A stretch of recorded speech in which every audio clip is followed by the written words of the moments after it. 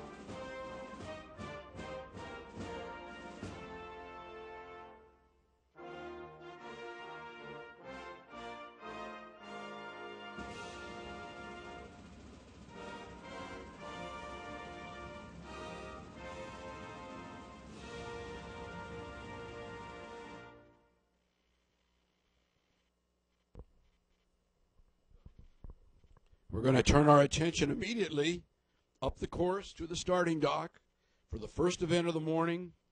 This is Heat 1 Men's Varsity Lightweight Eights. In Lane 2, Harvard. In Lane 3, Cornell. In Lane 4, Columbia. In Lane 5, the Naval Academy. This race is off as we speak.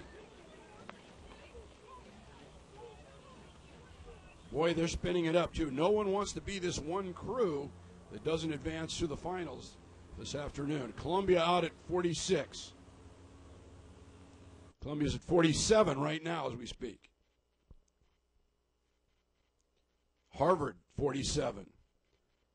Cornell, 47. Tough to determine an early leader.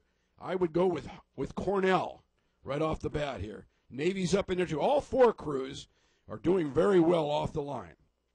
Should be settling out shortly, reaching out, trying to establish that mid-course rhythm. Early leader, Cornell. Harvard's up in there also. Now we're down. Now we're reaching out. Here we are. Columbia. Columbia has pushed up in the last few strokes. Now we'll switch it over to Bob Jocksetter in the chase boat. Columbia by 1 seat over Cornell. 350 meters into the race. It's then 3/4 of a length back to Harvard and then another half a length back to Navy. Cornell, a little pressure here as we approach 500. They're drawing level with Columbia. Those two crews still have 3/4 of a length over Harvard, and a half length further back is Navy.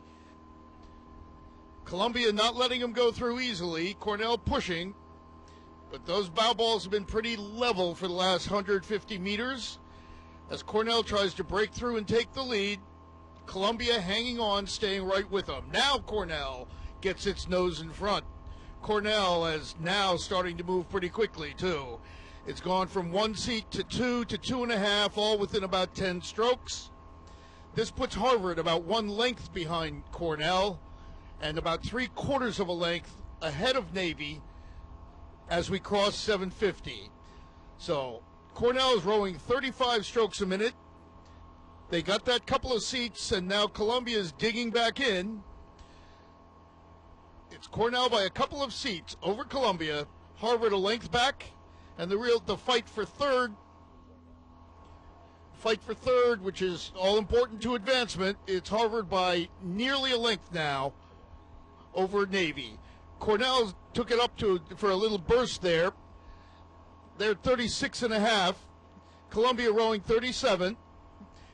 And Cornell again begins to stretch away. They've got almost a deck as we approach 1,000 meters. All right, Bob, the big red here. Don't want to let Columbia Lions get ahead of them. They have been a couple feet higher than Columbia. Harvard really content to just row their own race.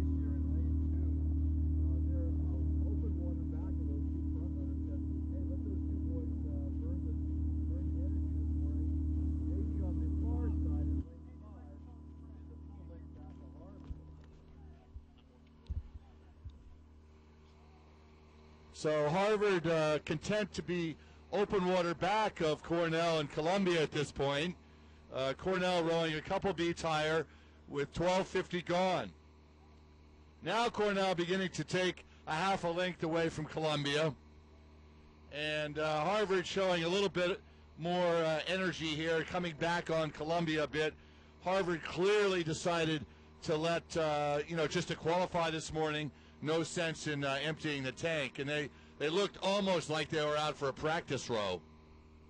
Navy, unfortunately, has fallen off the pace. Let's get a rating check on them. Navy's at 37, but they're open water in fourth place behind Harvard. Cornell using this as a dress rehearsal, 37 strokes a minute with 500 meters to go. Cornell's had a Cinderella season. I don't think they've been topped by anyone this year, and won the overall points trophy at the Eastern Sprints team trophy a couple of weeks ago. So a really strong and deep squad for Cornell this year. Columbia 5.5, so they're just 3 to go through to the final this afternoon. And for all intents and purposes, Navy is really out of this race. About 300 meters to go. It will be Cornell first, Columbia second, Harvard third, and Navy fourth. And at the finish line, Cornell taking it up just a little bit here at the finish. Trying to strut their stuff a little bit for the crowd here at the finish line. Columbia's in nice shape, as is Harvard. It's Cornell, Columbia, Harvard, followed by the Naval Academy. And Navy's giving it a good rip here, trying to get in here. Last 20 strokes, Cornell's free of the field. Columbia and Harvard are overlapped, but Columbia's in comfortable position here. Navy's trying to get up into this thing, and they're coming real hard here. Last few strokes. We've got Cornell. Now. Columbia. Now. Harvard. Now. One length. Navy. Now. So Cornell, Columbia, and Harvard will advance to the grand final later this afternoon. One crew to the reps. No one wants to be that fourth crew, so this is going to be really, really a dandy race here. Beautiful water, starting to settle out a little bit, level off at least, high 30s, low 40s. You'll see that shift go down when they reach out and lengthen that slide. But no one's coming down yet. We're 20 strokes out, and they're still spinning. 42 for Yale, 43 for Princeton. I think our early leader is Yale. Princeton's probably close there. Here we go. Yeah, we'll get a little better look at it. And as they shift down, lengthen out, you can see Yale is the early leader. Princeton's right up there with them. And we'll turn this race over to Bob Jocksetter in the chase boat. 100 meters. Yale is still rowing very high, 39.40. This entire first 500 meters, it looks like they want to get qualifying position and end that speculation early. They've got 2/3 of a length over Princeton, who's still fairly high themselves. They're at 38.5. Then it's Dartmouth coming up to draw level, almost level with MIT. Dartmouth is at 37, and they have caught MIT. So right now the battle for that third qualifying position is Dartmouth by about half a length now ahead of MIT. Dartmouth at 37, MIT at 36. But it's Yale now with 3/4 of a length over Princeton. Princeton not quite a length over Dartmouth. And Dartmouth with about half a length on MIT, crossing the 750-meter mark. For a boat that's rowing high, it looks like Yale's pretty relaxed. They're still creeping away. They're still at 38 and moving away from Princeton. Princeton looks like they've dropped their rating a hair, but they're also still pretty high. They have gone down to 35.5, and it's now just about a length, almost a length. Yale ahead of Princeton. It's almost a length Princeton ahead of Dartmouth, and it's about 3/4 of a length now, Dartmouth over MIT. So as we approach the 1,000, it's Yale and Princeton looking safe. The main question in the second half, Freddie, can MIT mount a charge and get back in front of Dartmouth to make that final?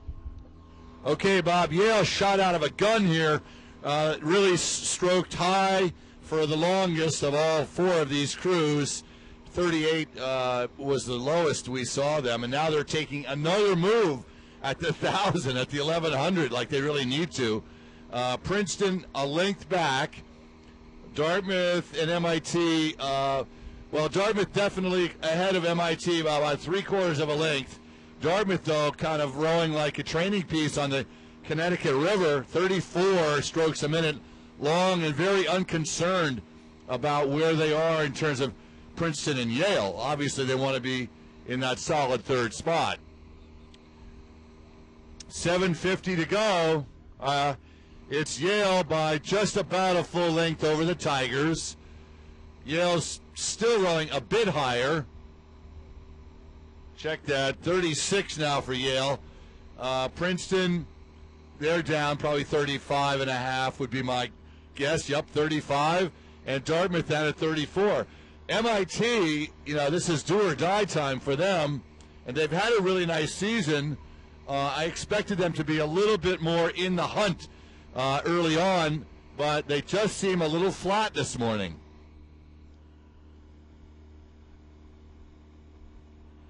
$36 for Yale as they cross into the last 500 first. They've got stern on bow of Princeton. Princeton's got stroke on bow of Dartmouth. And Dartmouth has probably open water on MIT. A foregone conclusion. We'll spin here to get ready for the next race up top, over to the finish line tower. We've got this, Fred, and it is Yale comfortably out, 35.5, 36 in the stride here. Princeton, similar, 36 and striding out. Dartmouth, nice row for Dartmouth. Nice row, and they're comfortable. MIT's going to take a run here. I can't imagine they're going to sit back there and let this happen, but they may have given up a little bit much here. With, just 20 to go. Looks almost like a parade here with MIT trying to break into it. Princeton's at 36.5. Yale's about 36. I don't think anyone's going to take a serious run at the finish with a sprint except MIT, who's really trying to gun it up and get back into this. Last few strokes, men's Heat 2, men's lightweight varsity eights. Yale, Princeton, Dartmouth. We have Yale at the line right now. Princeton just coming in real easy right now. Dartmouth right now. MIT is just a few strokes off that line. MIT now. We'll have Yale, Princeton, and Dartmouth advancing into the grand final for lightweight eights later this afternoon. MIT will row against Navy in the petite final.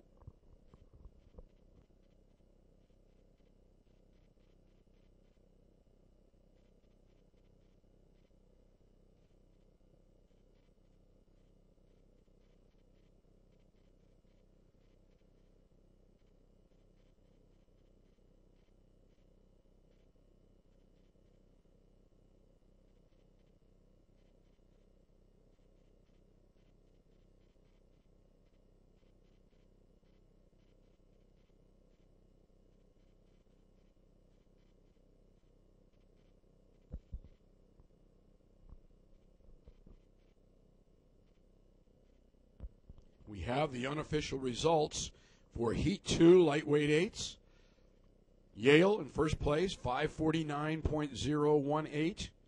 Second place, Princeton, 552.746. Third place, Dartmouth, 555.554. And in fourth place, MIT, 603.286. Yale, Princeton, Dartmouth, Cornell, Columbia, Harvard will be the grand final. MIT and Navy in the petite final later this afternoon. And we'll move right on up to the loading dock, where we are getting ready for Heat 1 of lightweight varsity fours. In lane 1 will be Georgetown. In lane 2, MIT. In lane 3, Columbia. In lane 4, Yale. Lane 5, Wisconsin. And lane 6, Drexel.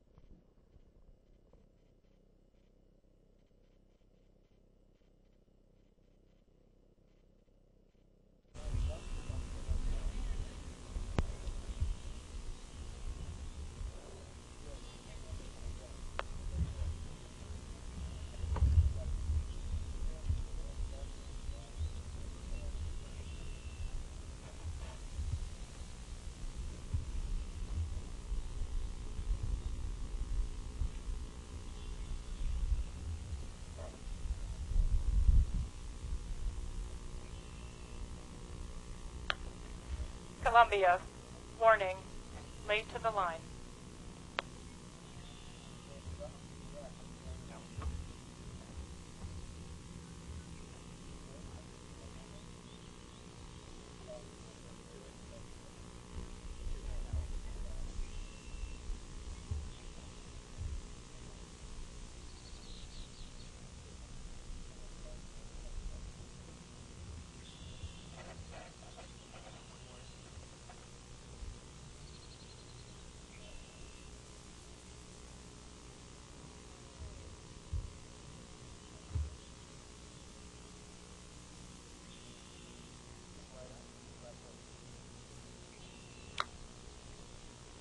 Georgetown, ready. MIT, ready. Columbia, ready. Yale, ready. Wisconsin, ready. Drexel, ready. 5, 4, 3, 2, 1. Attention. Go. We are off. Lightweight fours, Heat 1. Columbia, 45.5. Yale, 45. Wisconsin, 46. Everyone's in it. First 10, 12 strokes, they're all spinning it up. These guys, they look like varsity eights as far as rates coming off the line. Be interesting to see what a crew like Wisconsin will have in this event. They're lightweight size guys. Obviously, they don't have lightweight rowing at Wisconsin, but they got 4 lightweights, so they've decided to enter this lightweight 4 event. Columbia's looking very strong in the early going here, and they've already shifted down. 35.5. 35.5 Columbia. Down with Yale, 35. Wisconsin, 35.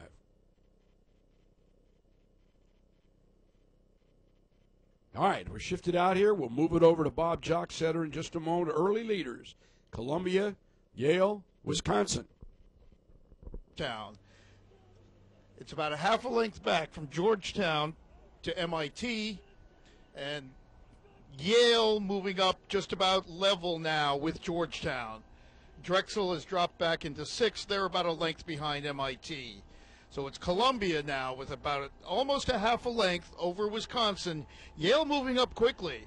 Yale's coming up on Wisconsin. They've gone by Georgetown, and at 500 meters gone, Yale is now only a deck behind Wisconsin. So it's Columbia by half a length over Wisconsin. Wisconsin a deck over Yale. Then it's 1 length back now to Georgetown, as Yale has gone through them very quickly. It's 3/4 of a length from Georgetown back to MIT, and then a little open water back to Drexel. Georgetown now counterattacking. Yale had gone through them, had taken a touch of open water. Georgetown looks like it's putting a push on. They don't want to be dropped from that 3rd place position that's going to move on to the afternoon final.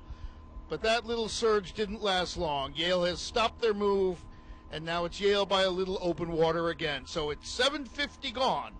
It's Columbia now by nearly a length over Wisconsin. Wisconsin still holding that deck length lead over Yale, and then a little more than a length back to Georgetown. MIT a little open water behind Georgetown, and Drexel a little further back. So Columbia now starting to stretch it out. They've been rowing very high. It looks like they've gone down a beat or two. They've got a little open water now. Yeah, Columbia's gone down to 35. They've got a little open water on Wisconsin, and Yale again starts to push. They're climbing up that Wisconsin bow as we approach 1,000 meters. And it looks like Georgetown still trying to hang around to make some noise as three are going to advance. So 1,000 meters coming home. Okay, Bob, Columbia putting on a clinic here, making it look really easy. 35, and they're just loping along out front all by themselves. They seem to have a different kind of rhythm and speed than these other trailing crews. Wisconsin in a good battle with Yale, and the Yale coxswain clearly aware that they have to be in that third spot. Wisconsin pulling out just a little bit now on Yale. And let's see if Wisconsin here, they look like they might be taking a press right here. 34-35, but Georgetown is coming up on Yale. So that is the debate here, or I should say the question of the moment. Can Georgetown, which has really been working very hard to get what they've been earning here, can they come up and challenge Yale? At the 12:50 mark, 750 meters to go. It's Columbia on a cakewalk, followed by Wisconsin a length back.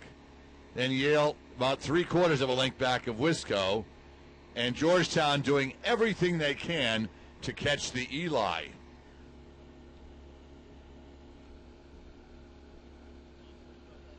$34.5 for Georgetown, so they have room to go up, and they'll need it because they're still, I'd say, almost a length back of the Bulldogs.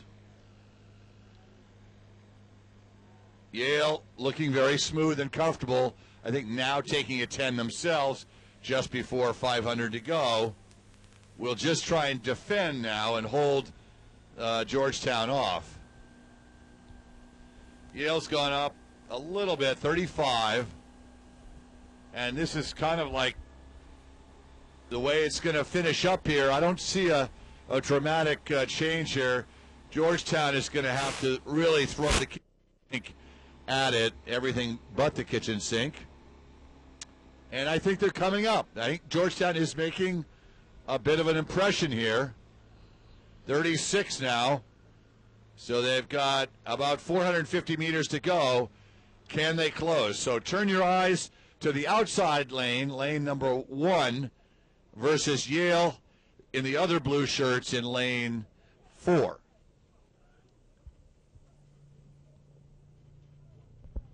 All right, we're at the finish line.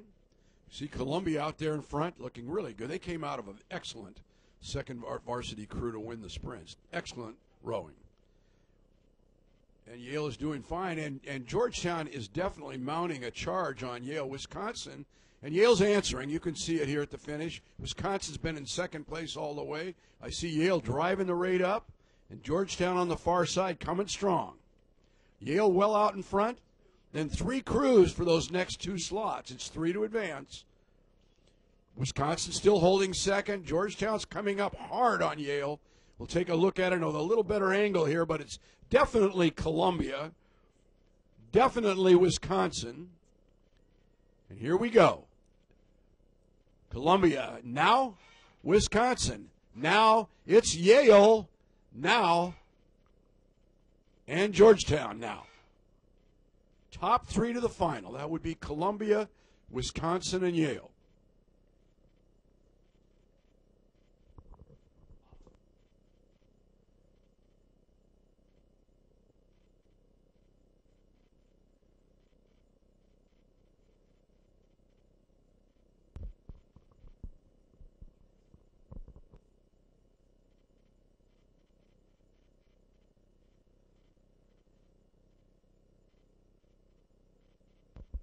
All right. So we will see Columbia, Wisconsin, and Yale in the final. MIT, Georgetown, and Drexel in the petite final later today. In a moment, we'll run up those unofficial placements and times. and turn our attention then to Heat 2 of the lightweight varsity fours.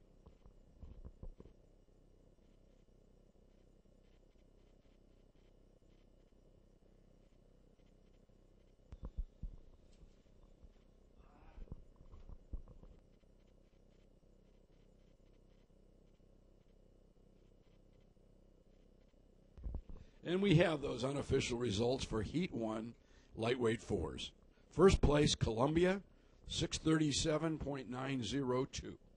Second place, Wisconsin, 639.275. Third place, Yale, 641.868. Fourth place, Georgetown, 644.972. Fifth place, MIT, 658.069. And sixth place, Drexel, 714.845. Columbia, Wisconsin, and Yale advancing to the final. Georgetown, MIT, and Drexel will row in the petite final. We'll spin right on up to Heat 2, lightweight eights, run down those lightweight fours, and run down those lane assignments for the forward race. In lane 1, Cornell. In lane 2, Princeton. In lane 3, Milwaukee. In lane 4, Harvard. And in lane 5, Dartmouth.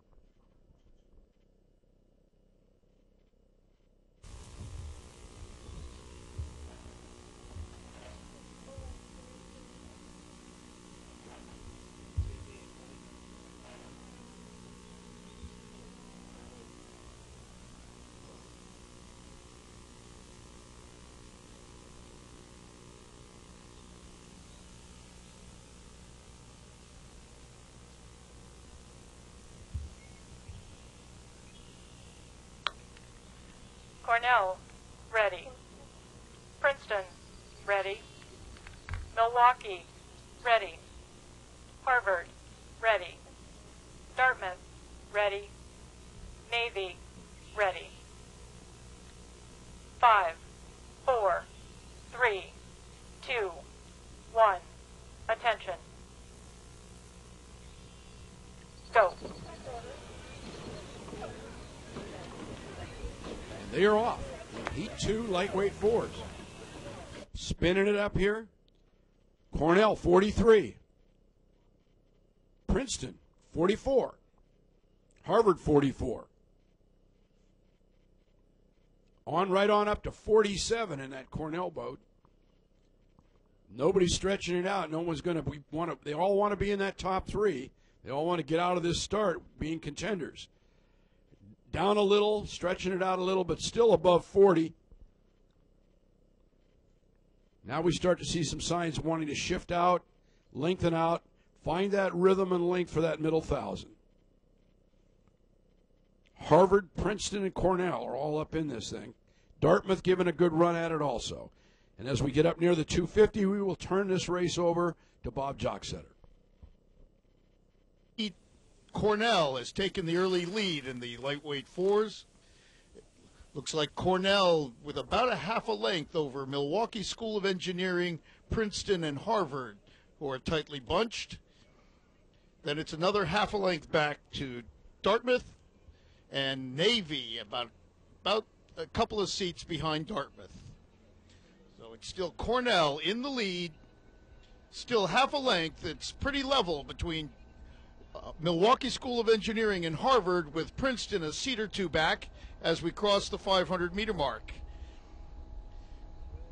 It's Dartmouth a couple of seats behind Princeton, and then a couple of seats further back to the Navy crew. So Cornell still rowing pretty high and hard, maintaining the lead over Milwaukee and Harvard, who are still dead even. Both of those crews have moved a half a length ahead of Princeton and Dartmouth, who are just about level now. It's Cornell at 36, leading the way, and now Harvard noses in front of Milwaukee School of Engineering by about a seat. It's a half a length back still to Princeton and Dartmouth, and another 3/4 of a length back to the Naval Academy. So 7:50 in, it's now Harvard the threat to the Cornell lead. That's down to about a third of a length. It's also pulled Harvard nearly half a length ahead of Milwaukee, and Princeton beginning to move up and challenge Milwaukee. It's now Princeton a deck behind Milwaukee School of Engineering for that third spot, and then about a quarter length back from that to Dartmouth. Navy still hanging around about a third of a length behind Dartmouth. So with 3 to qualify, this is looking like it could be a barn burner. Cornell still under pressure from Harvard as we approach the 1,000. That's about a third of a length. Harvard pulling nearly a length ahead now of Milwaukee, Princeton, and Dartmouth, who are in quite a battle for third. All right, thanks, Bob. It's going to shake out here in the second 1,000. Cornell has maintained its lead from the first few strokes, although Harvard was never very far behind. So those two crews, Harvard and Cornell, have broken away. But here come the Tigers. The Tigers are now challenging for that third spot aggressively in the third 500, getting in front of Milwaukee. Dartmouth, I thought, was going to make a push right before the 1,000, and let's see if they muster a move here. And on the outside, Navy about a half a length behind the green men. Princeton still moving, advancing here, halfway through the third 500. Coming up now, overlapping on Cornell's stern. Cornell's rating hasn't changed. They've been 36 the entire way. Now let's check that now. Maybe they've gone up a beat. I think they're still 36 plus. But Harvard has doggedly pursued them and looked fairly comfortable in the process. Harvard 35, so they're not really putting the gas on yet. Princeton now has a comfortable third place position, and they look like Navy is coming up now. Here's an update. Navy is challenging Dartmouth and Milwaukee on the inside, or I should say outside lane 6, and they could come up and challenge Princeton. So Cornell now has been passed, I believe, by Harvard, so that's a development for the first time, and Harvard's gone up a beat and has taken the lead away from the Big Red. Now it's Harvard in front, Cornell in second, and Princeton in clear third. But Navy challenging, so keep your eye on the yellow and blue blades of Navy in lane 6 versus the Princeton Tigers 2. And we'll spin it and hand it over. We're going to go all the way through. So Harvard now about a third of the Big Red. The Big Red did what they needed to do. All right, at the finish line. It's been Cornell. It's been Harvard. It's Harvard now out in front. Cornell in second. Princeton in third, with a challenge coming from the near lane, the Naval Academy. Milwaukee and Dartmouth back a bit. Harvard, Cornell, Princeton with Navy challenging on the near shore here. Harvard out in front. Cornell in second. Navy challenging Princeton.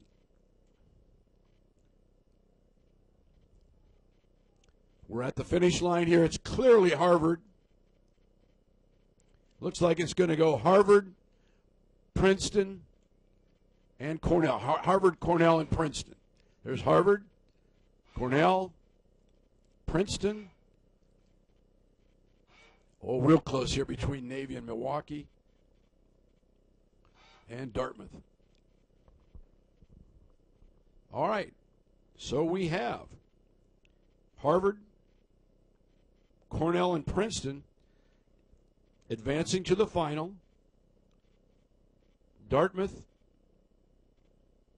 Milwaukee, and Navy will be rowing in the repechage race this afternoon. We'll get those unofficial results up in just a moment.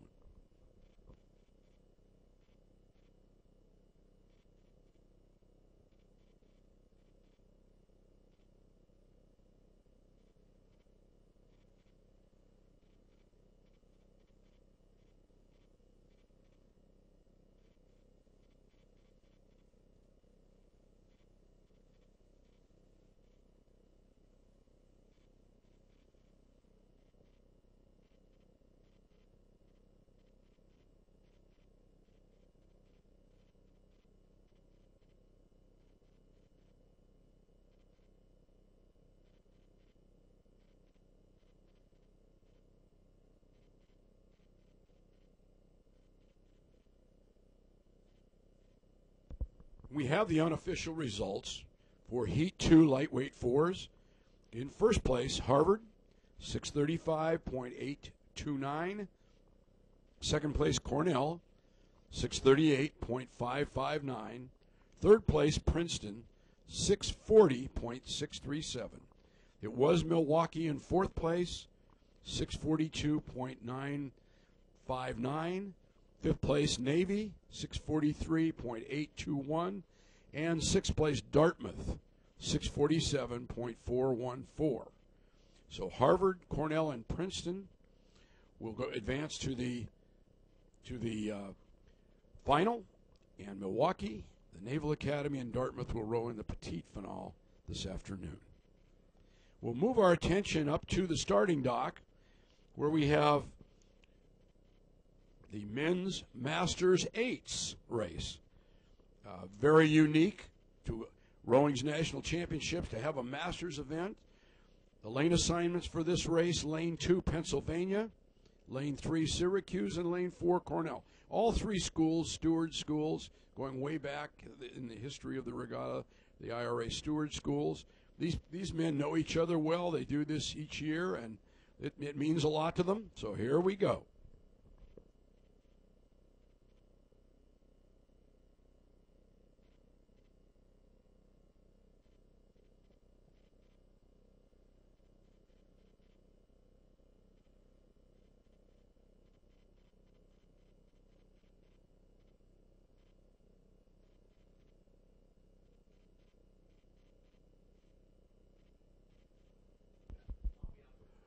This Masters race is unique in many ways, among which is the fact that they start in a staggered fashion. If you're watching the Jumbotron, you'll note that one crew's off, got a tremendous lead. The other two are starting fairly close together, but there was a stagger. And what they do is average the ages of those rowing in the shells, come up with a handicap, and they affect that handicap right from the start.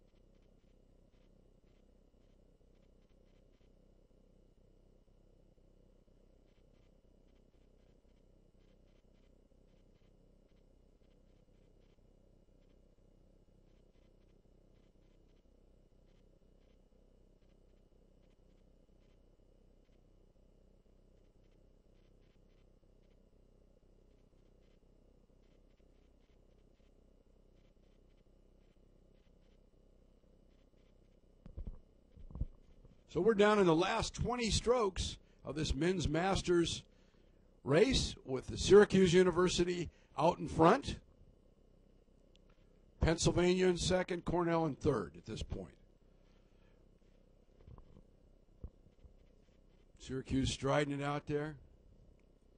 Well out. Pennsylvania. Oh, it's Cornell's in second. Penn's in third. Got my white shirts reversed there. Easy to see Syracuse in an Empacher state-of-the-art rowing shell. And, boy, they're running that rate up for the last 10 here, looking strong.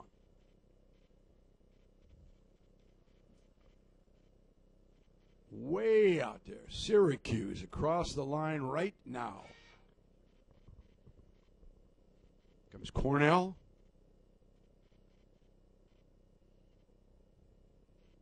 Looking remarkably smooth and accurate here. Coming down to the finish line. Cornell right now. Pennsylvania over here, some of them in the blue caps. Bow a little low in the water. Right now.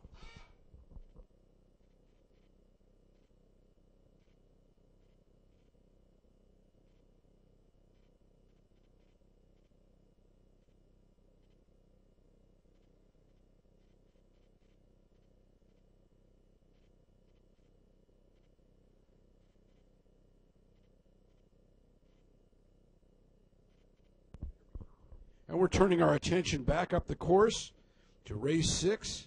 It is an 8:50 start, and it is men's varsity 4's third level final. Lane 1, Georgetown. Lane 2, George Washington in lane 1, rather. Lane 2, Milwaukee.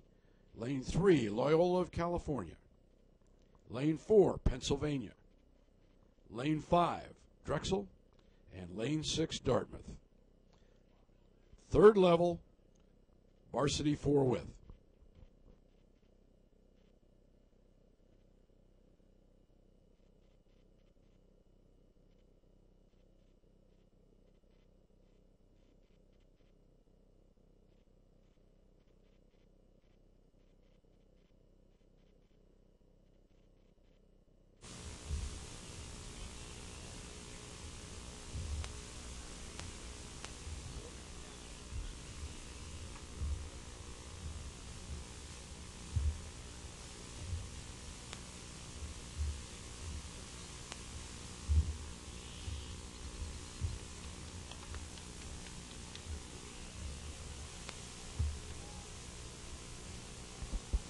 So we're nearly at the start of the varsity 4's third level final. This is for places 13 through 18.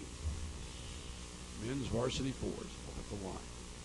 Just in the last minute preparation for that event.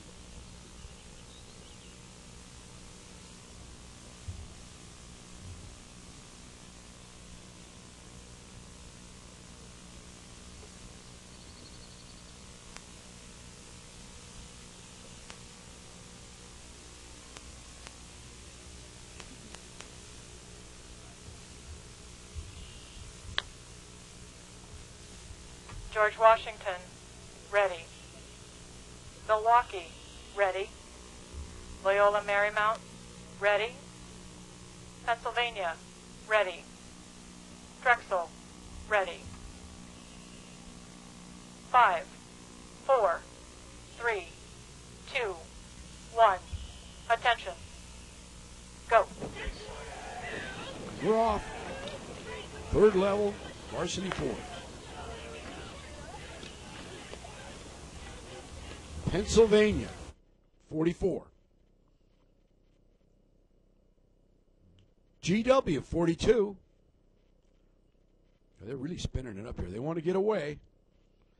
This may be third level finals to those watching, but it means a lot to these rowers and their coaches. They're going for it here. There's no question about it.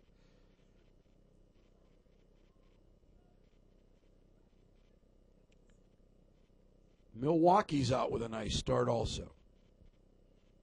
Taking a look at it here, they're beginning to settle down, lengthen out.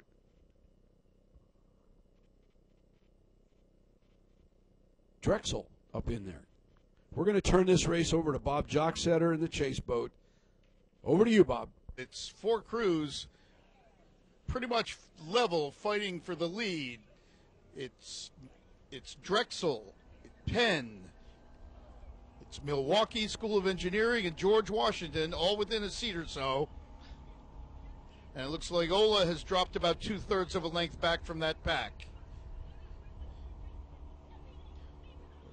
Right now, it's Pennsylvania and Drexel with a slim lead over Milwaukee School of Engineering and another seat or two back to George Washington. So Loyola may have had a little bumpy start here, but they're now generating about the same speed as everyone else. And it's Drexel by a nose as we cross 500 over Pennsylvania. Coming up definitely to challenge, though, is Milwaukee. They're within a couple of feet of the leaders. Not far back from Milwaukee is George Washington, and still hanging on there, about 2/3 of a length behind George Washington, is Loyola Marymount. So Penn and Drexel now, bow to bow, depending on what part of the stroke cycle they're on, that's who's leading. But maybe not for long, because Milwaukee's putting on a very, very strong push. They have drawn level, and we now have three crews dead even for the lead. It's Drexel, Pennsylvania, and Milwaukee School of Engineering. Half a length back of that, it's George Washington. And moving up a little is Loyola Marymount. So at 7:50, Loyola Marymount now is 2/3 of a length from the lead and just about caught up to George Washington. We've got a little burst from that Drexel boat. They had the lead briefly around 500, lost it, and now they've taken it back.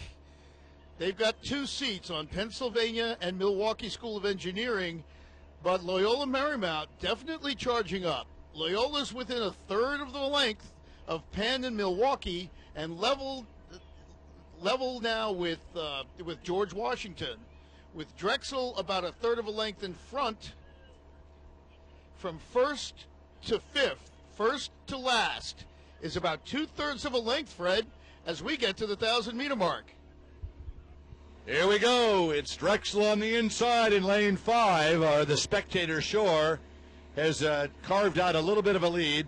Pennsylvania's fallen back just a little bit to group up with Loyola and Milwaukee.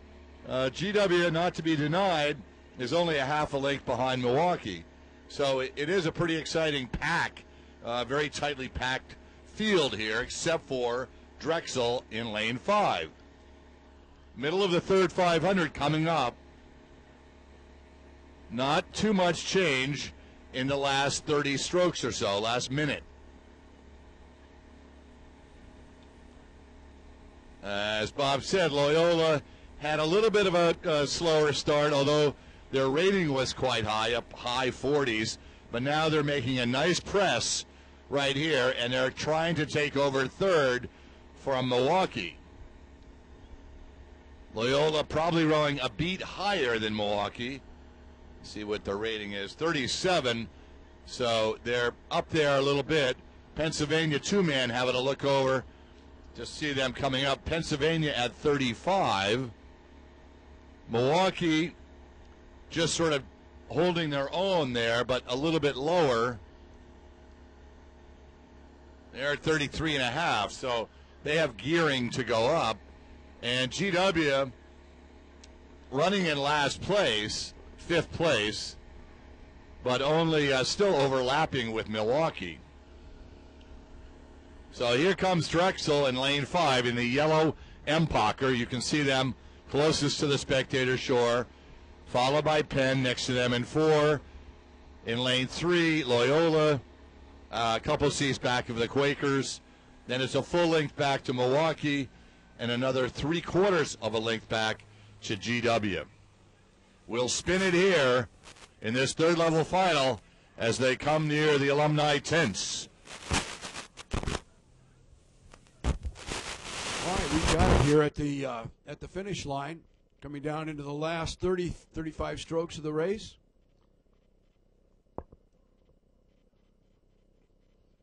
Milwaukee out in good shape.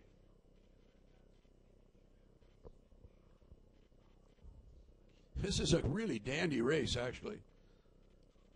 Drexel's in good shape here. All in the mid-30s, all wanting to bring it home here. Pennsylvania right up in there.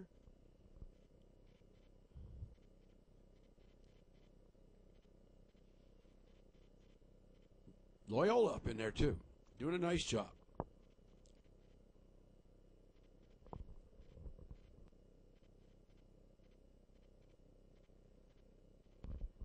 Drexel putting on a nice push here at the end and near the finish line.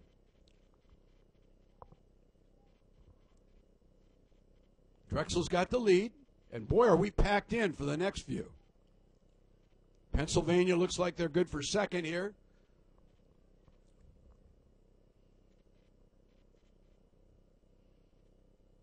Drexel, now. Penn, now. Good job. Boom, boom, boom.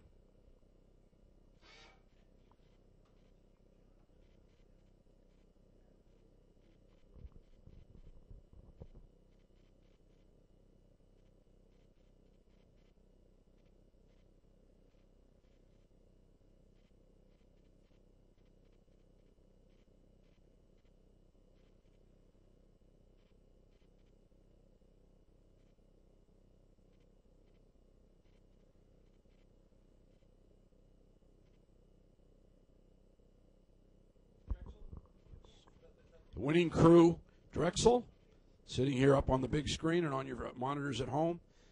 Winning crew, Drexel. Second place, Pennsylvania. The other three places were really close, and I didn't get them sorted out, but we will have those results and placements for you momentarily.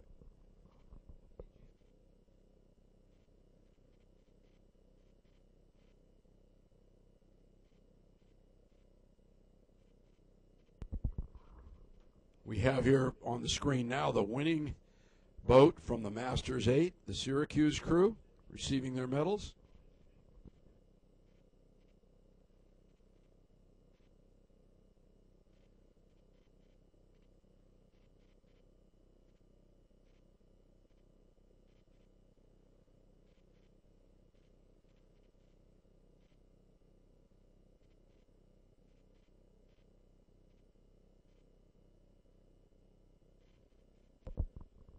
And we have the unofficial results for the third level final of varsity fours. First place, Drexel, 645.576. Second place, Pennsylvania, 647.355. Third place, Loyola Marymount from California. And I mistakenly have been calling them Loyola of Maryland. In fact, I've got it on a sheet here, but I want to apologize to the coach and crew of that fine school, 648.841. Fourth place, Milwaukee, 650.249. And fifth place, George Washington, 652.316. Wisconsin, ready. Stanford, ready. Fordham, ready. Princeton, ready. 5, 4, 3, 2, 1. Attention. Go. We have a start in our first gold final, our grand final. Women's lightweight fours, lane 1, BU. Lane 2, Radcliffe. Lane 3, Wisconsin. Lane 4, Stanford. Lane 5, Fordham. Lane 6, Princeton. This, ladies and gentlemen, is our first grand final. 9 o'clock start, and boy, they got away right at 9 o'clock. The crews are spinning these rates up. We've got Wisconsin at about 44, 43 now. Pennsylvania right there with them. Stanford, that is, right there with them. BU up in there. We got a dandy race going on here. Getting off very well. Still rowing high. Starting to settle out a little bit. These are Cox 4s after all. Long race.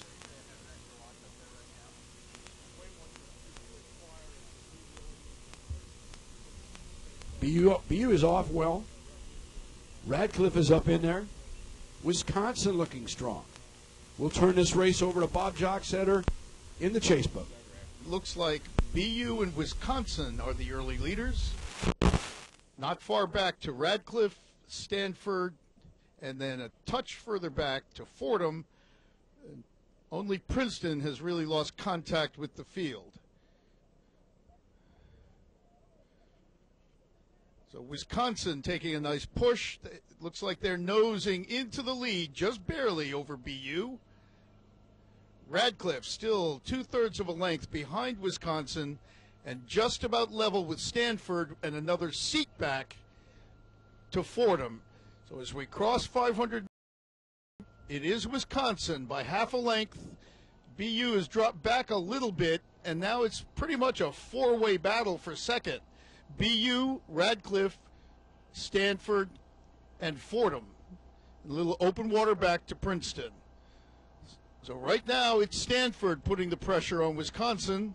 They've broken away from the other three crews that they'd been fighting with, and they're pushing up. They're now only a deck back of Wisconsin. Wisconsin still rowing high and hard. Stanford with that long layback, matching them a couple of beats lower and actually creeping back up that bow. It's less than a deck now. Wisconsin leading Stanford. Fordham over on the grandstand side has moved into third place. 7:50 into the race. It's Fordham now with about a third of a length lead over both Radcliffe and BU, who are pretty much level. But Stanford keeps the pressure on the leaders. Wisconsin's lead is down to about a seat and a half. Wisconsin has jacked the rate here. They're taking a push, trying to stay in front. It has temporarily blunted the Stanford move. But it's Stanford creeping up still. It's now Stanford moving again. Stanford 1 seat down on Wisconsin. In third place, 3/4 of a length back, it is Fordham. Fordham with a narrow lead still over BU and Radcliffe. As we approach the 1,000, we've got Stanford creeping up. They want to take the lead away from Wisco, and a game Fordham crew over on the grandstand side currently holding third. All righty, Bob. Here we go. The Wisconsin Badgers just a half a seat over Stanford. Stanford still maintaining a full half a length over Fordham. And then it's over to the Radcliffe crew here in lane 2. But it's a full length back, and BU and Radcliffe seem to be in their own universe over here. Fighting it out in lanes 1 and 2. Let's see if they can muster a challenge and catch up. Princeton over in lane 5, or I should say 6, has fallen off the pace considerably. So now, with 7:50 to go, it's tooth and nail here for Wisco and Stanford. These two crews are great rivals all season long. And Wisconsin now taking a press with 7:50 to go has got a seat. Wisconsin has been rowing a beat or two higher for most of the race. They're at 38 now, so this is clearly a flutter or a big 10 or 15 that they're putting in here to try and get a little bit of margin before that last 500. And, they were rowing at least 37, 38 for the first 500. So they are not afraid to turn over. But they've got a good half a length now on Stanford, which may pay dividends later in the last 500 here. It's still Fordham hanging on to the bronze medal position, with Radcliffe really not able to mount any kind of a hull speed change to get up into the fight. Boston University now has slipped back markedly and is open water behind Radcliffe. Princeton still trailing behind the referee's launch. So it's Wisconsin Badgers coming home for the gold moment if they can be challenged here by the Cardinal, and they will throw everything they have at it. Here comes Stanford. They know that it's now or never. Stanford still only at 34, 35, so Time for the coxswain to knock the gunnels with her fists and ask for a little bit more as these crews come in gold, silver, and bronze positions with Fordham in bronze. We've got Wisconsin out in front, and boy, they're not being bashful about it either. They took a little run there at 500 to go, ran that rate up a couple, and advanced. They're holding, 3/4 of a length. Stanford's making a run at them. Stanford's got their rate back up now. We're coming in here in the last 25 to 30 strokes. Wisconsin holding nearly a length lead. Stanford, then Fordham. There's some challenge going on to that Fordham crew from the Radcliffe crew. Badgers, boy, they spun it up. They're still coming up. But here comes Stanford, too. At the finish line here. It's Wisconsin, then Stanford, then Fordham. Nice effort. Nice effort. Here we go. It looks like it's just about a length, but we'll check it here at the line. Wisconsin, Stanford, Fordham. Here's Wisconsin at the line. Now 1 length. Stanford. Now 3/4 of a length. Fordham now. Radcliffe coming in 4th. Now. Boston University 5th. Now. Princeton trailing here, about to finish it up. Now. And there's our first grand final of the day.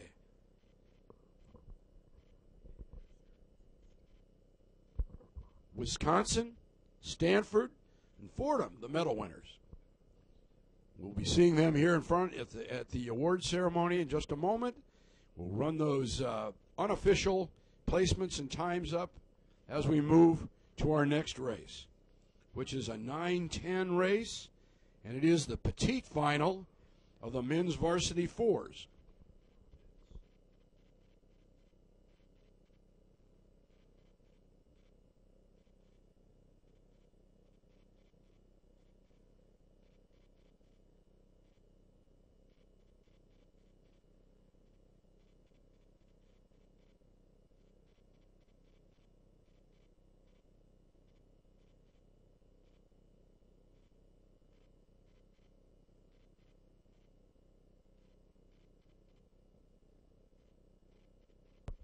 We're back up to the starting dock for the next event, which is men's varsity fours petite final.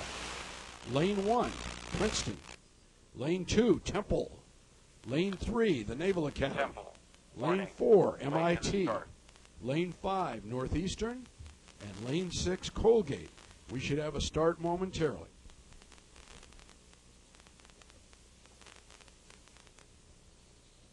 We have those unofficial results for the first grand final of the day, women's lightweight fours. In first place, Wisconsin, 725.845. Second place, Stanford, 728.595. Third place, Fordham, 730.60. Fourth place, Radcliffe, 738.945. Fifth place, BU, 744.249. And sixth place, Princeton, 754.896.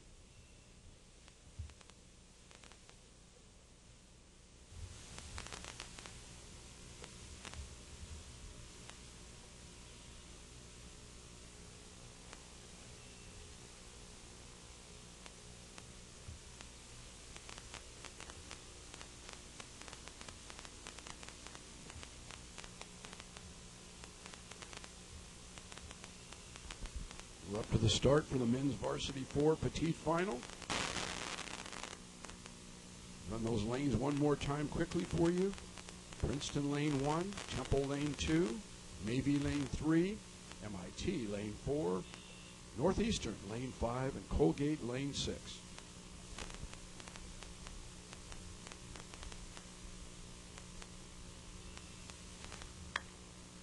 Princeton, ready. Temple, ready. Navy, ready. MIT, ready. Northeastern, ready.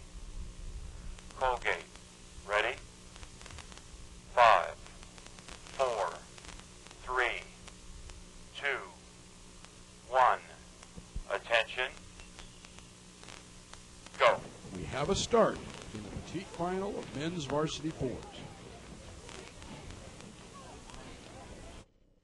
Temple, 42. Navy, 44. Northeastern, 45. All these cruise away strongly. Great water up at the start. Leveling off a little, they're all still above 40. No one wants to give this one up early. They're going for it. Now we're seeing some shifting out, mid-30s. Naval Academy looking quite strong off the line here in this event. Princeton and Northeastern are in it also.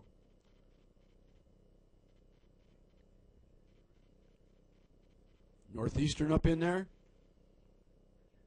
MIT. No one wants to yield. They're all down. They're all rowing 34-35. MIT 34. Navy 34.5. We're going to turn this race over to Bob Jocksetter. They seem to be very well placed. It's a bit back, maybe a third of a length back to Navy, Northeastern, and then a touch behind Northeastern, Colgate. So we're picking this up. We're nearly 500 meters down the course, so a little guesswork involved here. But as you get better pictures and I get a better angle, we can see that it is MIT with a slim lead. Navy pressuring them almost level at 500 meters gone. And Northeastern half a deck behind Navy, who was just nosed in front. Barely behind Northeastern, you've got Temple and Princeton, and maybe one seat further back to Colgate. But Navy rowing very, very smartly here, sitting up tall. They've moved out to a deck length lead over MIT. Northeastern now in third is about a deck behind MIT and just a couple of seats ahead of Princeton and Temple, with Colgate right there in the mix. They're only a couple of seats behind Princeton. So crossing 750, it's Navy maintaining the lead, but MIT has not let them get away. Navy took the lead, but it's pretty much frozen at about a third of a length for the last 30 strokes. MIT with still a couple of seat lead over Northeastern.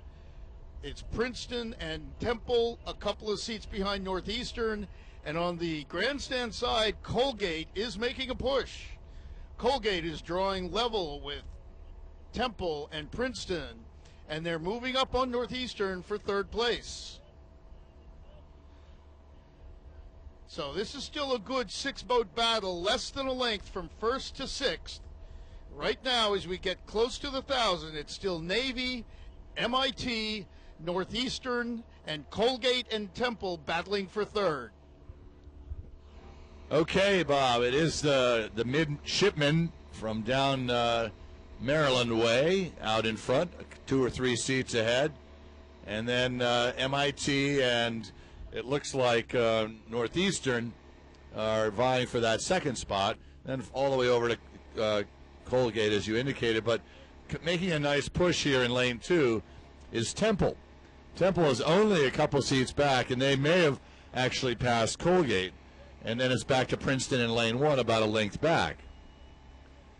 So the midshipmen having a nice row here as we cross the 1250 mark. The midshipmen all just about to break open water now over MIT. Northeastern making a challenge with 7:50 to go for that second spot, but the engineers still have a deck over the engineers. Then now it looks like for sure Temple has come up and passed Colgate by a seat, and then Princeton just a length back.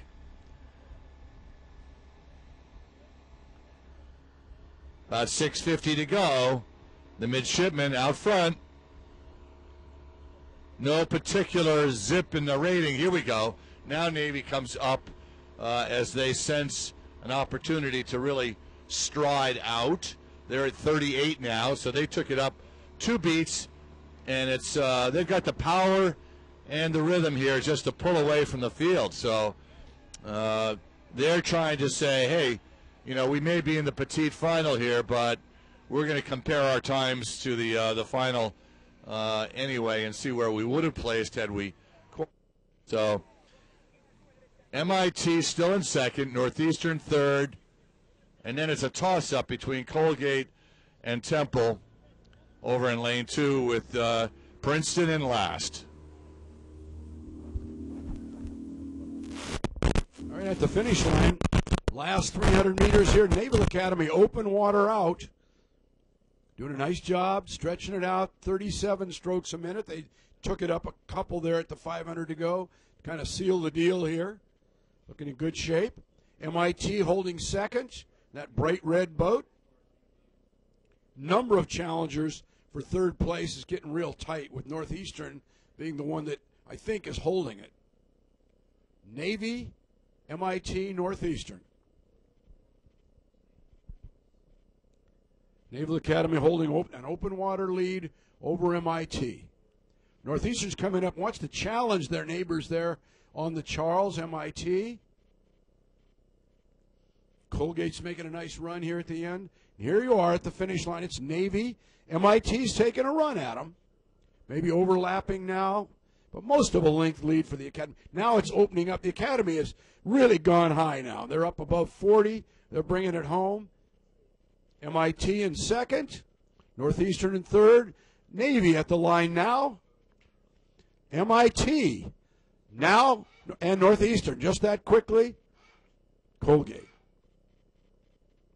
Temple, and then Princeton. So this race was the petite final, men's varsity fours for places 7 through 12.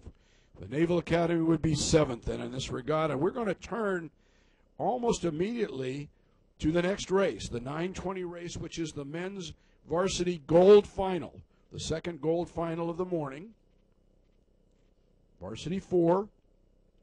We'll run those lanes for you quickly as we're waiting the results of the preceding race. Georgetown, lane 1. Brown, lane 2. Washington, lane 3. California, lane 4. BU, lane 5. And Wisconsin, lane 6.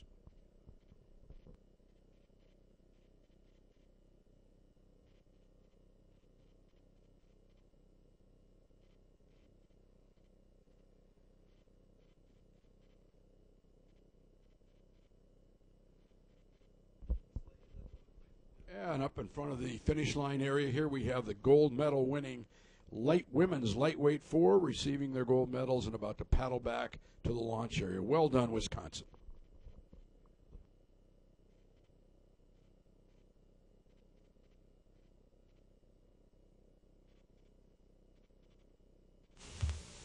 Brown, ready? Washington, ready? California, ready? Boston University, ready? Wisconsin, ready? 5, 4, 3, 2, 1. Attention. Go. We have a start. Grand final. Men's 4 width. Washington right out at 46. They want to get right out in front, and they're going for it. California with them at 46. Brown, same, 46. So those 3 crews right in the middle of the course are all off with just an eyelash between theirs. And boy, are they spinning it up, too. Especially the Washington crew. They're still well above 40, and they're 15 or 20 strokes out already. Nice water at the start. Washington still holding 40 at 20, 25 strokes out. BU's up in here. Wisconsin doing a nice job. All the crews are fairly close. No one has really established themselves. Washington may have a little bit of the lead. I think California's right there with them.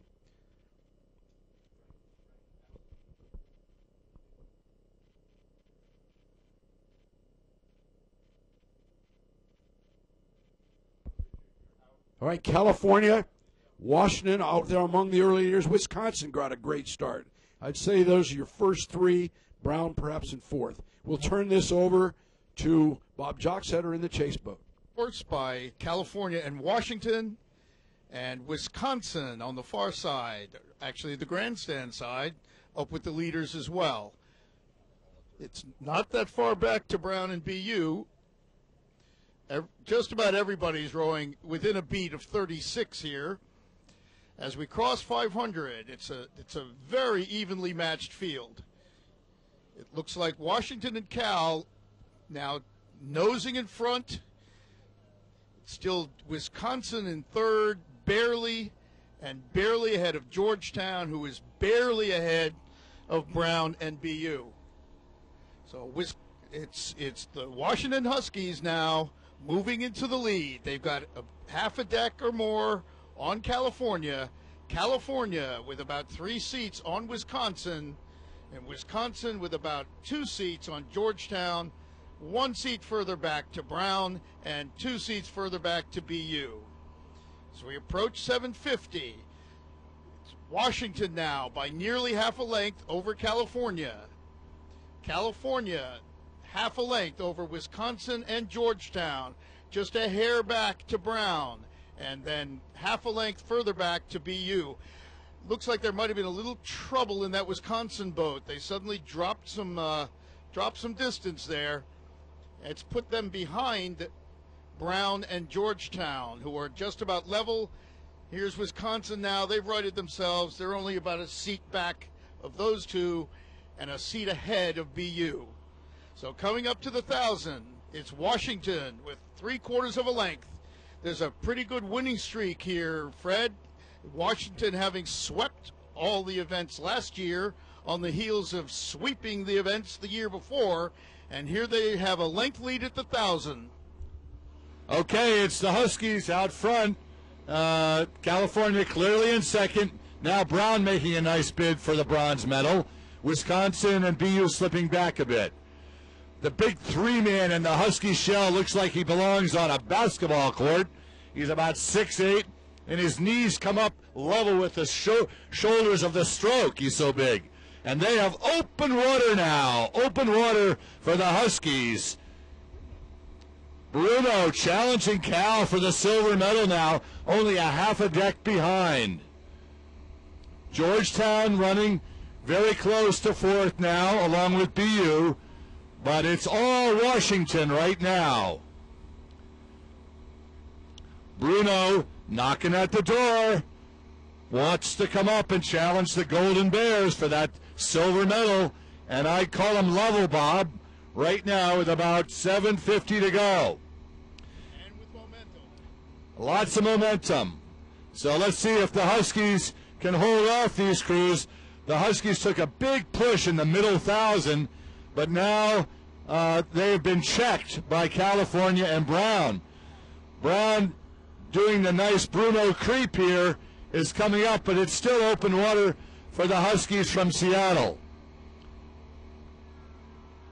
Bruno, I call Bruno in second now. Brown in second. California losing a little steam with 500 meters to go.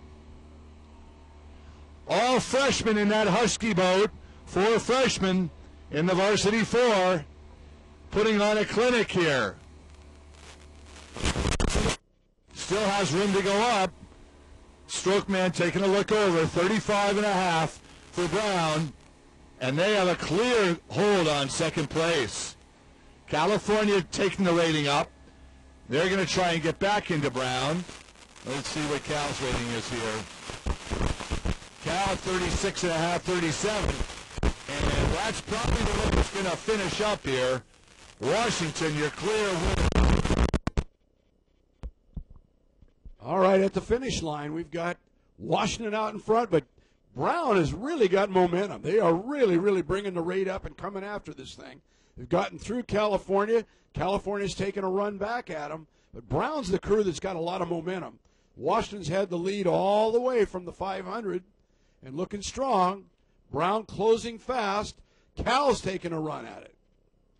It's Washington, Brown, Cal. Cal's got some momentum up now, but I believe Brown is overlapping with Washington. And, boy, they're trying to finish it strong. Washington out in front, then Brown, then Cal. Washington 38, Brown 39. Cal just hasn't got another gear. Here it is, Washington now, little open water. Brown now. California being challenged, but they've got it now. BU in fourth place now. Boston University. And on the far side, Georgetown. And here's Wisconsin. Wisconsin made a great effort in that first 1,000. They were up in it. Here they are now. Sixth place for the Badgers. So the winning crew, Washington. Second place, Brown. Third place, California. They'll be coming forward to the medals dock shortly. We will move to our next race. A 9:30 race, men's second varsity, fourth level. So this is places 19 to 24. Lane 1, Hobart. Lane 2, Holy Cross. Lane 3, Columbia. Lane 4, George Washington University. Lane 5, the University of San Diego. And Lane 6, FIT.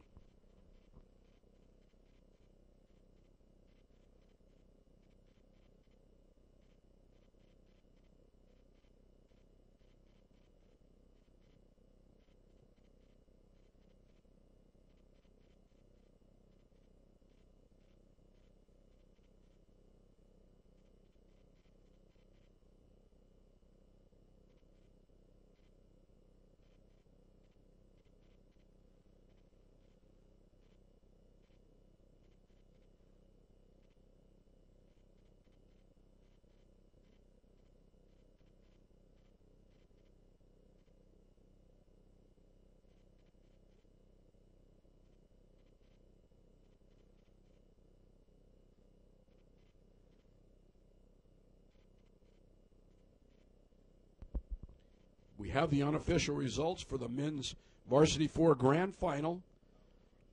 First place, Washington, 621.322.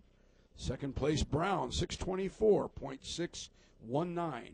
Third place, California, 627.615. Fourth place, Boston University, 629.551. Fifth place, Georgetown, 633.241. And sixth place, Wisconsin, 641.965.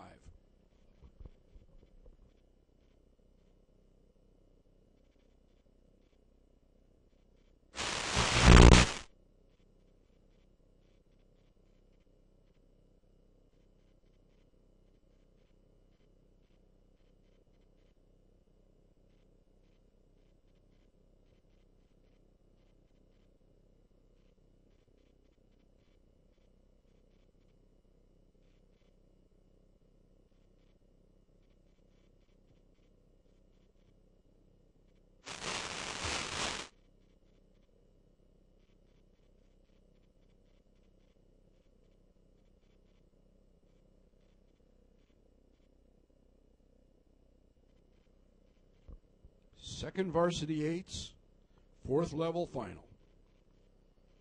They're at the starting dock. Shortly we'll be getting the polling and the countdown.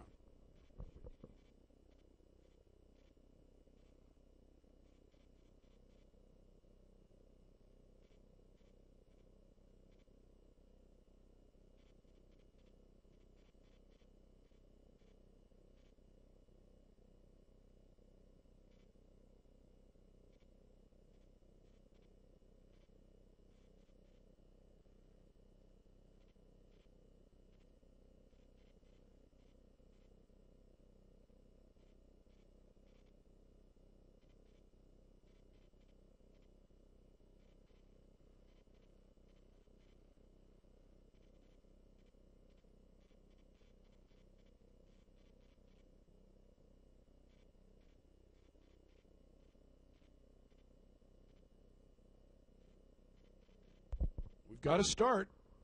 Second varsity 8s, fourth level finals. They're away from the stake boats, and as was the case with the Cox 4s in the lower level finals. This means a lot to these rowers, so we'll see some dynamite racing here, I'm sure. Quickly through the lanes, Hobart lane 1.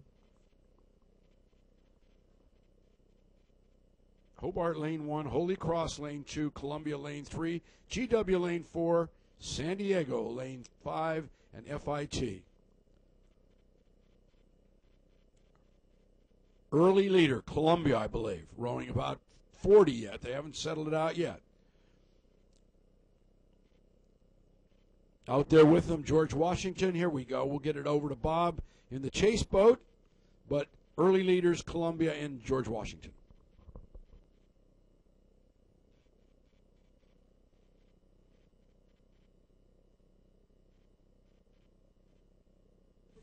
Level across with only San Diego and FIT slightly off the pace. Still very close. Leader, couple of seats over Columbia. At San Diego, they are still with the pack. So it's George Washington over Columbia with Hobart and San Diego level for third, about a half a length behind Columbia.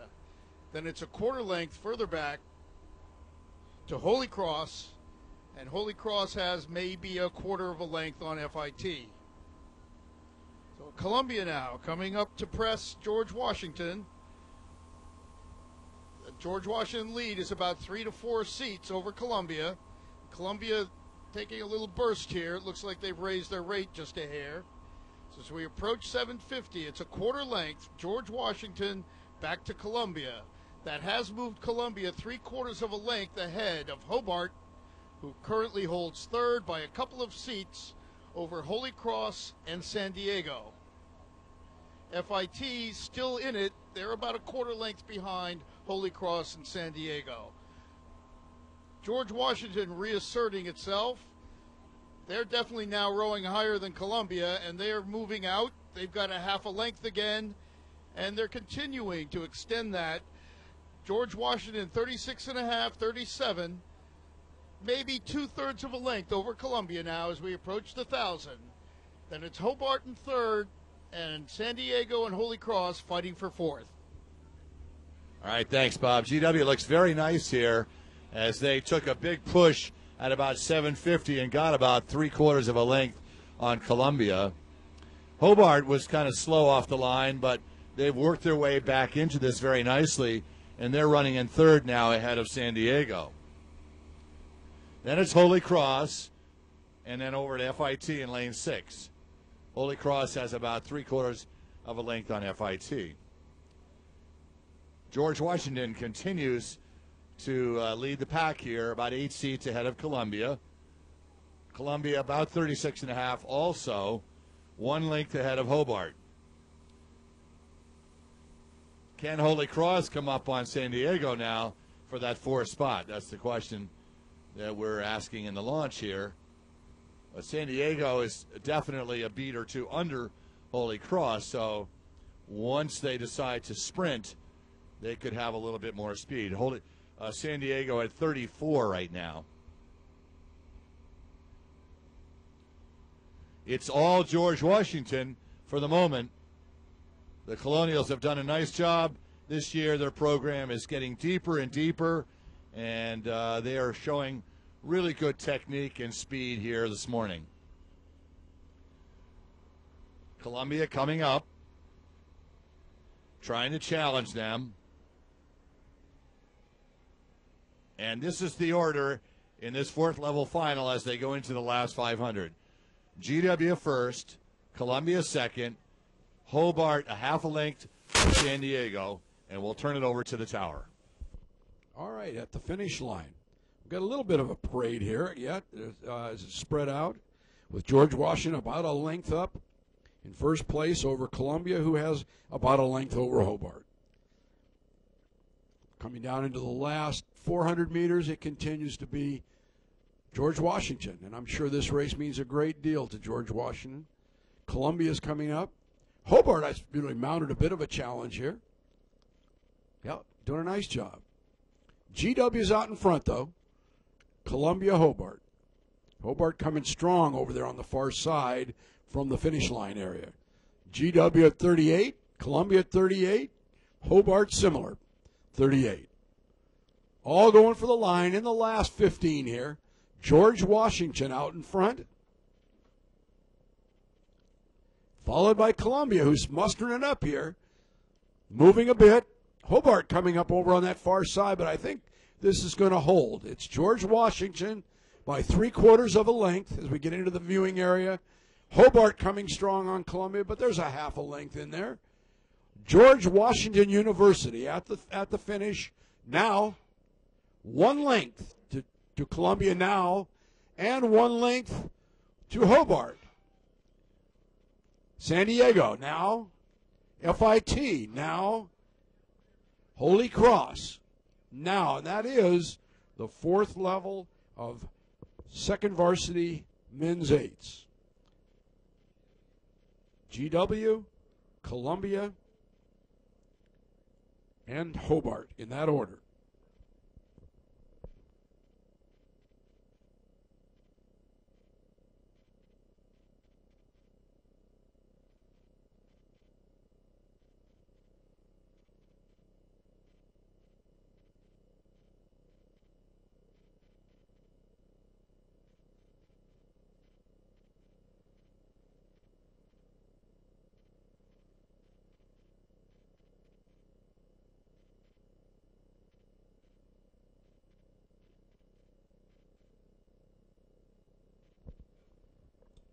We are sliding back an event or two here in that we did not post the unofficial results for the petite final of men's varsity fours, and here they are. Navy, first place, 638.601. MIT, second place, 642.141.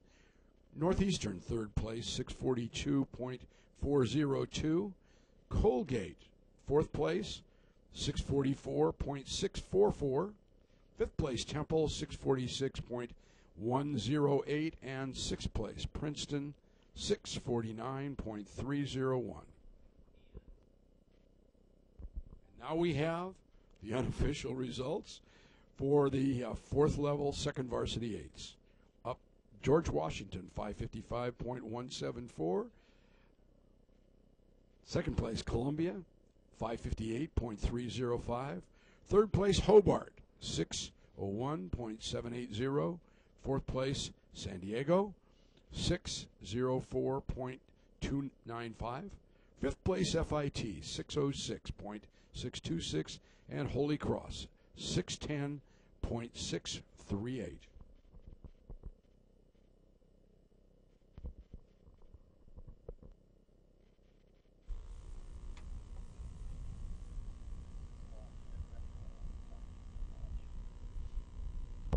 Moving back to the starting dock, it is men's third varsity 8, third level final. Places 13 to 18. Lane 1, Drexel. Lane 2, Oregon State. Lane 3, Wisconsin. Lane 4, Holy Cross. Lane 5, Harvard. And Lane 6, Hobart. We should have a start right away here.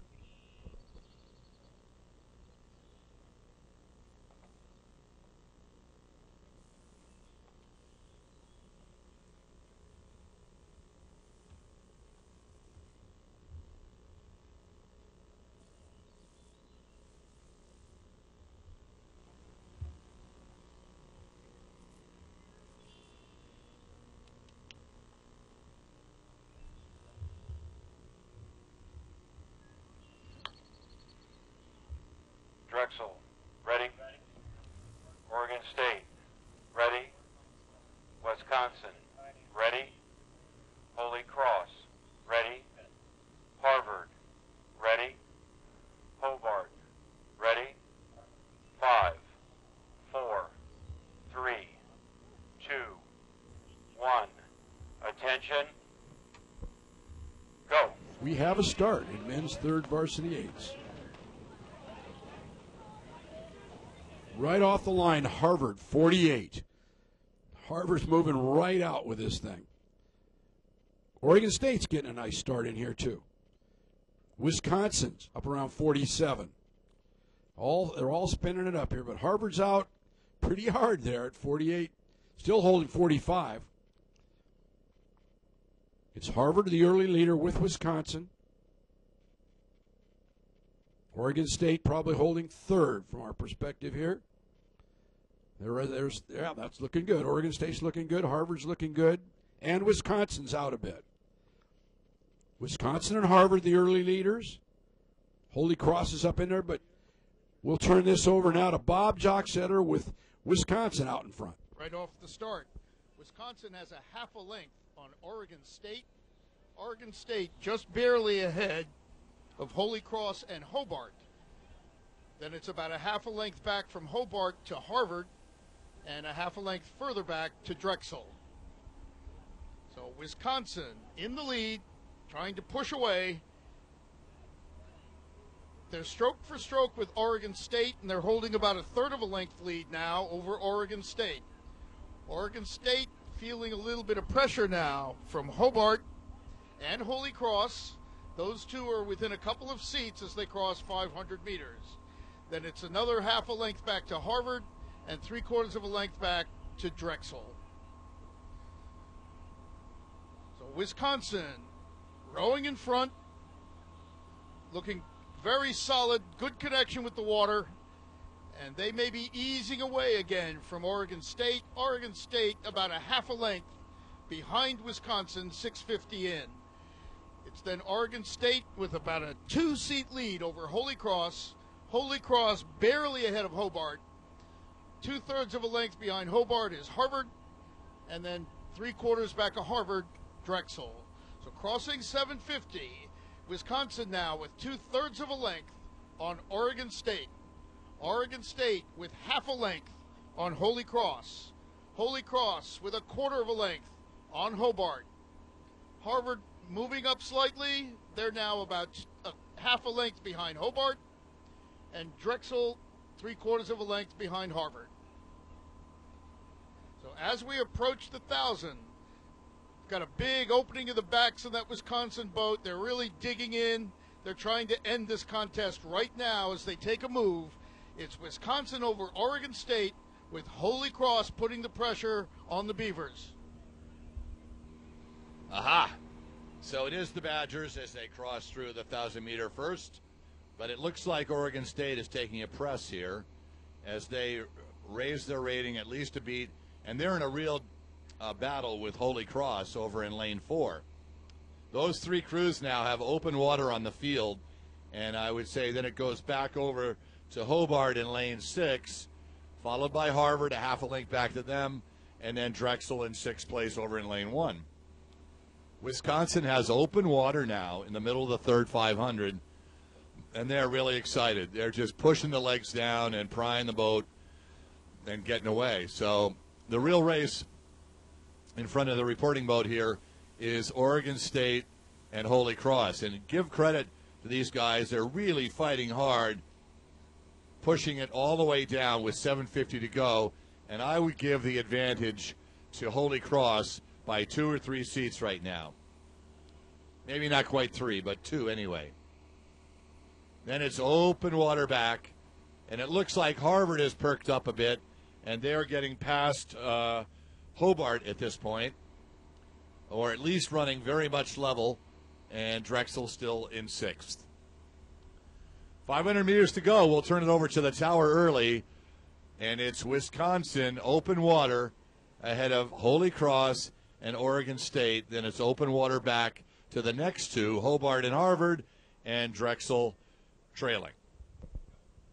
We've got it at the finish line, and it's Wisconsin well out in the lead, but a dandy race, just a ding-dong back-and-forth race between Holy Cross, who I believe is holding second now, and Hobart. Oregon State doing battle with Holy Cross. And it's close, but I think Holy Cross is taking it, and Todd Pearson's probably jumping up and down like crazy right now to see that happen. Wisconsin out better than a length. I'm going to call it Holy Cross and then Oregon State, but it's extremely close. Could be either way. As we come into these last 20 strokes, you're going to see it here at the finish line. Wisconsin out in front, nice and long, stretched out. They've just raised the rate a little bit. Here comes Oregon State getting back into this. Holy Cross and the light shirts right in the middle. Real battle for second and third here. It's still Wisconsin, open water out.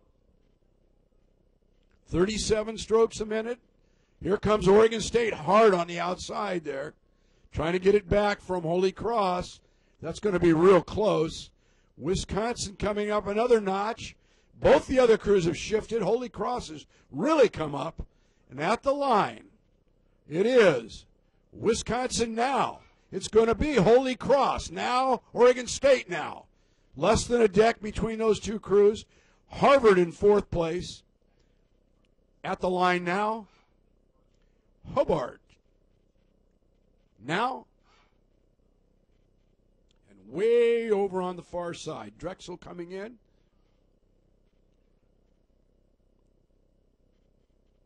Drexel crossing the line now. So that race was for places 13 to 18 in the third level varsity eights. In finish order, Wisconsin, Holy Cross, Oregon State, top three.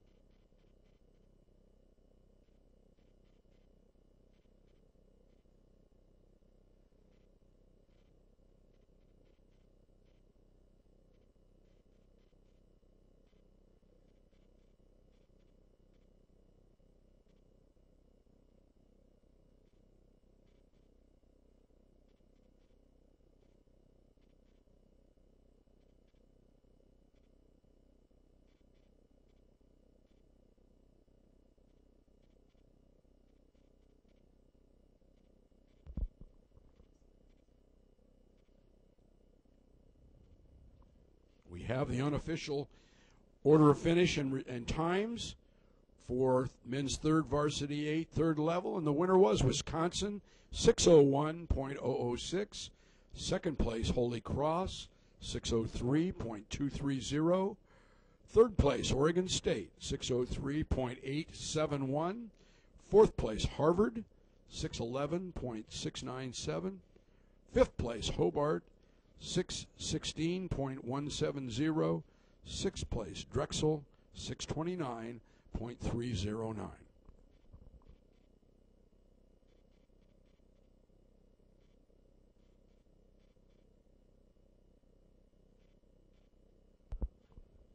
Our next race is second varsity eights. It is also third level finals. And those lane assignments are as follows. Lane 1, Drexel. Lane 2, Syracuse. Lane 3, Dartmouth. Lane 4, Harvard. Lane 5, Gonzaga. And Lane 6, Stanford. All crews are on the starting dock. There are preparations being made for that start, and we should be underway shortly.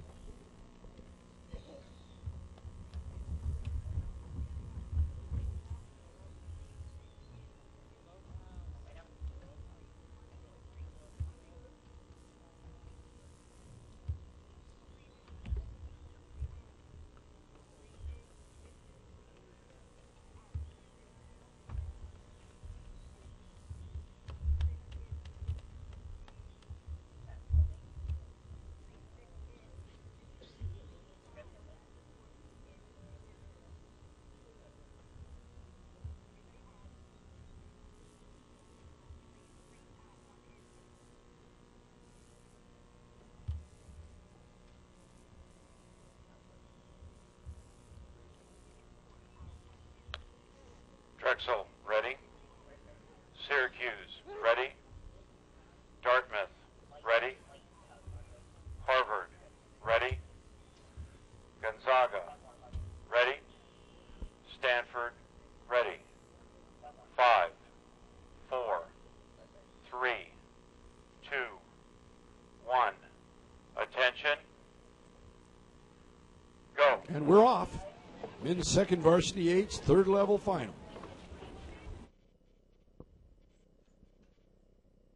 Syracuse, 46.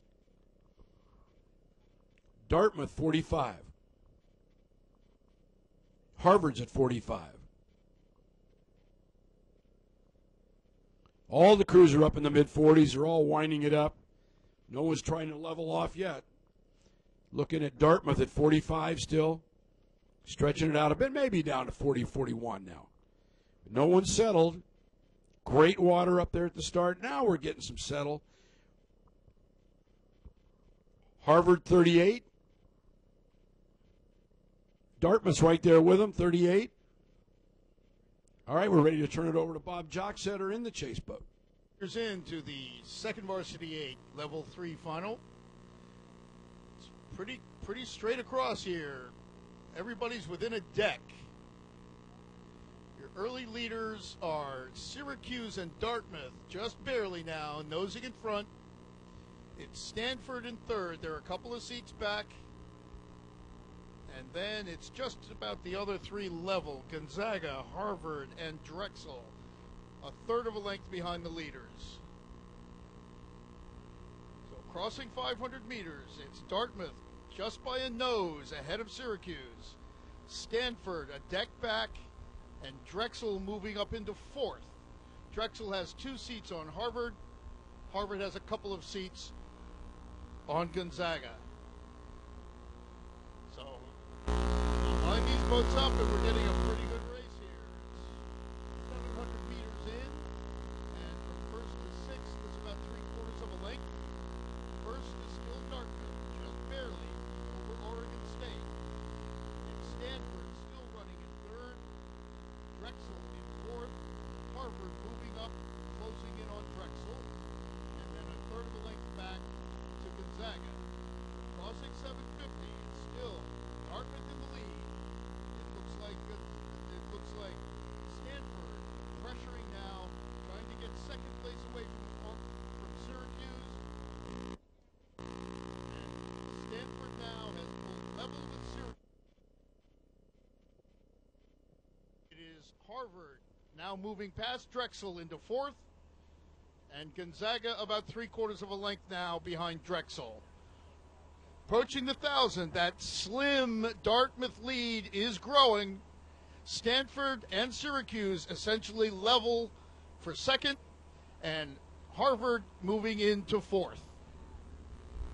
Okay, Bob, the Dartmouth guys have put on a nice second 500, and looks like they're taking a 10 right here because they're getting a couple of seats on Stanford in lane 6. Then it's clearly Syracuse in that third spot, but Harvard has come up nicely in the second 500 too.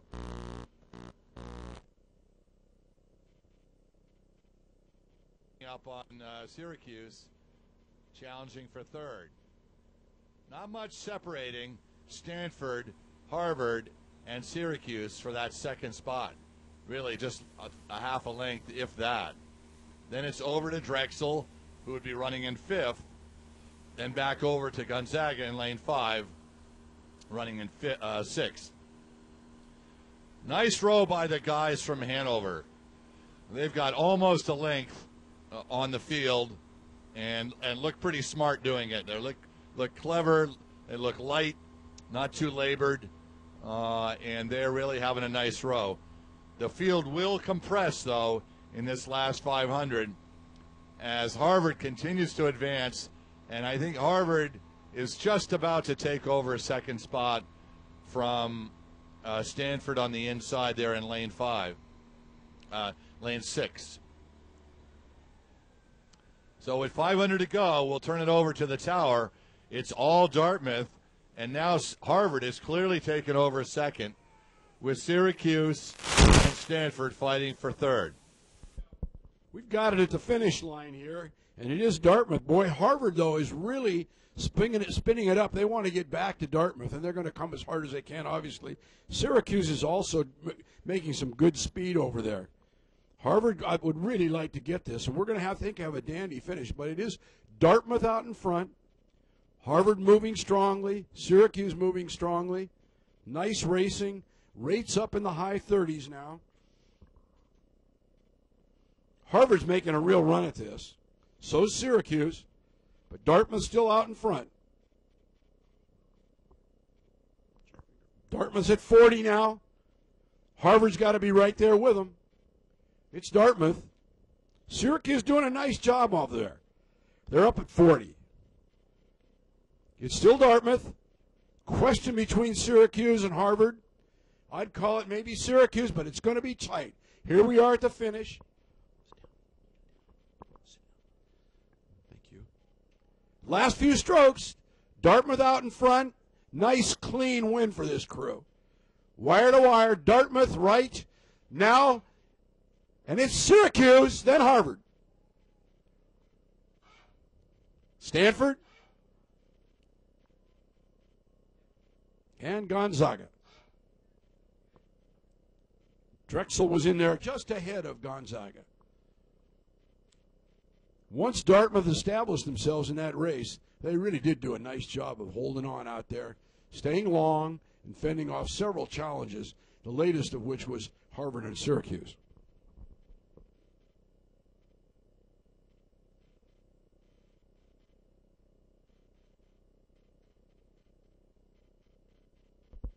All right, that was second varsity eights, third level final for places 13 through 18. We're going to take a look at that finish once again. Here's Dartmouth. You can see how close it is between Syracuse and Harvard. Dartmouth. Let's see if I got this right here. Syracuse right there, and here's Harvard there. Just a few feet.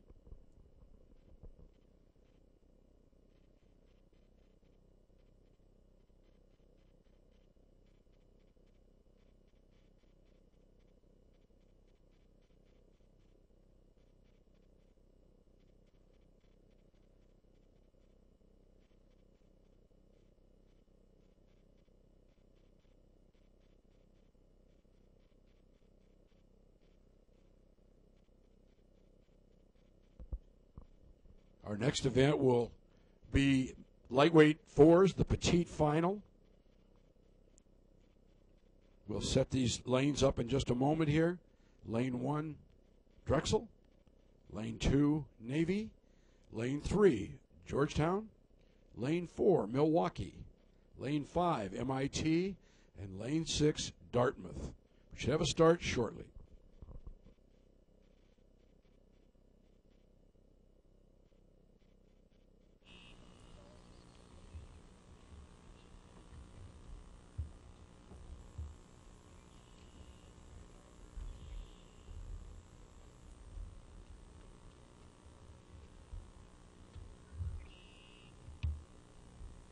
The race again is lightweight fours, petite final. Right on their heels will be lightweight fours grand final. We've already had 2 grand finals this morning for women's lightweights and men's heavies, with Wisconsin winning the lightweight women's 4 and Washington taking the gold medals in the men's 4.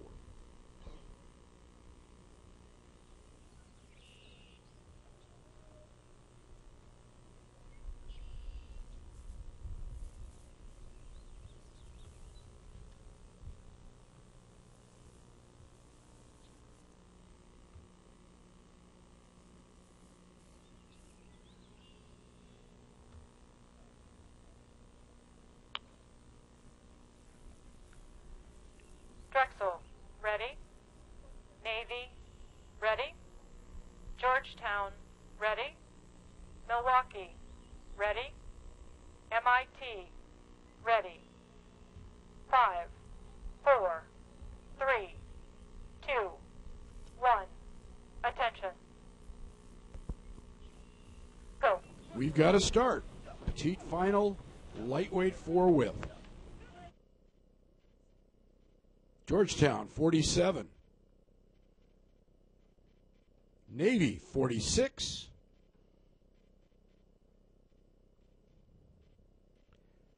MIT, 46. They're not messing around. These guys are taking these starts like 8s as for rates. Navy's still quite high. 40. We're out here stretched out. Down to rate. Coming up on Bob Jocksetter for the middle 1,000 meters. Here we go, Bob. Over to you.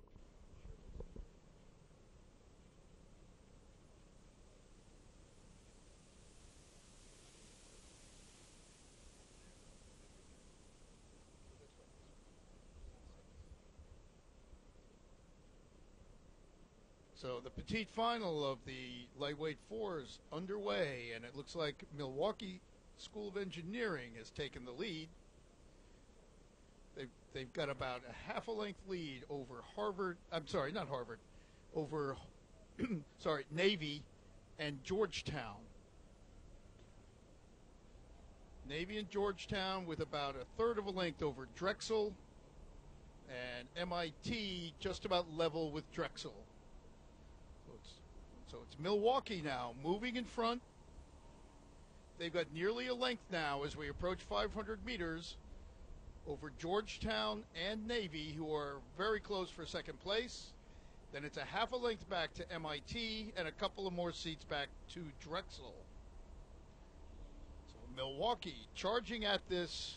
They've got a tiny bit of open water now over Navy and Georgetown, who have been essentially level for the last 600 meters, right from the line. They've barely been able to separate themselves. Those two now have 3/4 of a length over MIT, and then a half a length further back is Drexel. Well, Navy has decided to break that tie. They've taken a nice charge here, and they've pulled a third of a length ahead of Georgetown, and they've closed in. They've got about a foot of overlap now on Milwaukee. So Milwaukee has led from the gun. As we cross 750, though, Navy has put on quite an attack, and they have gone from a few feet of open water back to overlapping their entire deck. That has also pulled them 3/4 of a length ahead of Georgetown. On the grandstand side in lane 6, it's MIT, 3/4 of a length behind Georgetown, and then Drexel about a length behind MIT. Navy continues to push. It's now about a half a length Milwaukee over Navy. Approaching the 1,000-meter mark, it's Milwaukee leading Navy by half a length. Navy now with nearly a length over Georgetown, and MIT starting to put some pressure on Georgetown in mid-race. Okay, Bob, thanks. It's Navy definitely challenging Milwaukee at the 1,000.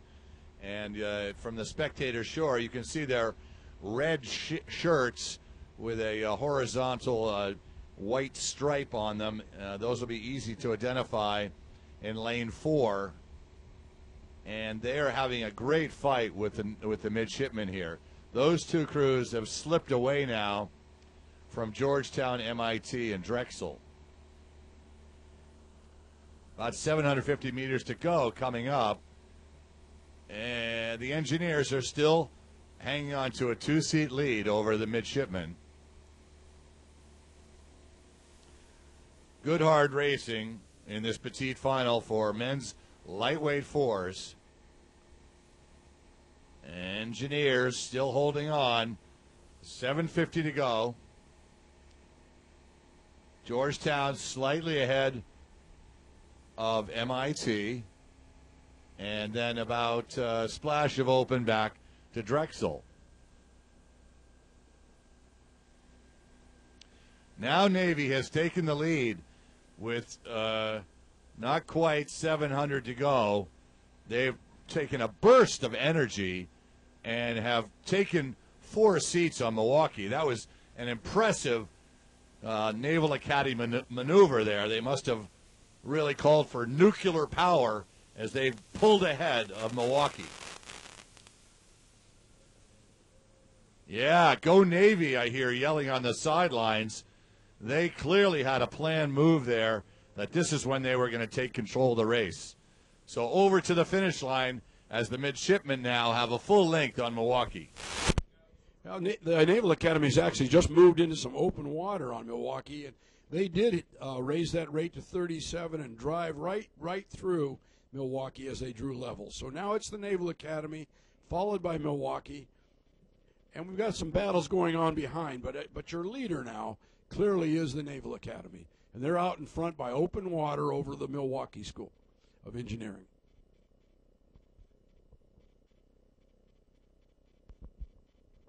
It's Navy, wearing dark blue shirts, blue and gold oars out in front. Milwaukee in a red jerseys with a white horizontal stripe in second place. A little bit of a parade after that. Spread out a bit.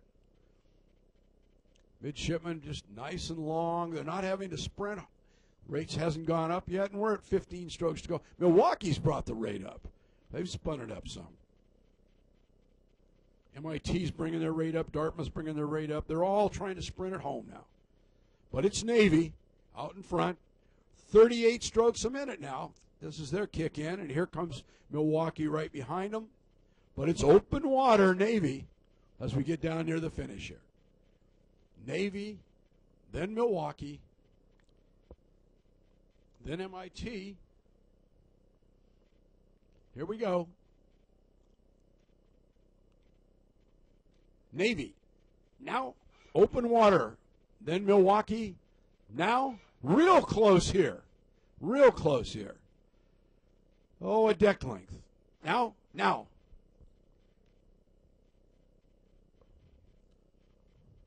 On the far side, Drexel.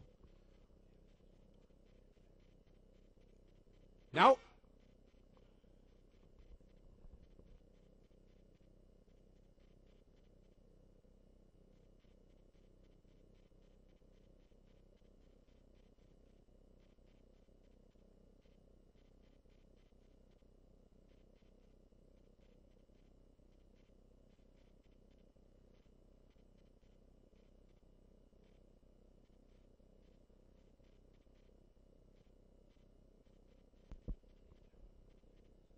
Top three places. Men's lightweight four petite final. Navy, Milwaukee, MIT.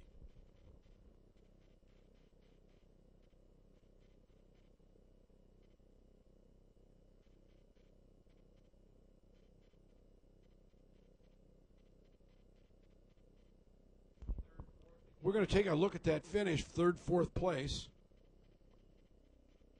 Coming up here, great shot. Here it is. Boom, boom. MIT.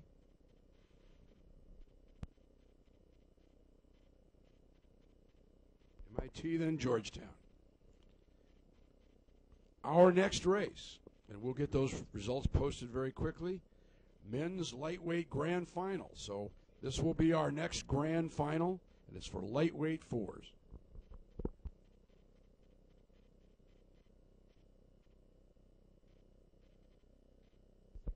Lane assignments for the grand final. Men's lightweight 4. Lane 1, Princeton. Lane 2, Wisconsin. Lane 3, Columbia. Lane 4, Harvard. Lane 5, Cornell. And Lane 6, Yale. Should have a start shortly.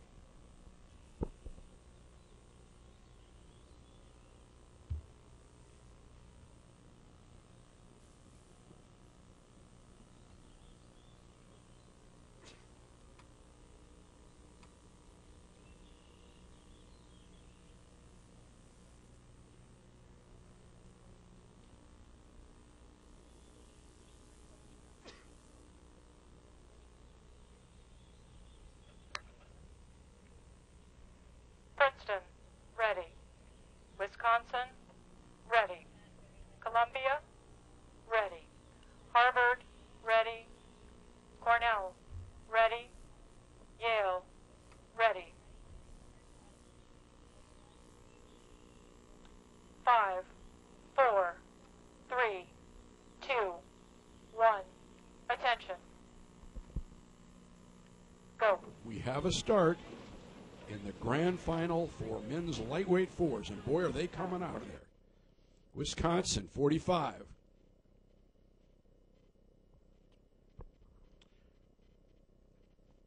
Right next to them, Georgetown. Right next to them, Princeton, 44. We've got a holdup here. Either breakage, probably breakage, because they've stopped rowing. This is going to involve our crews returning to the starting dock, and we'll be back with you once we straighten this out.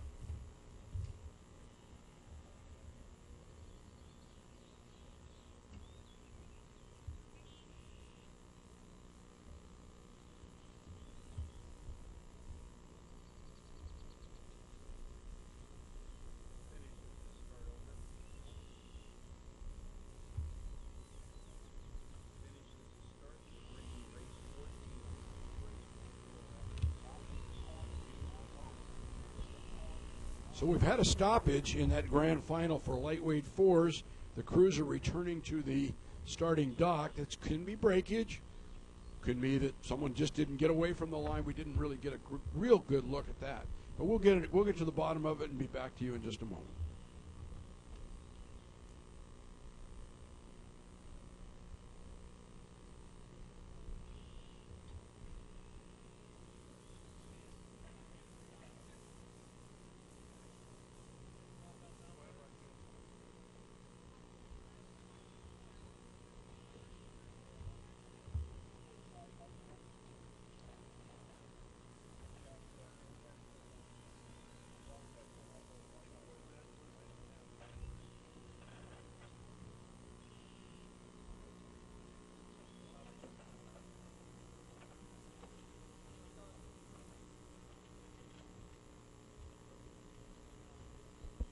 We're going to give you a replay of that lightweight varsity grand start. Now, they all got away.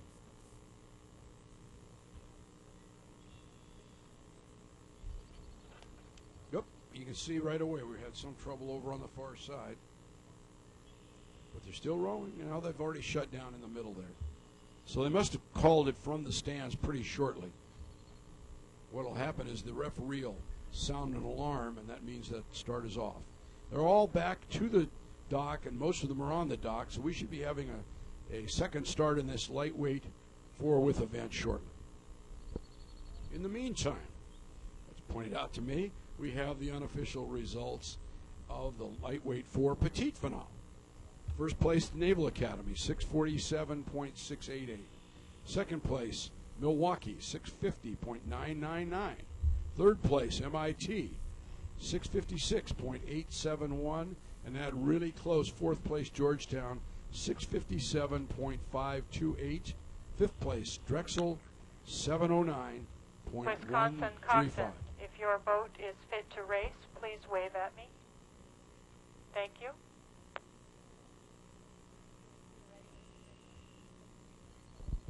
While we're waiting that start, we'll go back and give you another unofficial result. Men's second varsity eights, third level final. First place, Dartmouth. A really nice row for that crew, 548.135. Second place, Syracuse, 550.512. Third place, Harvard, 550.776. And we'll let this start take place now. Ready. Cornell, ready. Yale, ready.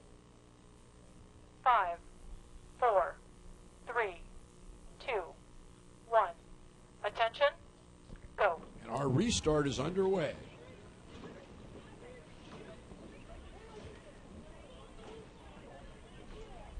Harvard off the line at 48. Columbia similar, 48. Wisconsin, 47. And boy, are they all spinning it up here. Clean start, no recall this time, and they're all above 40, rowing it like eights. There's Harvard out in good shape. Columbia's in real good shape, and they're still rowing above 40.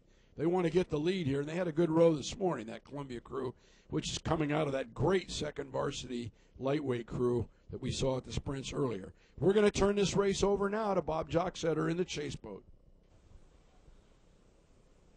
Well, the varsity lightweight four grand final has started, stopped, and restarted. And 250 meters in, it's Wisconsin and Columbia battling for the lead.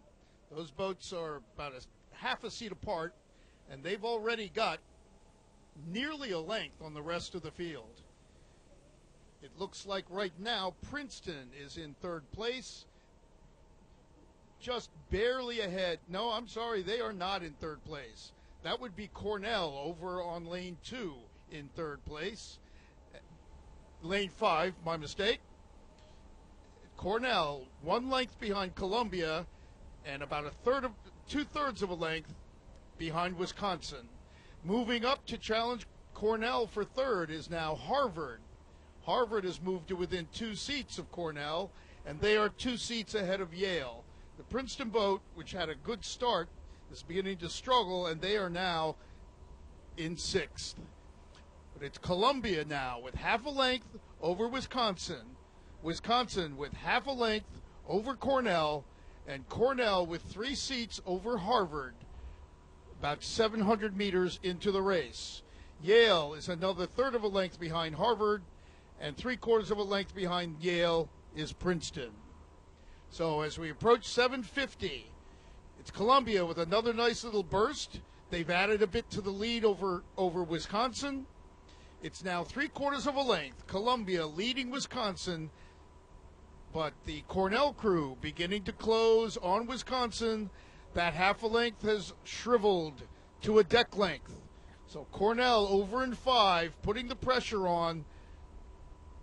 They're closing in on lane 2, Wisconsin, but it's Dartmouth now, nearly a length in front of the field.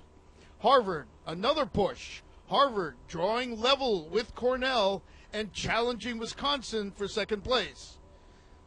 So then it's a little bit of open water back to Yale and further back to Princeton. So as we approach halfway, it's Columbia in the lead.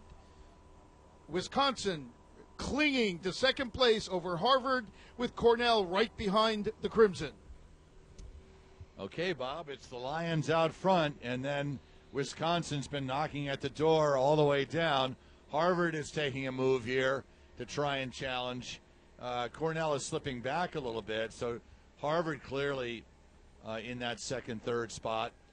I think a young Charlie Clapp in this Wisconsin boat, if I'm not mistaken, as they power forward now in this third 500.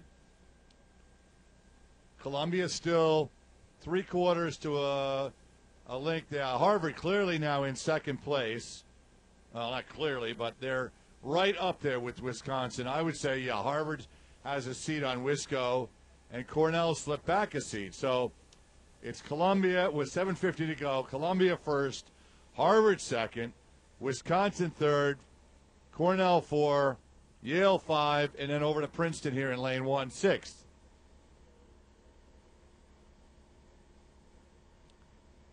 The Crimson had a nice middle thousand here, or having a nice middle thousand, and they're coming up to challenge Columbia. Looks like Wisconsin's taking the rating up. They know that they've got about 600 meters to go. We'll try and follow this race down as far as we can. Wisconsin now to 37.5, wants to catch up and or leap the Harvard crew in lane 4. Cornell now is taking the rating up. So the bell starts to ring here with 500 to go. But Columbia, all of these Columbia crews looking really smart today. But these guys have built up a margin so that they think they can protect. And Columbia's technique is holding true here. And they look smart. 37, and it doesn't look that difficult. Of course, we all know it is. But they're not fatiguing, and they're sitting up tall and rowing very well. Harvard in second.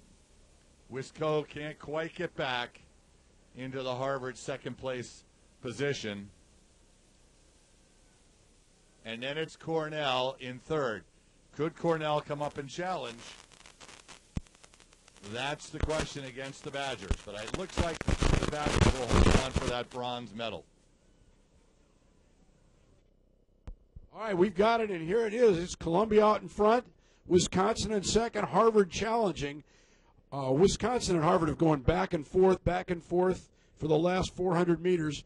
And in the meantime, Columbia's just done a great job of keeping their cool and staying out there. It's going to be very close for second and third. It is Columbia, and we're in the last 10 strokes with Wisconsin coming up and Harvard coming up. Columbia still has the lead.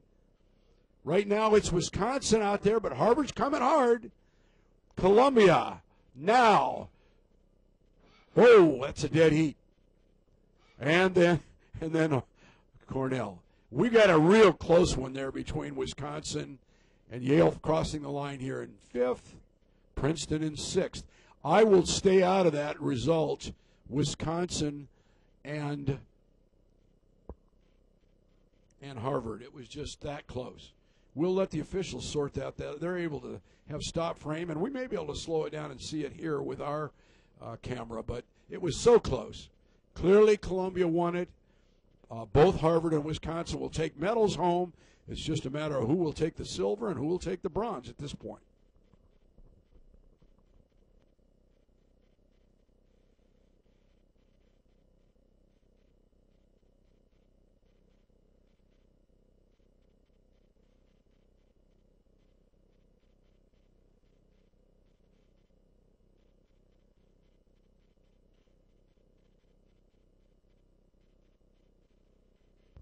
We're going to let you see this finish. There it is, just that close. There, I can see the stroke for the Wisconsin boat looking straight at Harvard. Boy, here comes Harvard up. Let's see who's in the water. There it is. It is as close as can be. We'll have to get stop frame on that one. We're up to the next race, which is a women's lightweight 8 petite final, and they're on the course. In lane 2, Georgetown. In lane 3, MIT. In lane 4, Tulsa. Women's lightweight petite 8. So this is for places 7, 8, 9. We're looking dead on them. They're all rowing high, and they're all very close. We'll get them settled out a little bit here. Until the coach boat gets back up there, I would say we're looking at rates still above 40. Now they're striding out a little bit. 36.5 for MIT. 36, Georgetown, Tulsa 36. The order looks to be MIT, Georgetown, Tulsa. Very close between MIT and Georgetown.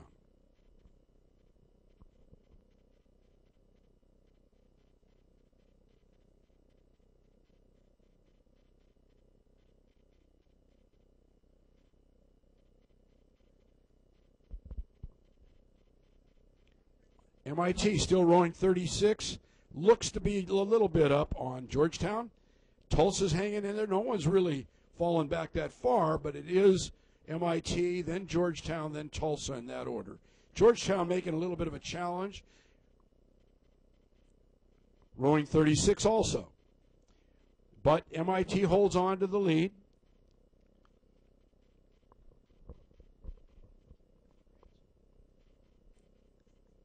$36.5 for each crew. Georgetown and MIT, with MIT out half a length. Tulsa's come up a little bit on Georgetown.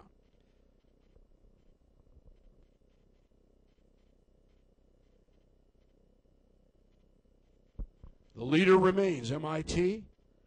Georgetown remains in second. Both crews at 36. Tulsa trying to get back into it in third place.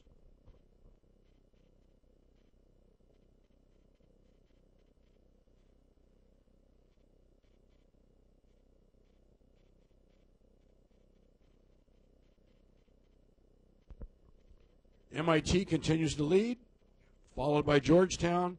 Both boats 36. Tulsa's come back up a little bit on Georgetown.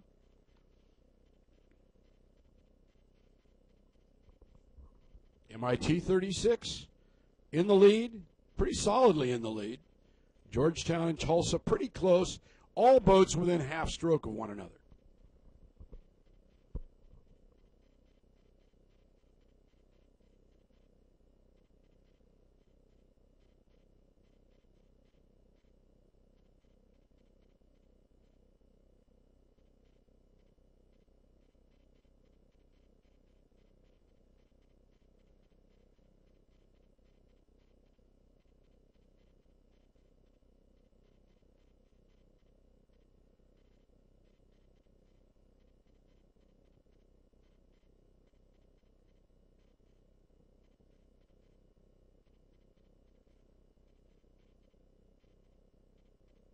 We've got the lightweight 4s coming in for their medals here. It looks like the judges have sorted out. I see Wisconsin coming in first, so they must have been third. Here's Harvard coming in behind them, and we should see Columbia shortly.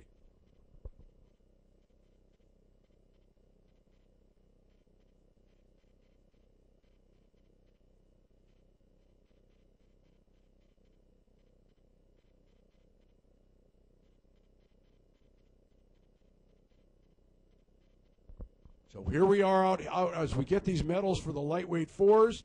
The lightweight women are coming in. MIT well out in front. Georgetown and Tulsa having a little race, but Georgetown's in second. All the crews have stayed in stride at 36. Tulsa now maybe just a little bit higher than Georgetown.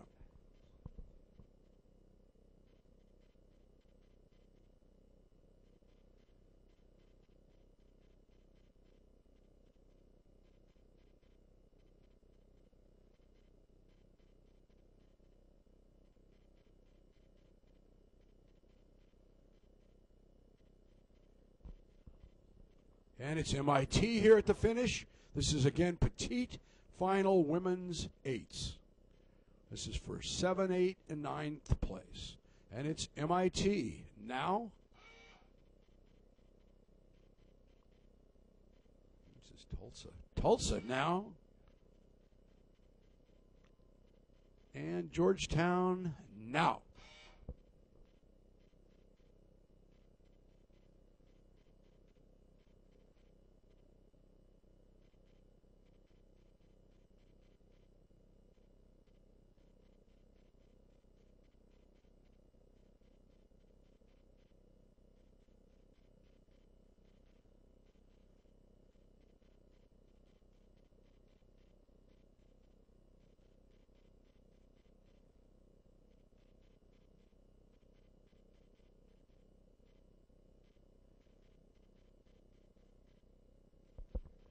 As we move to the next race, which is a 10:30 start, that is the men's lightweight 8 petite final. 2 crews, Navy and MIT, and that race is set for 10:30. We should have a start right on time shortly.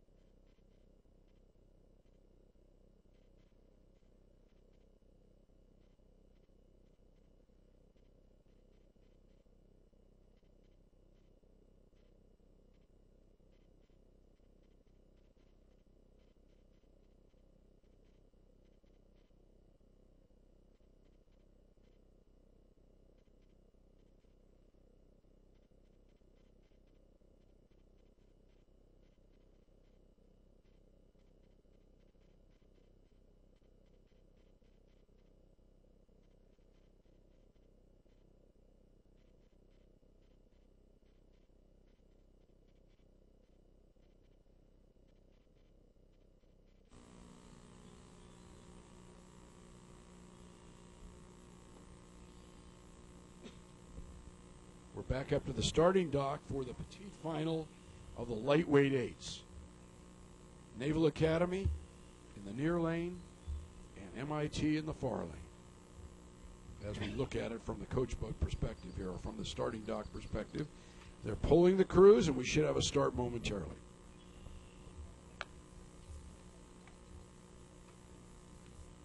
Navy, ready?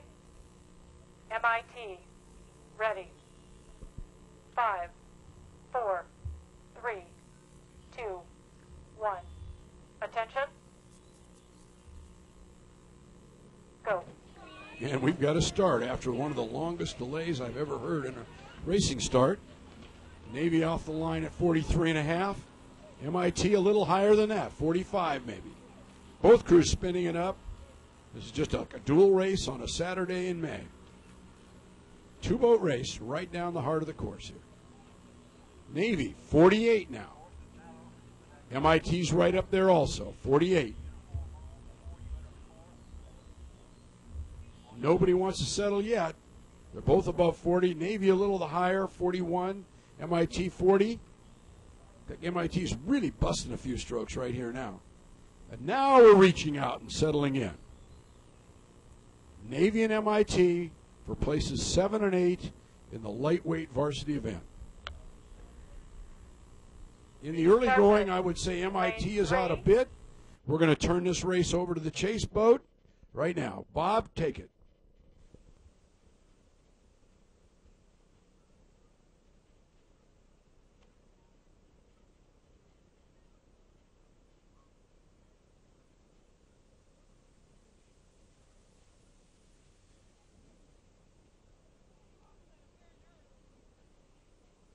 Yes, from the just from the coxswains' voices, we can sense that the MIT crew is moving on Navy, and in fact, at 500, that Navy lead is only about a seat. We hear the MIT coxswain talking about moving, and the Navy coxswain talking about stopping. And Navy has stopped the MIT move. That seat has now grown into 3-seat lead, and pretty soon it's going to be 4. 700 meters in, it's Navy with about a third of a length now, quarter of a length I'd call it, over MIT.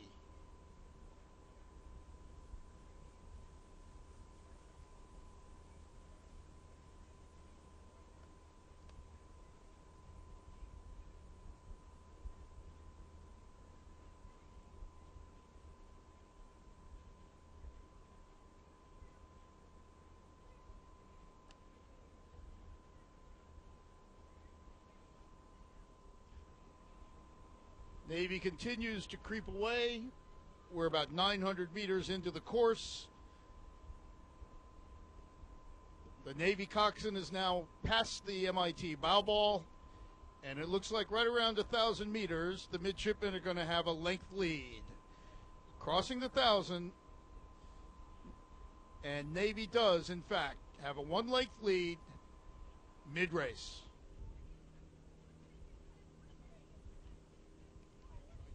All right, here they come. Last 1,000 for these middies and the engineers. And it looks like the yellow shell of Navy here, matching their oar tips, is going to be coming down the course first. The two-man distinctly out of uniform with an orange hunter's hat on. I don't know how he got away with that one, but nonetheless, a very nice-looking Navy crew as they've got open water over the engineers. Midshipmen working hard, prying. 7:50 to go. This is for pride here to vanquish the engineers from MIT.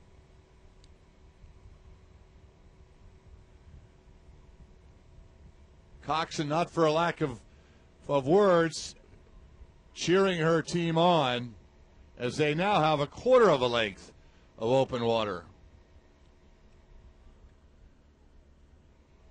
Home stretch now. Nice rhythm in the Navy boat. MIT also rowing well, but just not able to generate quite as much speed per stroke.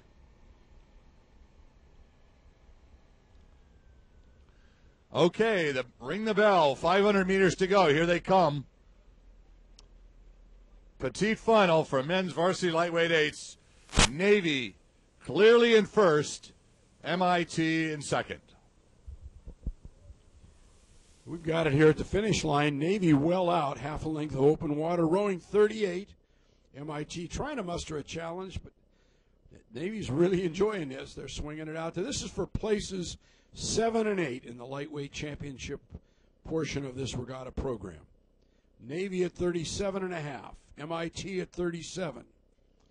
And you'll see it here shortly. We're about 30 to 35 strokes out. Open water, midshipmen, bringing it home. Still rowing 37. MIT'd like to get it up, close that gap. Navy's rowing just a little bit longer, it appears. And now Navy shifts up. This is for the crowd. Maybe this is to put a little more of a time down for posterity also. MIT's now rowing 38.5, and Navy's rowing 38. Last few strokes, petite final, lightweight eights for places 7 and 8. Naval Academy up again, going to shift again and bring it on in. Not a length of open, but the best part of it. Navy over the line. Right now. Here comes MIT. 2/3, 3/4 of a length of open water. Now. And that'll go into the books. Navy 7th, MIT 8th. Our next race will be 3rd varsity eights, and it will be the petite finale then. also for places 7 through 12. The crews, the Naval Academy, Syracuse, Dartmouth, Cornell, Yale, and Penn will be back to set those lanes in just a moment.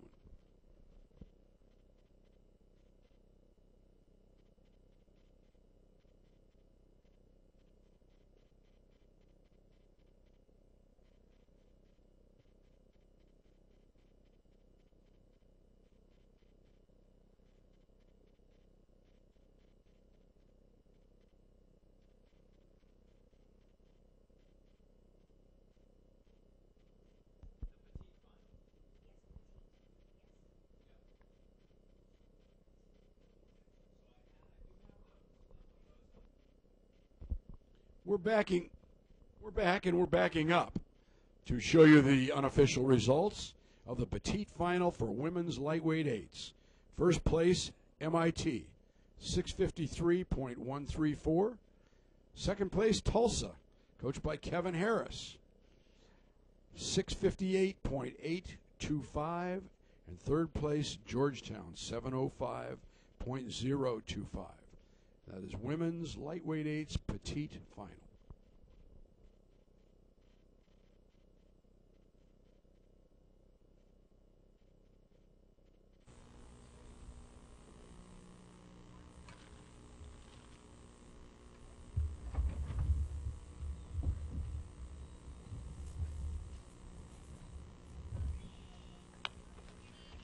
Minutes.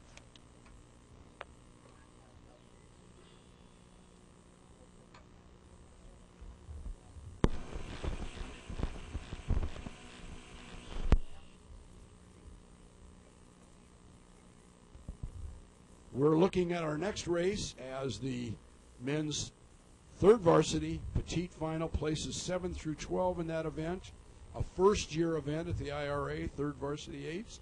In lane 1, the Naval Academy. In lane 2, Syracuse. In lane 3, Dartmouth. In lane 4, Cornell. In lane 5, Yale. And in lane 6, Pennsylvania. And we're just a little more than a minute away from the start. We will get back to you as we get closer to the start.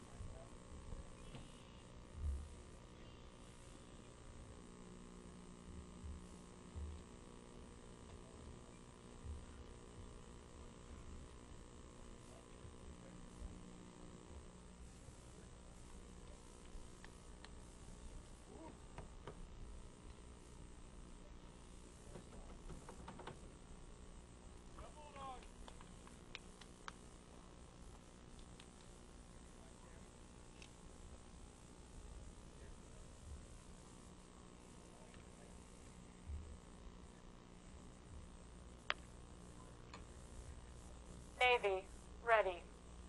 Syracuse, ready. Dartmouth, ready. Cornell, ready. Yale, ready. Pennsylvania, ready. 5, 4, 3, 2, 1. Attention. Go. And after a long delay, we're off with a start in men's third varsity eights. Cornell, 46. Navy, 45. Syracuse, 45. Yale at 45. They're burning it up. Somebody wants this 7th place, and they're not going to yield it right away here. They're going after it. Everybody's up above 45, up to 45 and higher. Nobody's even leveling off yet. They're really flying out of these starts. And by delay, I didn't mean the race was delayed. I meant delay between the command attention and go, measurable delay. Early on, it's Cornell and Syracuse and Dartmouth all out there. Cornell looks very strong, as does Syracuse and Dartmouth. And Yale. Yale's gotten a nice start. We're coming out here to Bob Jocksheader. Bob will take it over. Over to you, Bob. Got 5 boats very, very close, and only Pennsylvania maybe about a half a length off the pace. The other 5 pretty well bunched. If there is a leader, it might just be Cornell over in lane 4. Yes, it is Cornell, but just barely over Yale. And now those two definitely have moved into first and second as we cross 500 meters. But it's only about a quarter length behind them to the Dartmouth and Syracuse crews, with Navy only one seat further back. Then Navy has about a quarter of a length on Pennsylvania. So it is Cornell now by a deck length over Yale. Yale by a quarter of a length over Dartmouth and Syracuse, and Navy moving up, making that a three-way tie. Dartmouth, Syracuse, and Navy, three-way tie. And then it's about a quarter of a length back to Penn, who's also making a little move. At 7:50, it is Cornell by a little more than a deck over Yale. Yale with three-quarters of a length over what looks like the bow of the Navy crew, poking into third. It's Dartmouth slightly ahead of Syracuse now, and Pennsylvania drawing up level with Syracuse. Good hard racing here in these third varsity eights, looking for 7th place. And it's right now going to be Cornell if they keep this up, because they have begun to nose away from Yale, approaching 1,000 meters. It's now Cornell, about a third of a length up on Yale. Those two beginning to ease away from the rest of the field, which is putting on a great fight for third. All right, Bob, let's see how we do here if the Big Red can hold on. They seem to be taking a nice push here, pulling away from Yale, but I think Dartmouth is also coming up now. Dartmouth challenging for that second spot.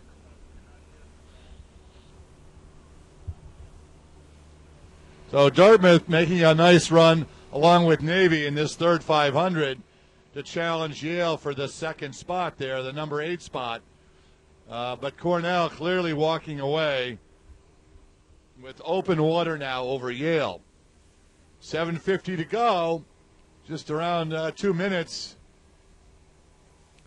Good crowd noise from the side there, some cheers from some of their compatriots on the inside lanes.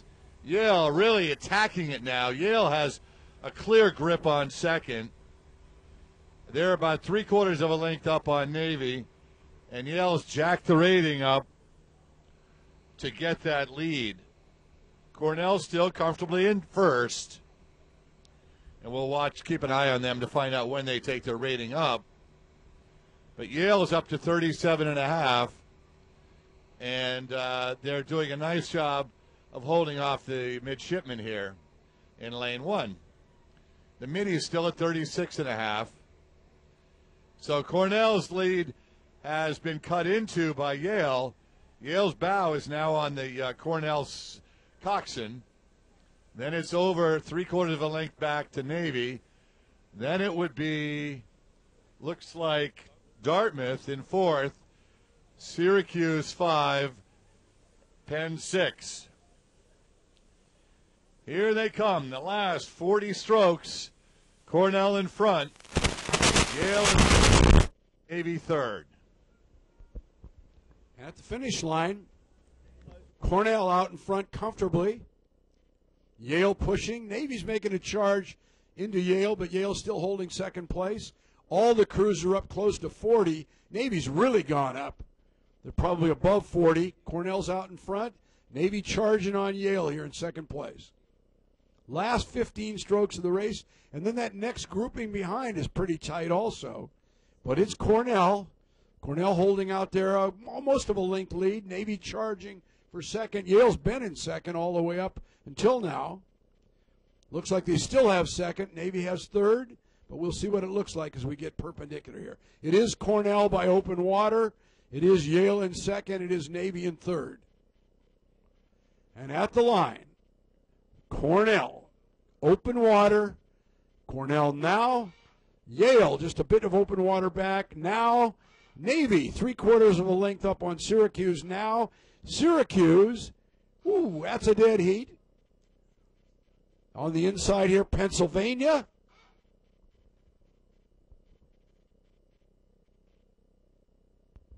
Really too close to call between Syracuse and Dartmouth. We'll let the officials sort that one out. That was for places 7 through 12. Third varsity 8 petite final. We will move to the next race momentarily, and that is a grand final for third varsity 8s.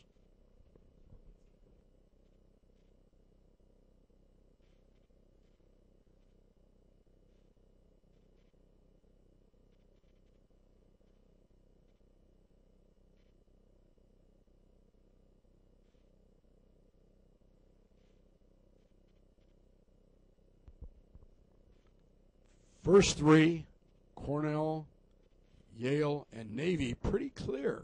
But between Syracuse and Dartmouth, a virtual dead heat. We'll sort that out for you in just a moment.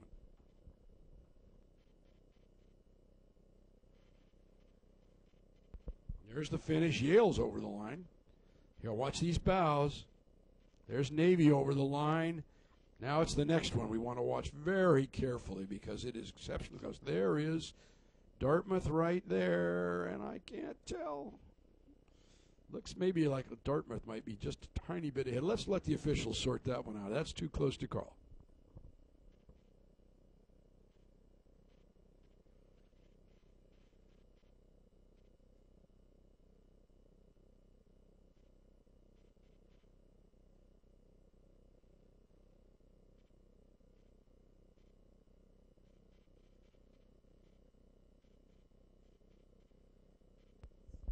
Back to the loading dock, the third varsity 8s rowing in the grand final.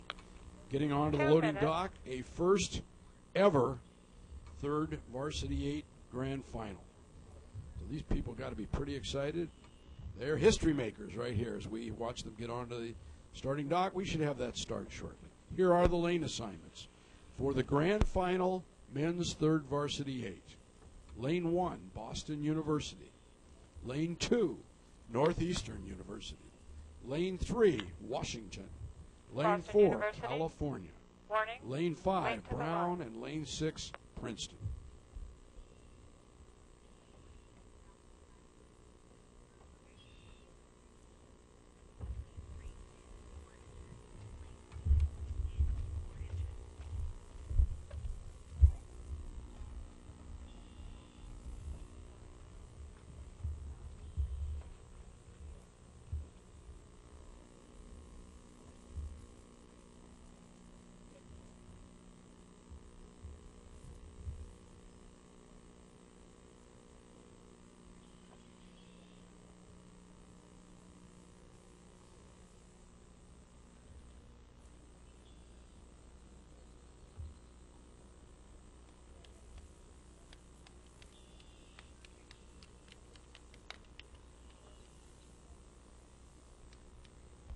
Here we have the unofficial results.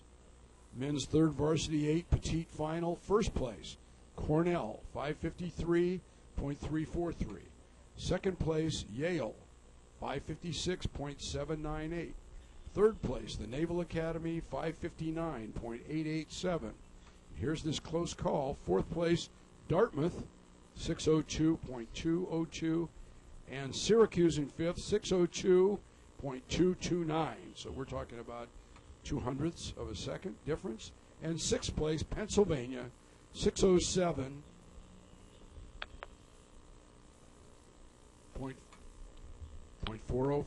Boston University. Ready. Northeastern. Ready.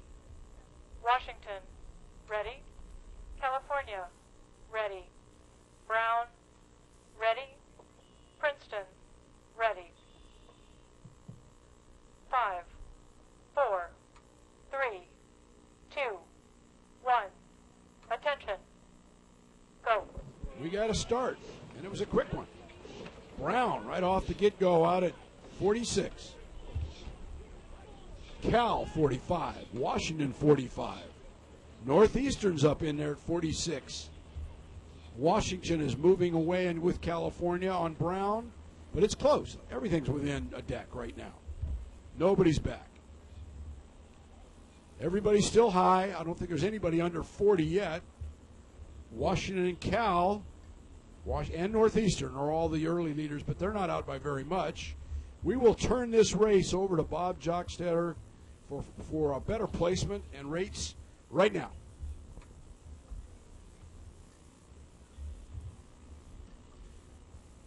.250 into the grand final of the 3V8s. It was Cal, Washington, Northeastern, and BU, all with very nice starts. They're about a deck length ahead of Brown, and then it's another deck back to Princeton. But right now it's California nudging in front. Washington about a half a deck behind Cal, and now a deck up on Cornell and Northeastern. It's Boston University charging up. They're taking over third place, and as we cross 500, they have drawn level with Washington. BU rowing 39.5 still. Drexel, lane 1. They did surge into that bronze position right now. It's California still by one deck over Washington. Washington now with a deck again over BU. Over in lane 5, it's Brown moving up to take fourth away from Northeastern, it looks like. They're about a seat or two ahead of Northeastern now. And then it's 3/4 of a length back, maybe a little less than that, to Princeton. But as we approach 750, it's still California by a deck over Washington. California just holding on to that narrow lead. And it's BU fighting with Brown for third place now. California extends its lead slightly. California at 800 meters now is taking a move. Very sharp move, very nice move. They have suddenly gotten a half a length over Washington. And it's Boston University creeping up on Washington. Boston University has reestablished itself over Brown. They've got about 2 seats on Brown, and they're about 2 seats behind Washington. But as we approach the 1,000, this last 250 meters has been all Golden Bears, Fred. The Bears took an explosive 10 halfway through the second 500, and I think they caught Washington a little bit unaware. Washington now back 8 seats on the Golden Bears, and then it's a toss-up between, I'd say Brown probably has a seat or two on Boston on the inside, lane 5. Probably has a seat or two on lane 1, Boston in their red boat. But California being the aggressor here in the first 15. Mike's not working. Shoot. California being the aggressor with 7 or 8 seats lead on Washington. California took a massive 10 right in that second 500, and they're not looking back. They're really pouring it on now, and it's going to take a very supreme effort by Washington, Brown, and BU to catch them. Then it's over to Northeastern in 5th position, and Princeton trails in 6th. Can anybody catch the Bears? That's the question. With 850 meters to go, the Bears are way out front, almost a full length over Brown now. Brown takes over 2nd position from the Huskies.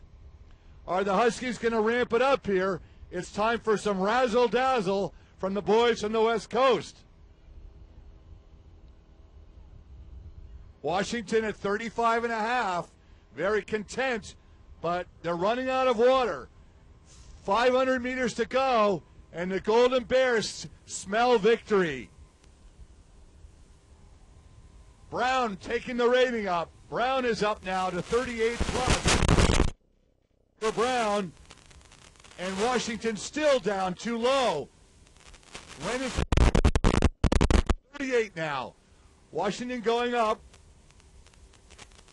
and those 3 boats, gold, silver, and bronze, are ahead of Northeastern and BU and Princeton. 2:50 to go. The Golden Bears have a lock on this race. Washington just barely ahead of Brown. Brown will be vying for that 2nd spot. Then it's Boston University and Northeastern fighting for 4th. And over to Princeton in 6th. California out in front, Washington charging. They've gotten by Brown. Washington charging. We're right out here in front. It's California, 40 strokes a minute. Washington, 39. Brown, 39. California at the line right now. Washington now. Brown now. Northeastern now. BU now. And coming down to the end here, it's Princeton right now. Well, what a spirited race. What a spirited race. Cal got out well off the start, pretty much went wire to wire. Washington seemed content to row under them, 35.5, 36. Brown made a heroic run in the third 500, clearly established themselves in second place. Then as Washington got into that last 500, they raised the rate to 38, went on back through Brown. California just kept going. We saw some of that in yesterday's racing, so I'm not surprised to see Cal rowing like that. They did a great job. The winner and the IRA champion at third varsity level, the University of California.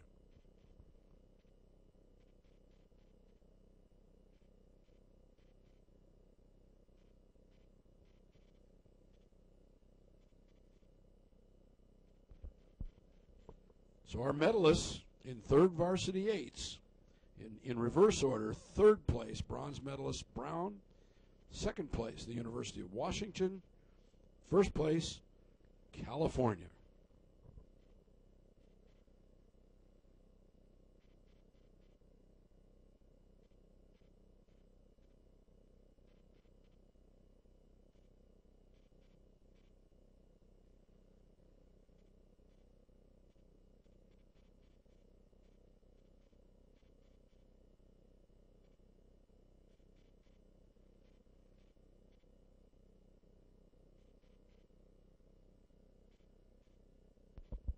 We're moving to our next race, which is freshman eights, petite final, lane 1 Drexel, lane 2 Pennsylvania, lane 3 George Washington University, lane 4 Columbia, and lane 5 Navy.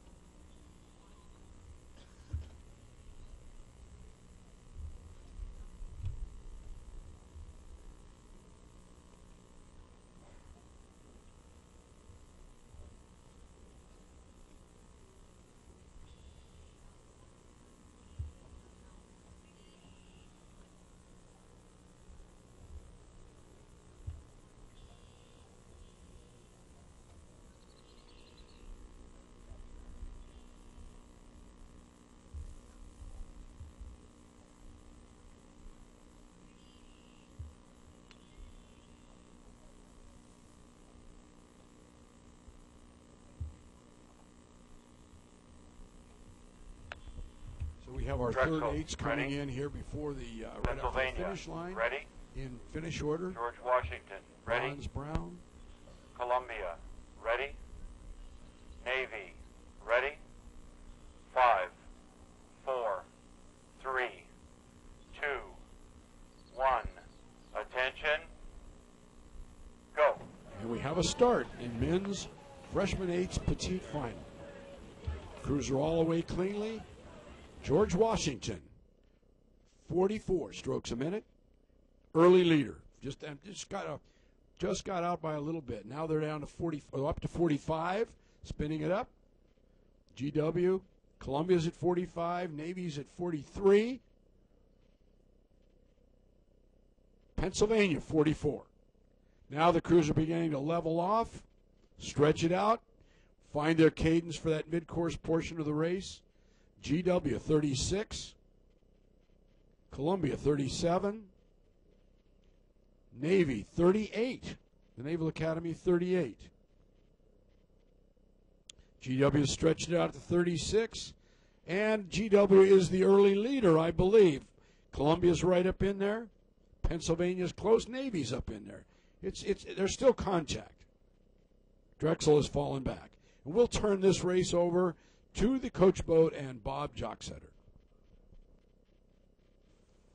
Navy and Columbia and Drexel pretty close together, third, fourth, and fifth. So approaching 500 meters, it is George Washington here, half a length ahead of Pennsylvania. Pennsylvania with a narrow lead over maybe a seat or two over Navy. Then a half a length behind Pennsylvania, Columbia, and then a few seats more back to Drexel. It's George Washington beginning to extend its lead. They've now got 3/4 of a length over Penn. Penn still barely ahead of the Navy crew. Another half length back to Columbia with Drexel in fifth. So a good solid push here, good solid second 500 from the George Washington crew is moving them to nearly a length in front, and it's Navy now nosing past Pennsylvania for second place. Navy's got a seat on Penn, then a half length back to Columbia, and Drexel's made a little inroad or so. They're now about a quarter length behind Columbia. But at 800 gone, George Washington sees its first bit of open water. It's a few feet of open water, and it looks like the Quakers of Penn have come back to challenge Navy again for second place. So 5 feet of open water now for the Colonials from D.C. as they approach the 1,000. Navy and Penn locked in a good battle for second. And now it's Drexel coming up trying to make a fight of it with Columbia for fourth. Very nice looking George Washington crew here as they lope along in the second 1,000. They've got a splash of open over the Naval Academy, and then there's a real good race developing behind Navy. Pennsylvania in third, but Columbia and Drexel really going at it, lanes 1 and lanes 4. Very clean rowing by George Washington in the middle of the course in lane 3. They're quarter length open now ahead of Navy. Navy's almost a full length up on Penn, and now Columbia is starting to push and cut into the Penn lead there on third place position. I'd say Columbia has now taken over third from Pennsylvania, with Drexel very closely behind Penn.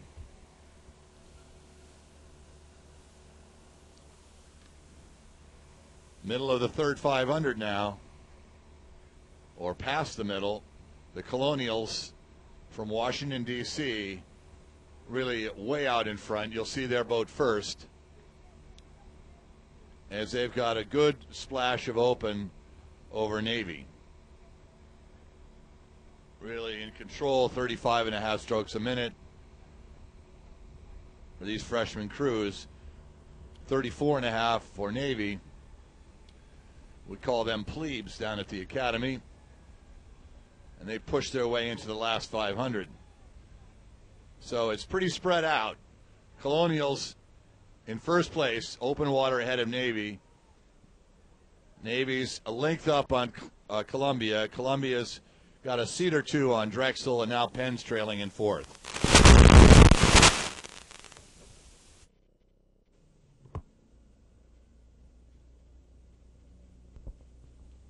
And at the finish line, we're watching as George Washington is well out, not having to push that rate up all that much here. And the Naval Academy crew, which are not plebes, I believe they're youngsters now that the first class have graduated, and I may be among the few that know that. In second place, fourth class about to be youngsters. But George Washington all alone out in front with 25 to go, 20 to go. Navy in second. Then it gets a little dicey behind the Naval Academy. The crews have been moving a little bit here and there. It's a boat race. Columbia's tried to push up into Penn. But But all by themselves, George Washington University out in first place. Last 10 strokes, they'll probably kick it up a little bit here, see what they can do. Drexler over on the far side's pushed it up a bit. They making a run at Columbia. First place by themselves, George Washington University. 7th place in the regatta right now. And here's the Naval Academy, 8th place right now. And it will be Columbia in 9th place now, Drexel 10th, Pennsylvania trailing right now. So places 7 through 11. 7 through 11 in the petite finale of men's freshman eights.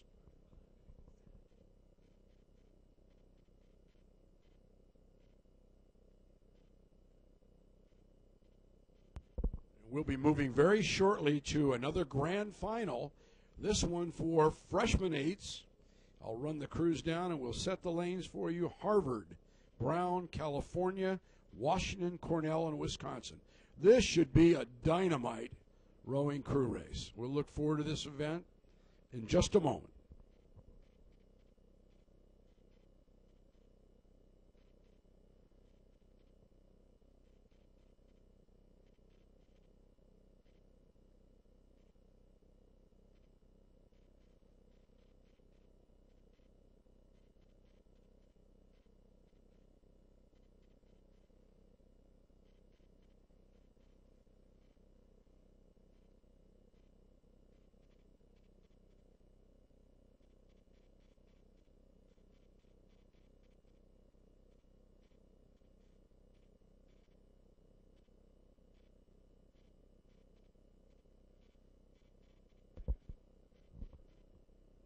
All right, we're moving back to the loading dock here. We see the freshman crews getting onto the dock, and out in front of us, we see the California third eight receiving their gold medals.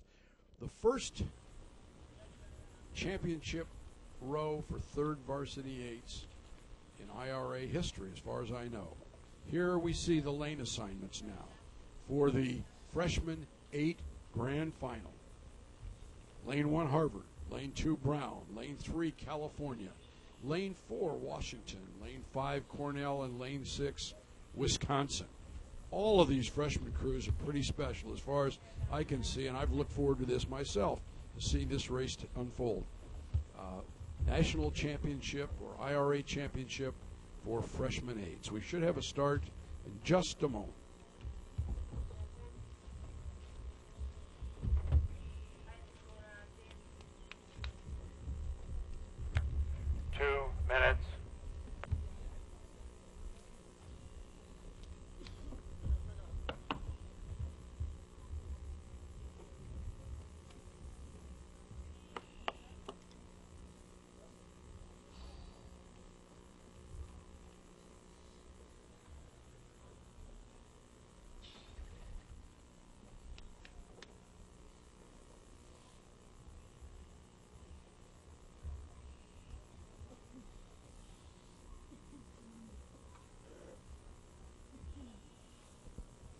The unofficial results, petite final, men's lightweight 8. Navy, 559.184, followed by MIT, 605.495. Harvard, warning, late to the start.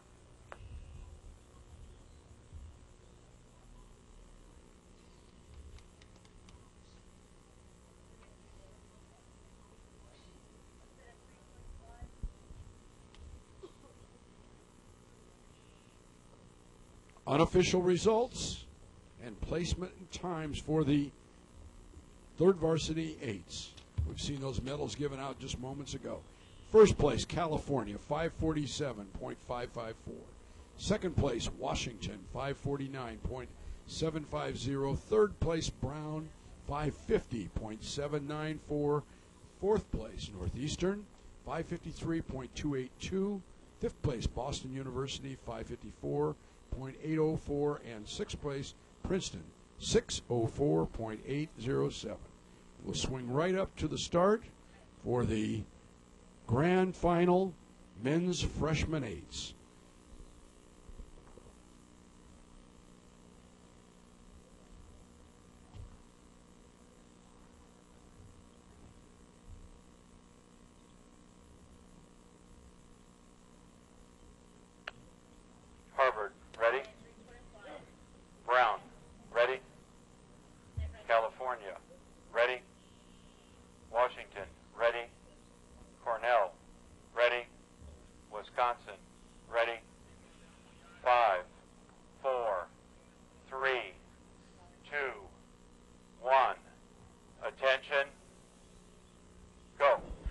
Oh, we were off. Boy, here they come, barreling out of the state dock. Washington 47.5. Brown 47. California 48. Boy, are they coming out hard. And spinning it up, holding it above 40. We still got Cal here, 44. Washington 43. Harvard 42.5. And even at this point of the race, we're out 20 strokes into this. Cal, Washington, Wisconsin's out there too, but it's Washington then Cal, and we'll turn it over to Bob Jocksetter in the coach boat. California and Washington, the early leaders, with California just inches ahead as we cross 300 meters. About a half a length behind Cal and Washington, we've got Brown. Brown a little bit ahead of Harvard, Cornell, and Wisconsin, who are pretty much level. But for 200 meters now, we've been watching Cal sit on this 1 or 2 foot lead, and as they cross 500 meters, those two are locked into a massive battle, and that is pulling them away from the rest of this field. It's Cornell coming up level with Brown for third, but it's Harvard and Wisconsin only a couple of seats behind that. So very, very tight field, first and second, and it's Washington beginning to show its muscle. That 2 foot lead for Cal is now a 3 foot lead for Washington as they surge into the lead. As we cross 750, Washington nosing away with each stroke. They've got about a seat and a half now on Cal. Nearly a length behind Cal, it's still Brown and Cornell level for third, with Wisconsin and Harvard a quarter length behind that. Cal has decided it do not want Washington to get away. Washington took a deck, and Cal now doing everything they can to stop. But here comes another surge from the boys from Seattle. It's just so apparent as we approach the 1,000. They're turning it on and off at will. Instantly, that's become half a length. And as we approach the 1,000, it's a half a length now, 3/4 of a length over California. The Huskies were a couple beats higher in the second 500 than Cal, and I thought Cal was just going to play with them for a while. And then Washington went to 39 with about 15 strokes before the 1,000 and took a length. It's just like, oh my God, here they go, and they just poured it on. So the Huskies have a length on Cal now. Cal has 8 seats on Brown.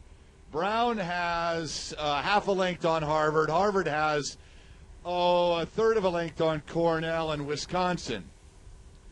But Washington, about to break clear with 7:50 to go.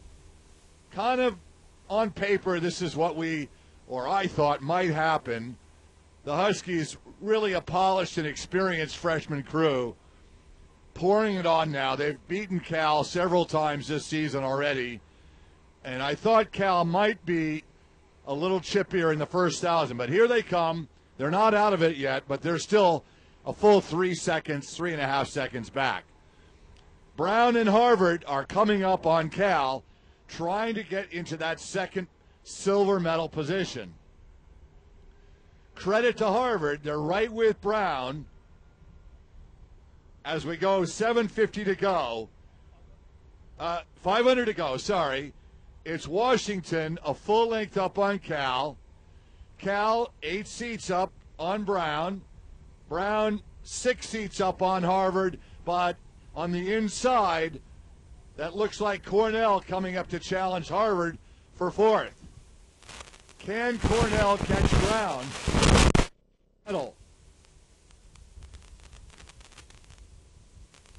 Woo! Washington, open water now, ahead of California. California 6-7 seats up on Brown. And Brown's going up to see what they can do, empty the tank. Can California hold on? Harvard in 4th, Cornell 5, Wisco 6.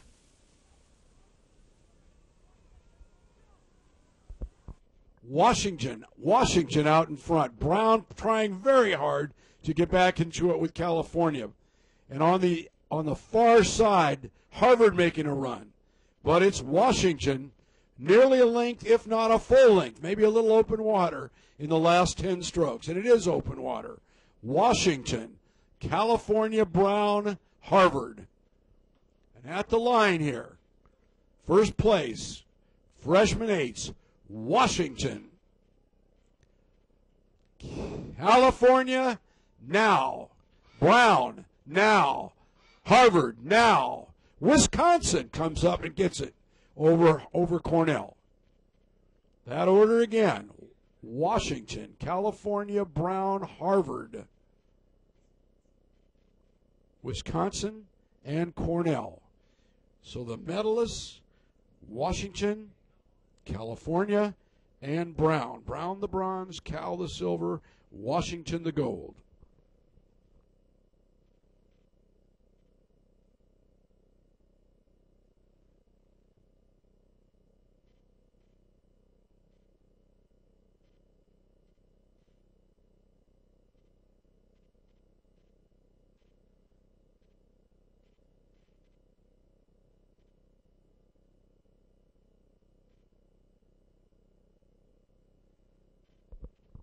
What an exciting race. Washington and Cal broke from the field a bit, with Cal the early leader. When Washington made up their mind to go by, they just thumped it out at rate. But there was this move late in the second 500 where Washington took the rate up, and I believe it was above 40, but at least 40. And they walked out on California like Cal was standing still on that move, a grand move. And it worked tactically. Back down they came to 38 or 9 and brought it home, with Cal never really seriously challenging after that. Worked their way right on out to open water. Then California had to hang on a bit at the end with Brown charging. Here's Washington at the line. We're looking at this again. Washington's over the line. Open water and then some. Half a length of open. Cal. Here's Brown. Harvard's come up strongly, as you can see. Third of a length for fourth. Wisconsin ends up nosing out Cornell by just, half a deck or so. Great race.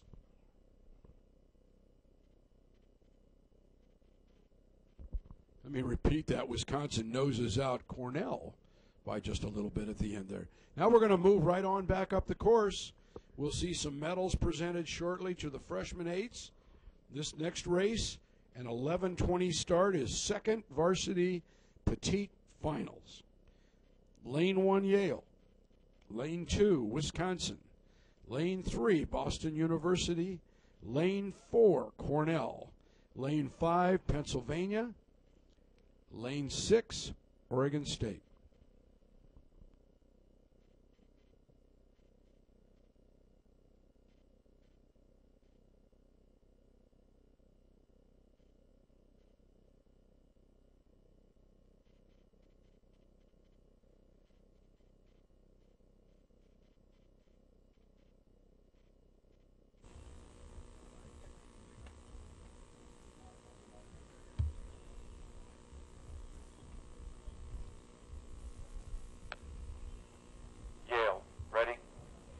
Wisconsin, ready. Boston University, ready. Cornell, ready. Pennsylvania, ready. Oregon State, ready. 5, 4, 3, 2, 1. Attention. Go. Men's second varsity 8, petite final on the course. And they are off hot and heavy. Wisconsin, 46. Yale, 45. BU, 45. Cornell, 46. They're all high. Back a little, Penn and Oregon State, but not much. BU out hard. Cornell right there with them. BU is still up at 40. Really coming out. BU 41 still. Cornell the same, 40. BU just a little higher. No one wants to yield on this one, and they all want to have the lead. Now we're picking it up, and it's BU well out with Cornell and Wisconsin. I would say those are the three early leaders. Yale's up in there. Now we're down. We're striding out. We've got Yale at 38. We've got Wisconsin at 37.5.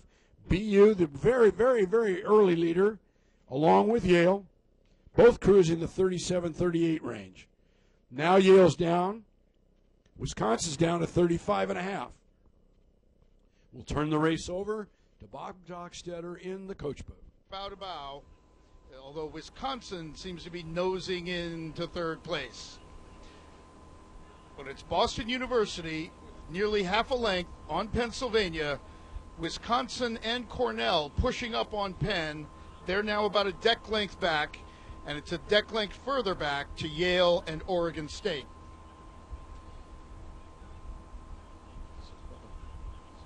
So as we approach 7:50, it's still BU, but Penn's actually making some inroads into that lead. That half length is down to about a third of a length, with Cornell now challenging Pennsylvania for second. Wisconsin a couple of seats behind Cornell, and Yale beginning to move up on Wisconsin. They're about 3 seats behind Wisconsin. A nice burst, though, by BU. They saw the danger, and they've jacked it up a hair, and they've now moved more comfortably ahead of BU. That's gone to about 2/3 of a length at this point. BU leading at a 36.5 strokes a minute. Pennsylvania feeling increasing pressure now from Cornell and Wisconsin as those two crews are closing in on the second-place Quakers at the 1,000. All right, the field is definitely closing up here at the 1,000, with the exception of the Terriers from Boston. The Terriers took a nice move before the 1,000 to buy a little more insurance, and they have a full length on the field. Everyone else is very packed, or I should say the next three, Pennsylvania, Cornell, and Wisco, are within a blanket's throw of each other. And then it's Yale over in lane 1 leading Oregon State in lane 6 by about a half a length. 7:50 to go. The Terriers at 36, a very, fat ratio, good fat ratio, 36, have a full length up on Wisconsin and Cornell, who have now pulled away from Pennsylvania. Pennsylvania is falling off the pace in the third 500.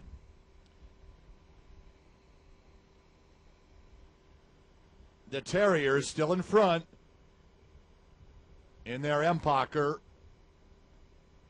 1 length up on Wisconsin and Cornell. Nothing separating Wisconsin and Cornell. Stroke for stroke, bow ball to bow ball. Maybe Wisconsin has a deck now. 500 to go. Boston University will have trouble coughing this one up. It's theirs to lose. They're way out front. Wisconsin getting the best of Cornell right now by a seat or two, but Cornell hasn't gone up yet. Then it's Pennsylvania in fourth, Yale and Oregon State in that 5-6 slot. We'll take it here at the finish. Boston University out in front. Wisconsin made a real good move on Cornell, but I think Cornell's answered. It's really close for second and third, but those are the three crews that are up here in the lead. And out in front, Wisconsin in the white shirts. Well, Wisco is really charging. Wisco wants to go. And here comes Cornell, too. So I would call it right now Boston University, Wisconsin, Cornell, but it's tight. And Wisconsin's really throwing it all in here. And here comes here comes Cornell's answer. Half a length maybe, half plus. BU. It's going to be tight between Cornell and Wisconsin. Right now it's Wisconsin with just a few strokes left. And at the finish line, Boston University right now, Wisconsin right now, and Cornell right now. Top three. Yale on the far side, fourth right now. Penn holding on right now. Penn and then Oregon State within a deck. Tough race. Tough race. Great response in that third 500. Cornell was looking pretty good, and Wisconsin just decided they wanted to get into this. This, of course, is for places 7th through 12th. But all those add up for points when we start talking about the Tenek Trophy, the team championship. So all these points count. We'll be moving almost immediately up to a grand final. And this is a big one. The grand final of the second varsity eights, an 11:30 race. We'll run those lanes up momentarily, but the crews are Navy Northeastern, California, Washington, Princeton, and Brown, and we should see that within a minute or so.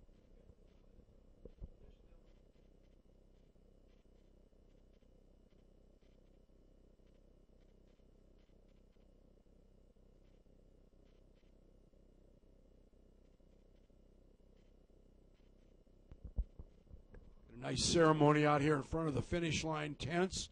The national champion freshman crew, the University of Washington, receiving their medals.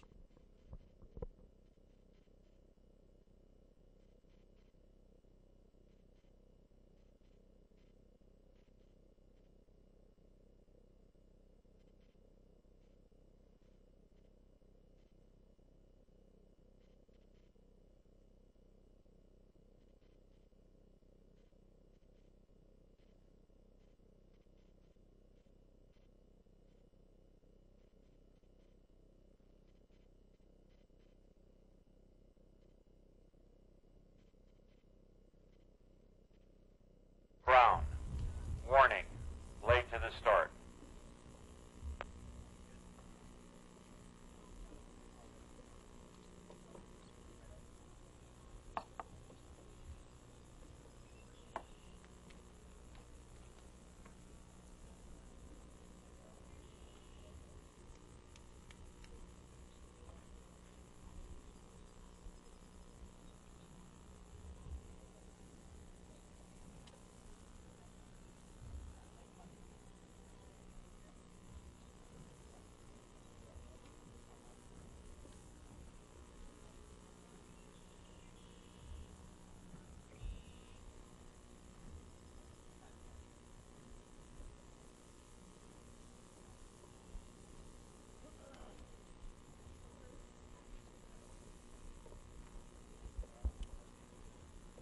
Here are your lane assignments for our next race, which is on the loading dock. Lane 1, Navy. Lane 2, Northeastern. Lane 3, California. Lane 4, Washington. Lane 5, Princeton. And Lane 6, Navy, Brown. ready. Northeastern, ready. California, ready. Washington, ready. Princeton, ready. Brown, ready. 5, 4, 3, 2, 1. Attention. Go. We have a start. Grand final, second varsity eights. California, 46. Washington, 45.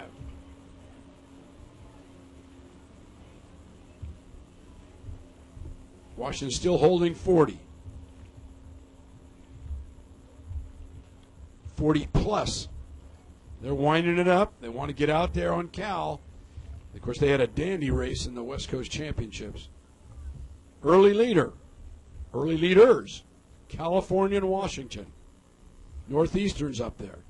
We're going to switch it off to Bob Jocksetter in the coach boat. You got it, Bob.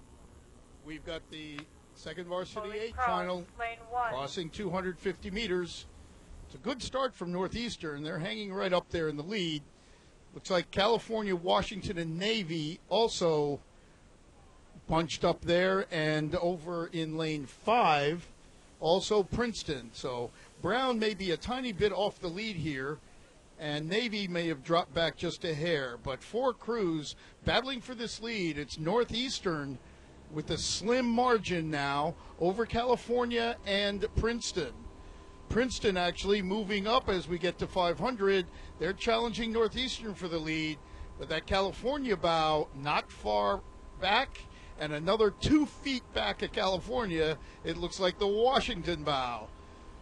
So from first place, Princeton, to 6th place, Brown, is about a half a length as we get to 600 meters here. It's Princeton now, just inching forward. Northeastern barely holding on to second, but they're now only a couple of feet ahead of California and Washington. Those two are now level, approaching 750 meters to go. It's then half a length back to Brown and Navy. So 750 in, it's Princeton over in lane 5. Maybe trying to pull off a little surprise here. They've got a quarter of a length over Northeastern, Cal, and Washington, who are all essentially level. 1/4 of a length, now a third of a length behind Princeton. The Tigers are pouring it on early in the race. Looks like they want to get a lead and try to hold it as long as they can. It's California now, poking its bow into second, but just barely over Washington and Northeastern. This is a great battle with Brown only a half a length further back. The Tigers definitely wanting to show home course advantage here. Have a half a length on the field. California running in second. The Huskies from Seattle right with them, a seat down. 1,000 meters into it, unlike the last freshman race where Cal and Washington just took off from the field. Now Washington starting to take, or I say California putting a big move in here and catching up to Princeton, only about 3 seats down. Washington slipping back to third. Northeastern a half a length back of them in fourth. Navy in fifth and Brown in sixth. 7:50 to go. The Tigers still hold on to the lead. Can the hometown boys pull it off? California right there with them, though, only 2 seats back. Washington really falling off the pace now, 3/4 of a length behind. Lots of screams from the California crew, and they are surging ahead. California now in the lead. California taking over the first place lead from Princeton. Washington off the pace, a length back, fighting for third with Brown. Northeastern in fifth, Navy in sixth. California, 500 to go, is pulling away from the field. It's going to be the Golden Bear. Princeton a full length ahead of Washington. Brown challenging Washington for fourth. Then it's back a full length to Northeastern. Northeastern a full length ahead of Navy. The Golden Bears putting on a show.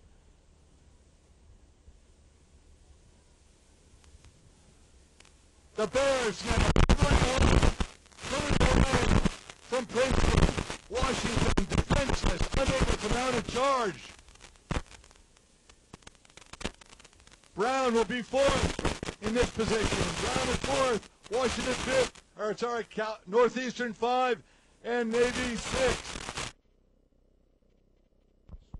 All right, we've got California running away with it. Princeton's trying to hang on. Washington's coming hard. California, open water. 43 strokes to the minute. Princeton's pulling up a little bit on them. Oh, closing it up. Washington's coming hard here. Those are your 3 leaders. Cal, Princeton, Washington. Last few strokes. Going to be tight between Princeton and Washington. It is California right now. A great row from Princeton right now. Washington now. Fourth in the inside here. Brown now. Northeastern now. And Navy now 1 length back. Great row from California. We just had a backflip out of the 3 seat. He just did a backflip into the water, so let's keep an eye on that man. We don't want to lose him. There he is. He's got a hold of the boat now, so I'm feeling better about it. California, a very heroic row out of Princeton's boat. Very heroic, wonderful row. Second place, Washington third. Those are your medalists. Washington bronze medal, Princeton University silver medal, California gold medal. Then it was Brown, then Northeastern, and the Naval Academy. After we get some of these Cal guys out of the water, we'll be heading in to get those medals.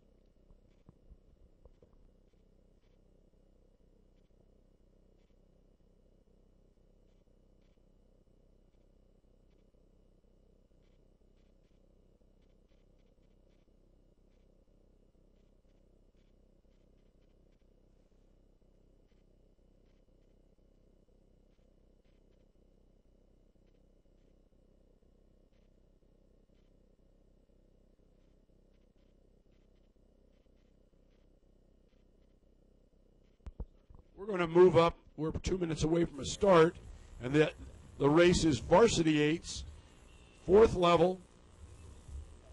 This would be for places 19 to 24, and the crews are lane assignment-wise, lane 1 Holy Cross, lane 2 Gonzaga, lane 3 Drexel, lane 4 Hobart, lane 5 Dartmouth, and lane 6 the University of San Diego. We're still seeing a lot of celebrating going on down here, and that's wonderful for those crews. But we do have a race here, and it means a lot to these guys, too. We're about a minute away from the start.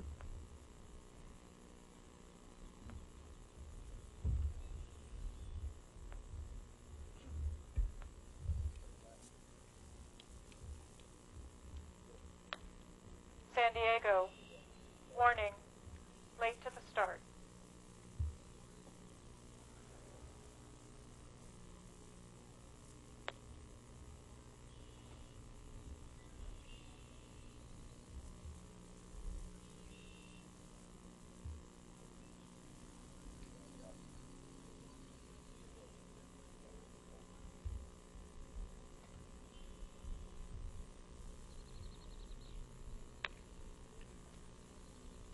Holy Cross, ready.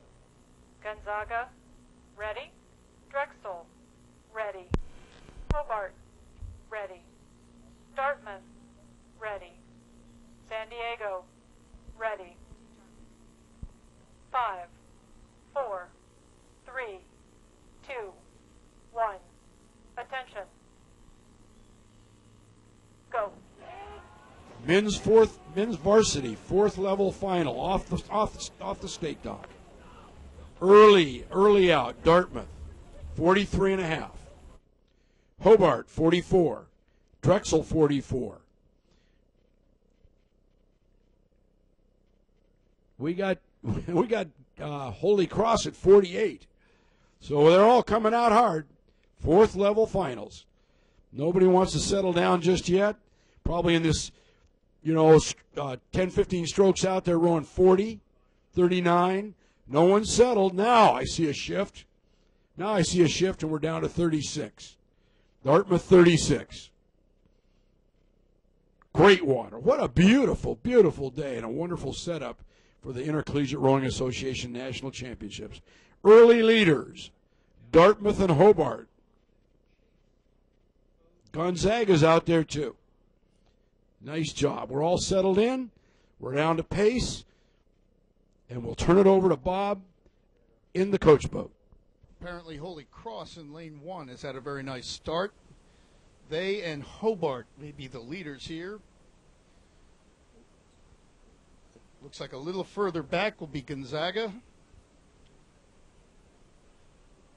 Then Drexel and Dartmouth about level just behind Gonzaga. And not far back from that, San Diego. But it is Holy Cross, our leader. A couple of seats here over Hobart.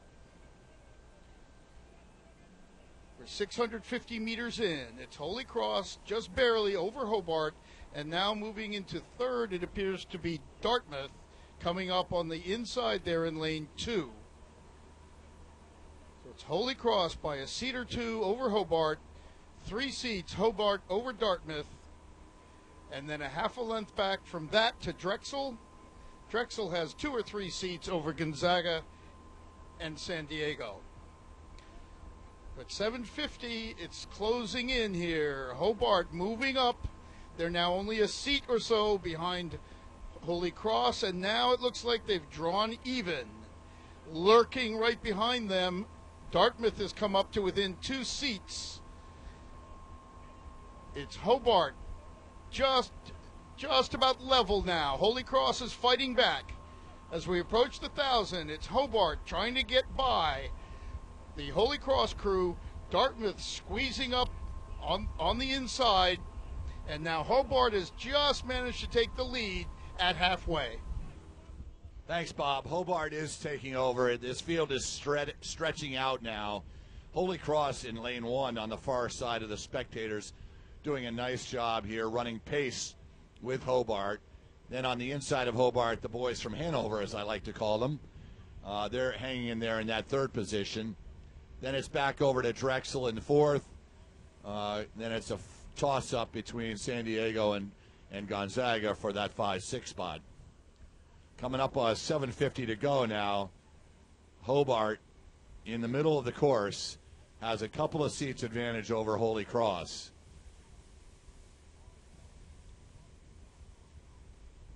Holy Cross here now, trying to run with Hobart, is slipping back now, or Hobart, I should say, is pulling away. Hobart now has half a length on the Holy Cross crew, with a young Traub in the 2-seat that I recognize. Now coming up in the middle here, Drexel is coming up to challenge Dartmouth for that 3rd spot. They're coming on very strong in the 3rd 500. 600 meters to go. It's Hobart, 3/4 of a length on Holy Cross. Dartmouth barely holding off Drexel.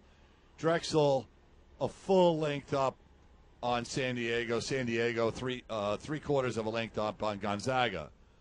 Lots of yells from Regatta Point out here, as we call it, with 500 to go.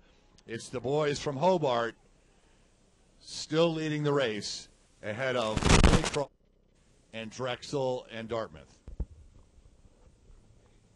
We'll pick this up at the finish line. Hobart out in front. Holy Cross doing a nice job on the outside. But Hobart in control right now. About 35 strokes left in the boat race. You can see them out in front there in the light-colored shirts.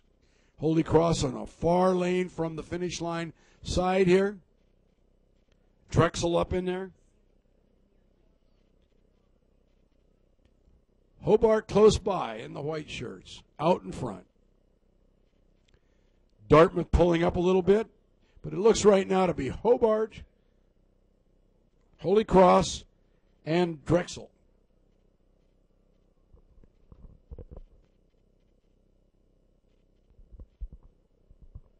Here we are in the last 15 strokes. Hobart right here, shortening up a little bit to row high. Drexel wants to come up and get after Holy Cross, and they may have it right here. But it's Hobart out in front. I'm going to say it is Drexel. And it's Hobart by about a length. Right now, little open water back to Drexel. Now, Holy Cross. Now, Dartmouth. Now,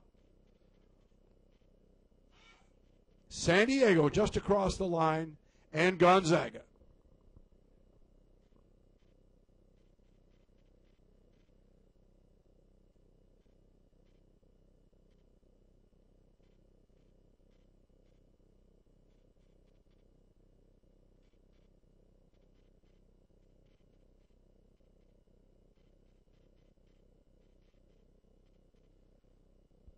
Nice look at the California second varsity 8 IRA champions.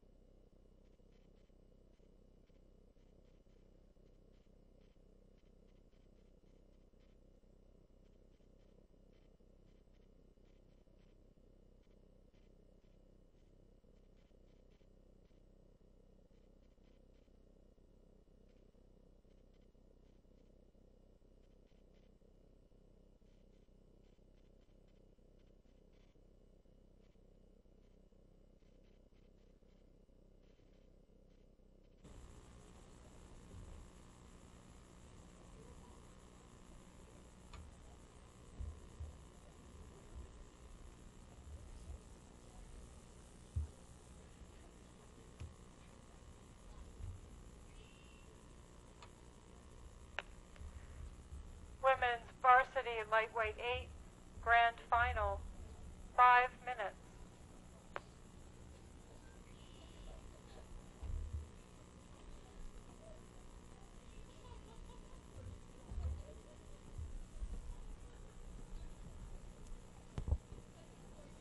And we're posting some results here. This would be the men's second varsity 8 grand final. You've seen the medals presented here just moments ago.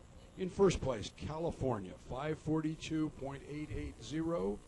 Second place, Princeton, 545.133. Third place, Washington, 546.282. Fourth place, Brown, 548.470. Fifth place, Northeastern, 551.269. And in sixth place, the Naval Academy, 554.403. We're gonna flash those unofficial results for the petite finale. 4 minutes. Second varsity 8s. Boston University in first place, 550.291. Wisconsin second, 552.832. Third place, Cornell, 553.943. Just a tenth of a second there between those two crews. Fourth place, Yale, 6 minutes, .445. Fifth place, Pennsylvania, 6 minutes, 602.896. And sixth place, Oregon State, 603.313. Places 7 through 12, men's second varsity 8.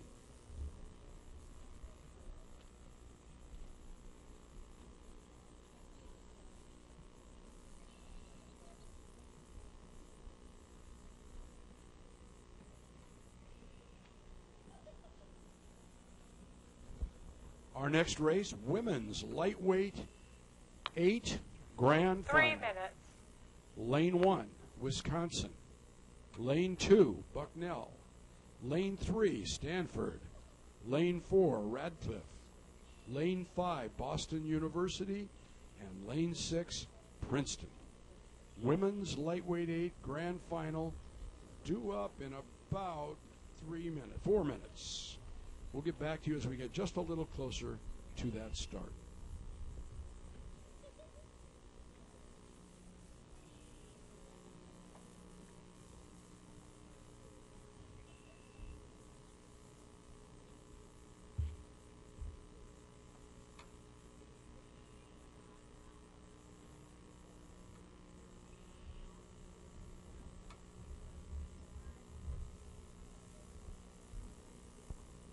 We're backing up a bit, but we want to get these results out to you. This is the grand final. 2 minutes. Freshman 8.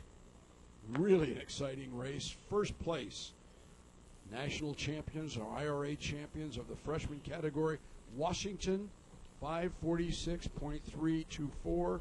Second place, California, 552.105. Third place, Brown, 554.086. Fourth place, Harvard, 555.150. Fifth place, Wisconsin, 556.993. And sixth place, Cornell, 557.55.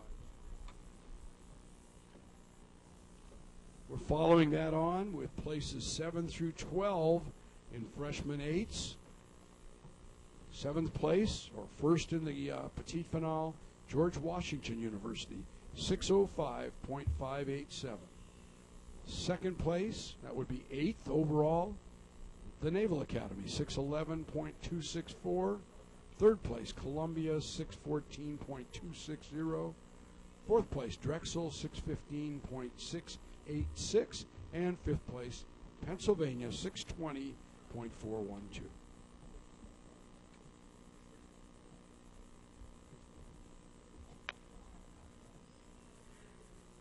Wisconsin, ready. Bucknell, ready. Stanford, ready. Radcliffe, ready. Boston University, ready. Princeton, ready.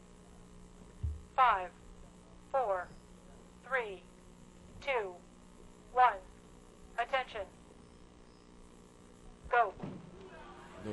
This is the grand final for lightweight women's eights. And we're off the line. We've got Stanford at 46. We got Bucknell, 45. Stanford continues on out above 40. And I would say they've grabbed a share of the lead right off the get-go here. But it's close.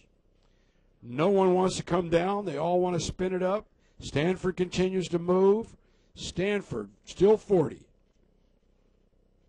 Now we should see some settling out, some lengthening out. Early leader, Stanford.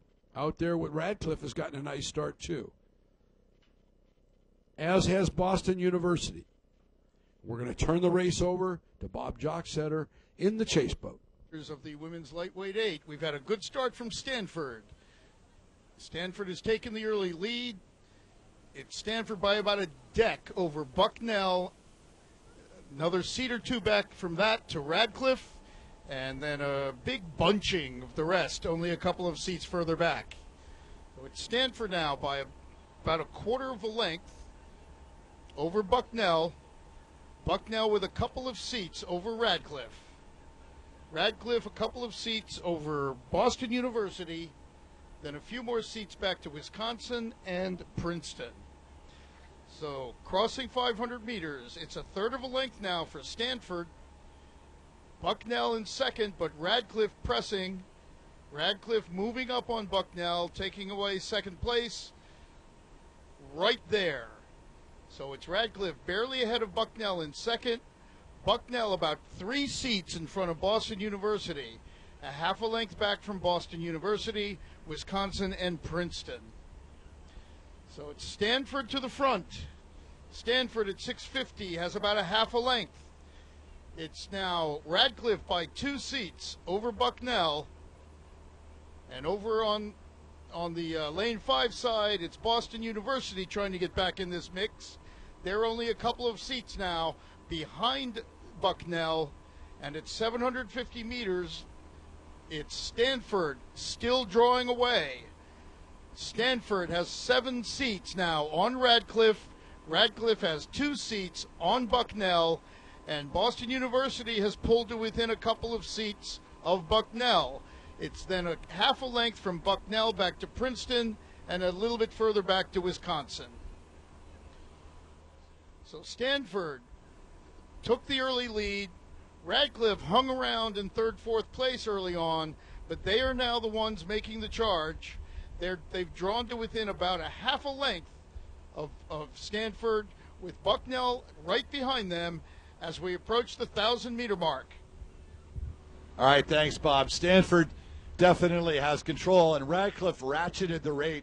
I had him at 39 just a minute ago. Don't know that they're going to sustain that. They probably just took a bit of a flutter there. Let's see if they're leveled out now. 37 now, still pretty high. I really like Bucknell on the inside here in lane 2.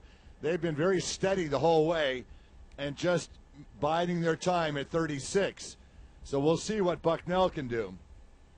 Then over on the inside in lane 5, you've got Boston University trying to make a bid to come back into that medal contention group.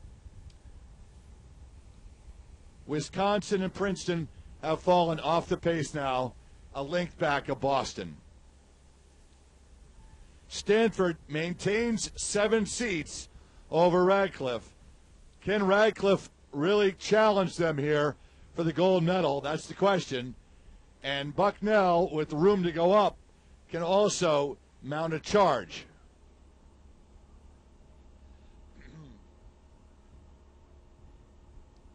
Clean rowing by Stanford. Still 6 seats up on Radcliffe. Radcliffe ever so aggressively and patiently pushing away, trying to get back into the lead, or cut into Stanford's lead. Bucknell still there in 3rd. Those 3 now have pulled away significantly from Boston.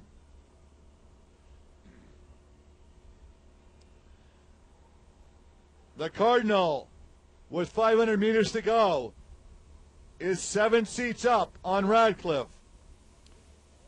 Radcliffe is trying to change gears. But back just a little bit more, half a length back of Radcliffe now. It'll be down to the wire, Radcliffe and Stanford. Now Radcliffe comes up. Now Radcliffe's cut it down to 5 seats. Can Stanford hold on? Can Bucknell take the rating up? Bucknell's got to get it up now. 37 for Bucknell. Stanford looks like they'll hold on. Radcliffe in silver, Bucknell in third. All right, at the finish line, we've got Stanford still out in front, looking pretty strong. Radcliffe has made a charge, as has finally Bucknell gotten their rate up. They're the 3. Looks like Bucknell is moving the best speed right now. They're really picking up seat after seat. Still Stanford, but Bucknell coming up. I think they've gotten by Radcliffe, but it's close. There's more room. There's more room. Come on. Come on. We got room here. Stanford, Bucknell, Radcliffe. It's close. Radcliffe coming up. Radcliffe in the lead. Radcliffe, Stanford, Bucknell. I'll stand by that call, but we'll turn it over to the officials. Radcliffe, Stanford, Bucknell. BU, Princeton, Wisconsin. Wow, what a finish. We'll see if we can get back to that. I think you'd like to see that again.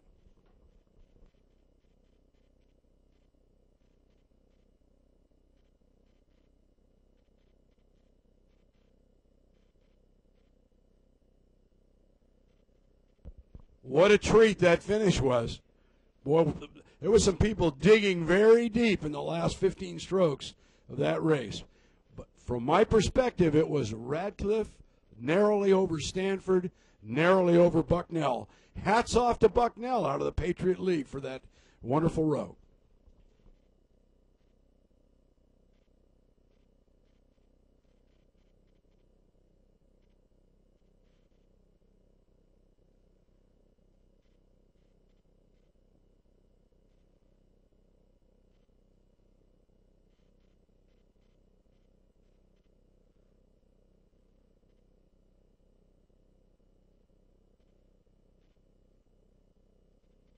We'll see if we can give you another look at that finish. It was incredibly close. Boy, when Radcliffe finally caught it, they had a little tiny more traction right at the very end and maybe just a little more room to sneak it up there. Bucknell came with them. Stanford was hanging on. We were wondering who was going to do it, but it looks like, and we'll take a look at it now. Here it comes. You see Radcliffe moving up on the inside. Right there. It is Radcliffe. Then Stanford, then Bucknell. The whole thing's within a second, I believe.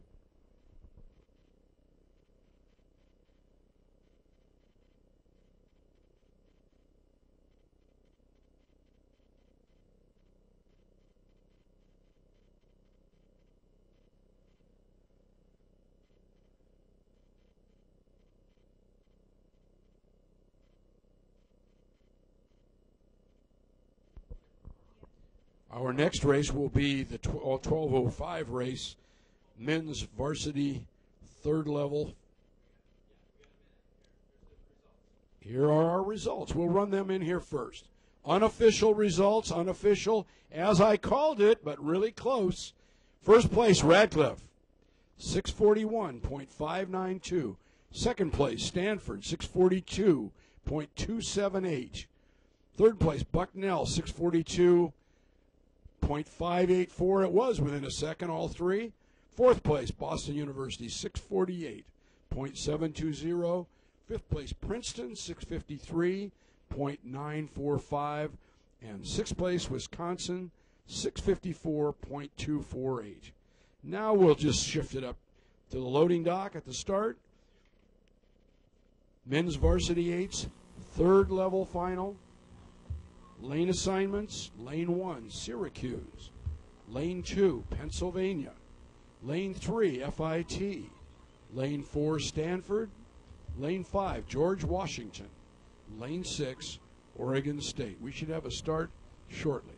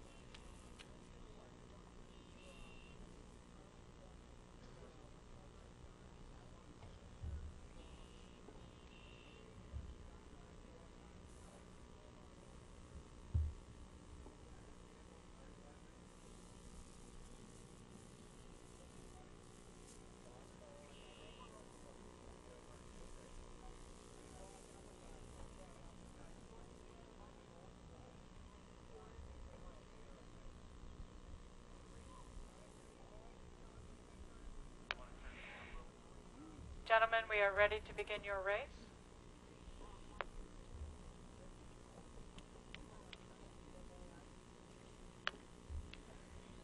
Syracuse, ready. Pennsylvania, ready. FIT, ready.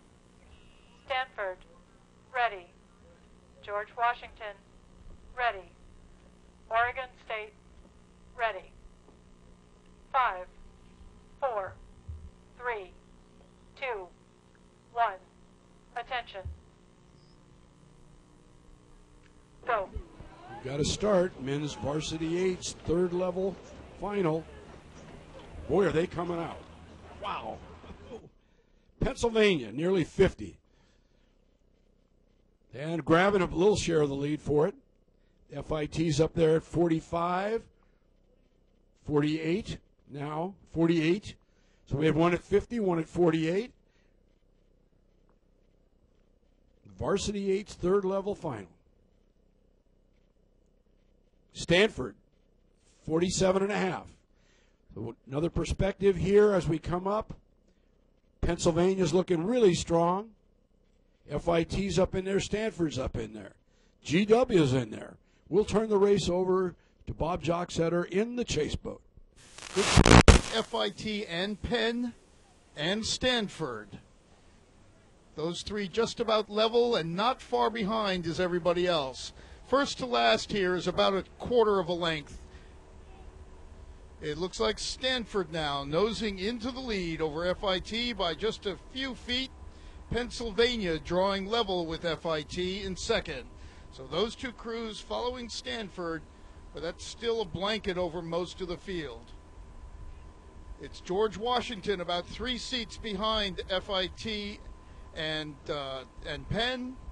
Then a couple more seats back to Oregon State and Syracuse. So Pennsylvania now coming up to challenge Stanford for the lead. Pennsylvania 1 seat back at about 650 meters in. FIT now has dropped back about 3 seats on Penn, and they're being challenged seriously by George Washington and Oregon State, who are 1 seat behind them, and then a couple more seats back, Syracuse. So Pennsylvania has drawn level with Stanford. As we cross 750, the Quakers barely nose into the lead. So it's Pennsylvania just ahead of Stanford, but Stanford's responding. Those two bows are going back and forth, first and second, every stroke. FIT is fallen back now, and it's almost a 4-way tie for third. Syracuse, FIT, George Washington, and Oregon State, all within a few seats of one another, as Stanford and Penn are battling for the lead. They've got nearly 3/4 of a length on just about everybody else, although it looks like George Washington may be challenging for third as we approach the 1,000. Okay, Bob, Stanford in front, but not by much. The Quakers have been putting up a good fight the entire way down, but as you said, those two crews are starting to pull away from the pack. George Washington is, I think, in third now, a couple seats ahead of Syracuse, FIT, and Oregon State. Good effort here in the third 500 by Stanford. They're sitting up and pushing the blades past the pin as they get a little bit more on Pennsylvania. George Washington, 2 seats up on FIT and Syracuse. Oregon State running 6th, about half a length back of Syracuse. Stanford now almost 8 seats ahead of Pennsylvania. FIT and GW very closely tied. Maybe I think George Washington still has a slight lead over FIT. Syracuse a half a length up on Oregon State. Lots of cheers from the bank here as we pass the 500-meter mark to go. It's going to be Stanford in the middle of the course in lane 4, a full length up on the field, and then it's Pennsylvania, maybe a seat over GW, who has a seat over FIT, a seat over Syracuse, and then back a length to Oregon State. Over to the tower for the finish. We've got it here, Fred. Thank you. For my money, George Washington has moved up to just a little bit ahead of Pennsylvania. Not a lot, but it looked like they made a really strong effort right there just before 500 meters to go. It's Stanford out. I'm going to call it GW in second, but between GW and Penn, they are the top 3. Over on the far side, Syracuse is making a charge too.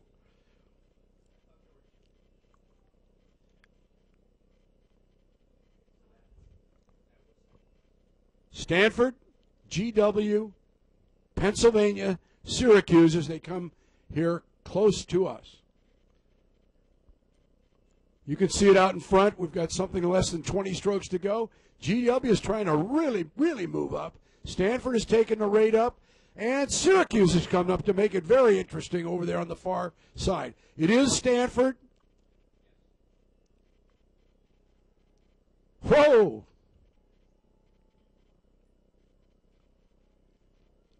Stanford, GW. No,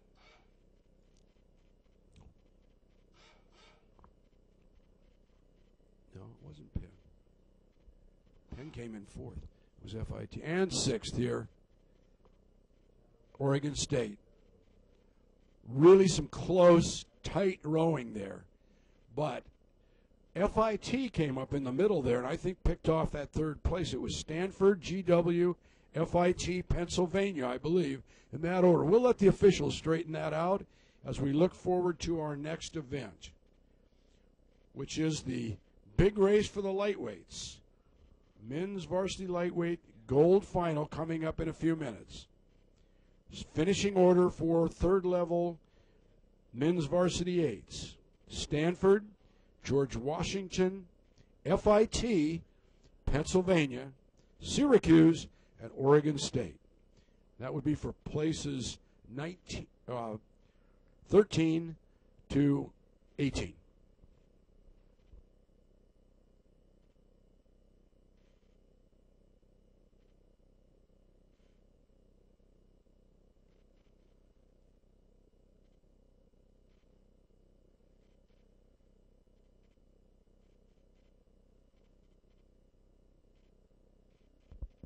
Our next race, men's varsity lightweight 8 grand final. In 6 minutes. And those crews, lane 1, Harvard, lane 2, Princeton, lane 3, Yale, lane 4, Cornell, lane 5, Columbia, and lane 6, Dartmouth.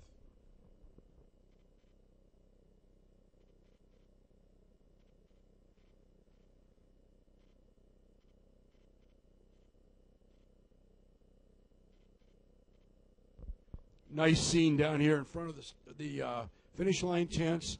The Radcliffe lightweight national champion women's 8 receiving their medals.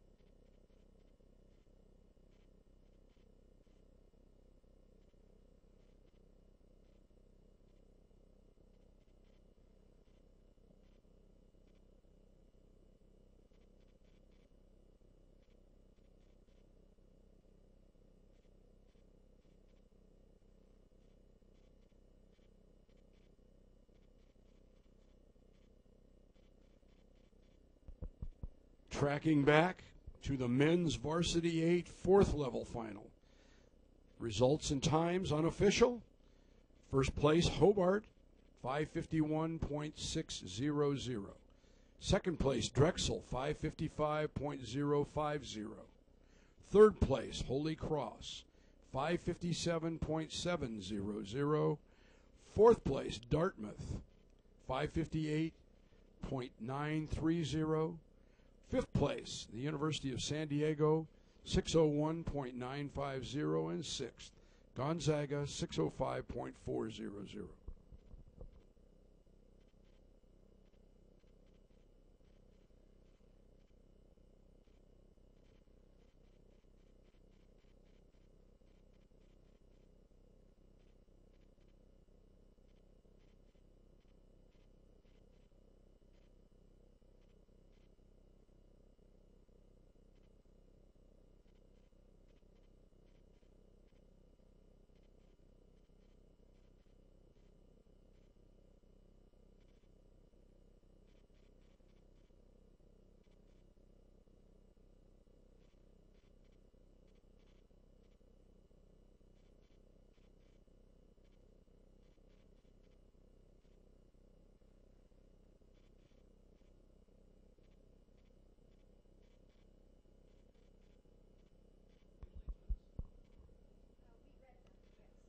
We're back up to the starting dock.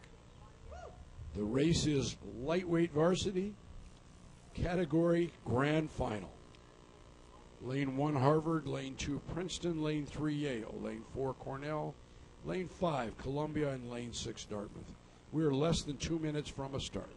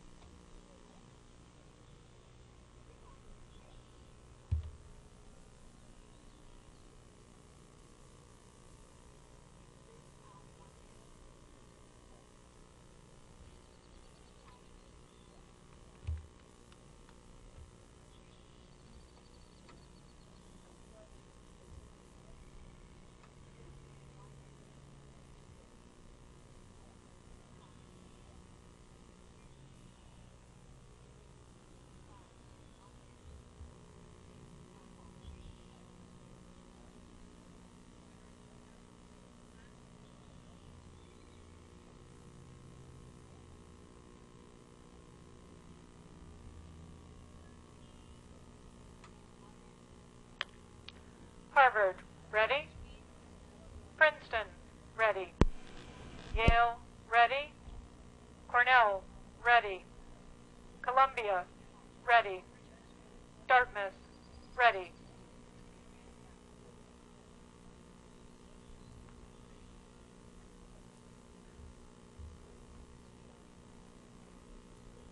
Five,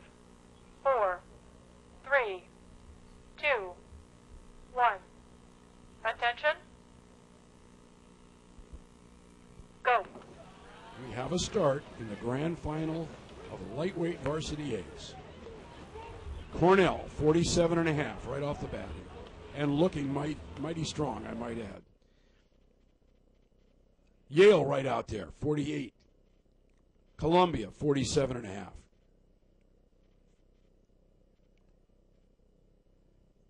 Yale, 47.5. No one's coming down yet. Princeton's up there, 43, 44. No one's settling. Now we're starting to see some length in the Yale crew. And we'll turn this race over to Bob Jocksetter in the chase book. We're at 250 meters of the lightweight championship, men's eights. It's a very nice start from Yale. They've just got barely a lead now over Cornell. And on the lane 2, it's Columbia. Right up there with lane 5, I'm sorry, right up there with Yale. Those three crews are about a foot or two apart. Then it's a half a length back to Princeton, Harvard, and then a little bit further back, Dartmouth. So it's Yale and Cornell now. Lanes 3 and 4 at 500 meters with a couple of seat lead over Columbia, and Cornell, your top seed, has nosed into the lead over Yale. They've got about a seat and a half. Yale has a seat over Columbia. It's then half a length back to Harvard, who has taken fourth place away from Princeton. Princeton's still a seat or two back of Harvard, so that's still close. And then a length back to Dartmouth.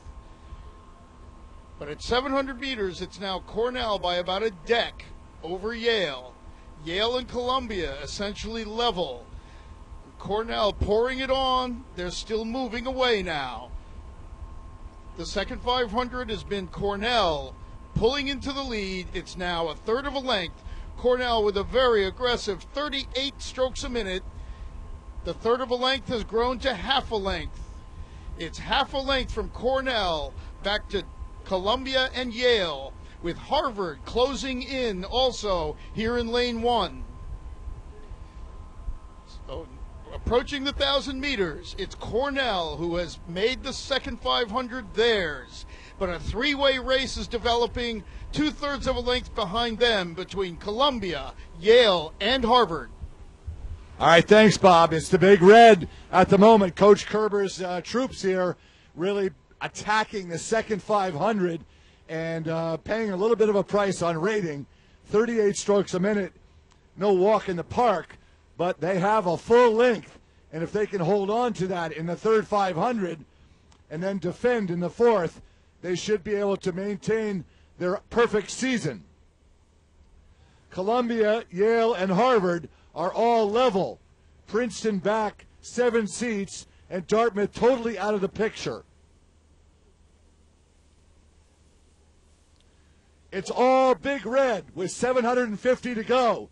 It's the boys from Ithaca. But Harvard is charging. Harvard is charging in lane 1. Watch the Crimson as they come up. Now, their bow on Cornell's stroke. Harvard in second over Columbia and Yale. Let's check Harvard's rating. Harvard's up at 39 too. Boy, these lightweight, no, check that. That's 35.5, 36. Cornell still a full length out. Columbia fighting for second with Harvard. Yale in third or fourth.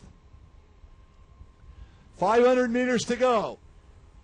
It's Cornell, 7 seats up on a surging Columbia. The Lions are starting to really come up. Watch for the Lions now in lane 5. Columbia's bowman on the stroke. Had a nice move in the third 500, but so far hasn't been able to make much more progress. Yale slipping back. It's still Cornell. Cornell taking the rating up now to 40. Watch as the Lions and Harvard are trying to take over that first spot from Cornell. Harvard with a marvelous sprint here in lane 1. We've got Cornell out in front, but Harvard charging, Columbia charging. Going to come down to these last 15 strokes. Harvard had great momentum there just a moment ago. Looks like Cornell's been able to check it. They're coming on the outside out there. Check them out. Come on, come on, come on. We got room. Everybody's coming down to this line. Harvard charging. Cornell's out there. It's Cornell. It's Cornell. And it's Cornell. Harvard, Columbia in that order.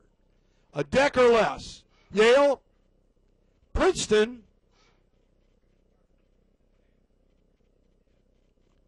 and Dartmouth. We're going to let the officials sort that out, but I think Cornell held on and Harvard was close. We'll see in the end when they put them up. Really close.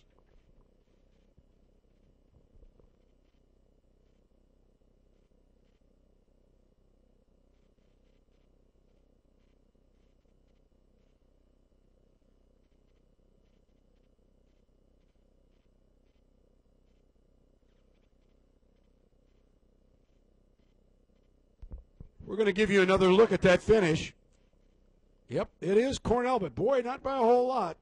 We're not quite right on the line here either, but you can see there's Cornell, and there's Harvard. Most of a deck. And you'll see Columbia come into the picture there shortly. What a gorgeous day for this national championship.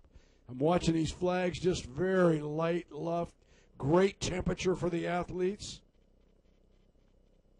So the medal winners, bronze medalist Columbia, silver medalist Harvard, gold medal Cornell, and we're talking maybe a deck or less.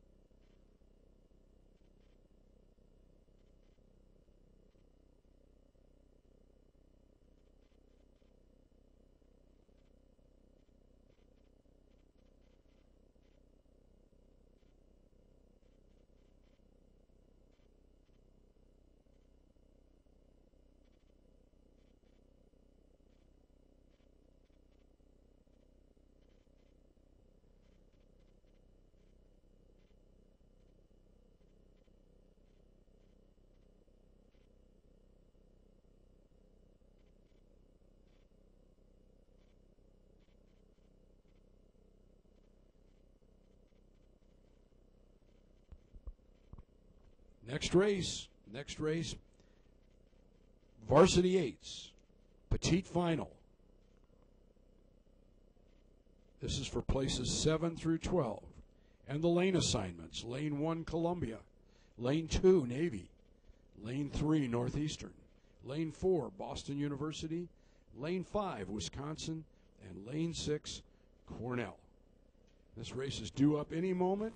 We'll go over to the starting dock and take a look and let you listen to the polling and the countdown.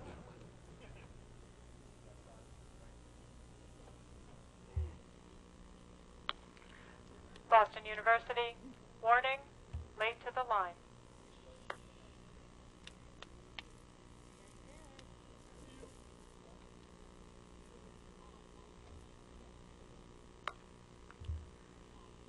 Columbia, ready. Navy, ready. Northeastern, ready. Boston University, ready. Wisconsin, ready. Cornell, ready. 5, 4, 3, 2, 1. Attention. Go. We have a start in the men's varsity petite final. Cruiser off the line. Northeastern, very high, 48. BU, right up there too. BU 49.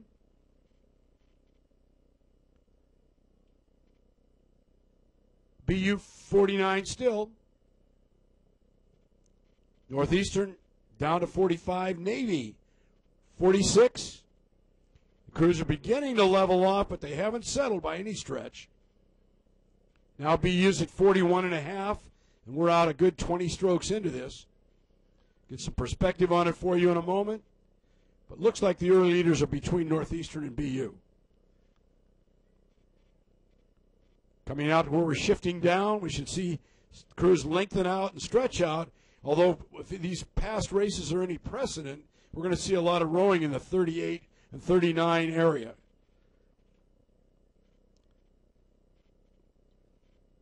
All right, Bob Jocksetter, are you ready? You got a hot race coming at you. Bob, take it. We are picking up the petite final at 500 meters, the petite final of the men's varsity eights.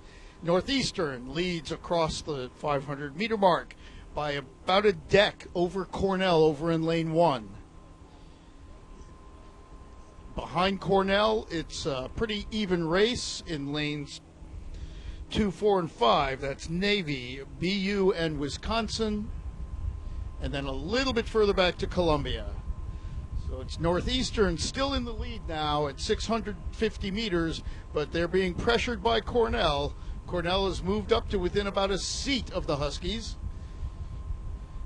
And then it's about a quarter of a length back to BU. Wisconsin also up there.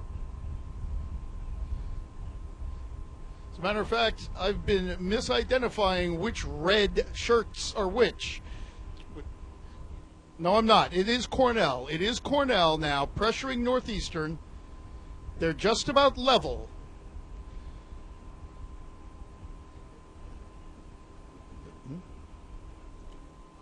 So a level race now, Cornell and Northeastern, 900 meters in.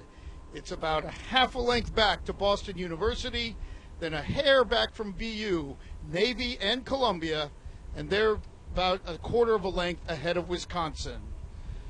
So crossing the 1,000, it's still pretty level here.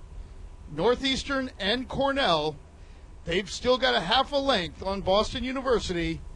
BU is on the bow ball of Columbia and Navy, and Wisconsin pulling up to make that a level three-way race with Columbia and Navy. Northeastern rowing pretty high. They're 38-39, but it looks like Cornell may have nudged out to a seat or two lead. Boston University coming on strong here in the third 500. They're closing in on Northeastern. And with 7:50 to go, it's now Columbia by a couple of seats over Northeastern. Northeastern by a third of a length over Boston University. Then it is Wisconsin closing. Wisconsin has moved into fourth. They're a length behind BU. Then a little further back to Columbia and Navy. Northeastern responding, though. Northeastern has moved up. Northeastern has raised their rate early. They're drawing level with Cornell again. Northeastern's at 38.5. And they've come back to draw level with and now pass Cornell. Approaching 500, it's Northeastern by a seat and a half over Cornell. That's pushing both of those crews away from third place BU. It's nearly a length back to BU now. Northeastern continues to fire on all cylinders. Length now on Cornell. A full length on Boston University. Wisconsin and Columbia in a spirited fight for fourth. It's Northeastern, 4 seats over Cornell. Cornell nearly a length over BU. So after Cornell surged to the lead mid-race, Northeastern has responded, and they are high stroke and bunch right now. They're at 40 with 2:50. Northeastern in the lead. Northeastern in the lead. Cornell coming up strong. BU coming up strong. Northeastern in the lead. Cornell in second. BU in third. Wisconsin in fourth. Columbia fifth. Navy sixth. At this point. But we got some room here. Let's see what happens. It is Northeastern. Cornell. BU. Columbia's coming strong. Columbia's coming real strong.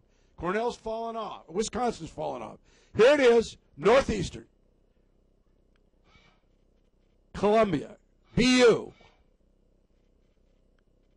Wisconsin. Navy. We'll give it to you again. Northeastern. First place. Cornell, second. BU, third. Columbia's tight. Columbia got up in there. We're going to sort that one out. Then it was Wisconsin. Then it was Navy. Let's take a look at that finish. We may be able to give it to you since we have a 15-minute window here before the final.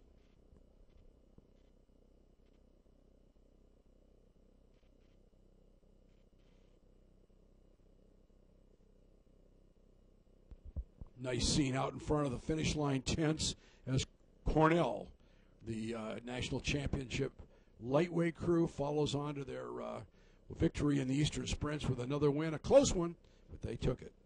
They're celebrating with their medals down there in front of the tents now. Well done, Coach Chris Kerber and crew.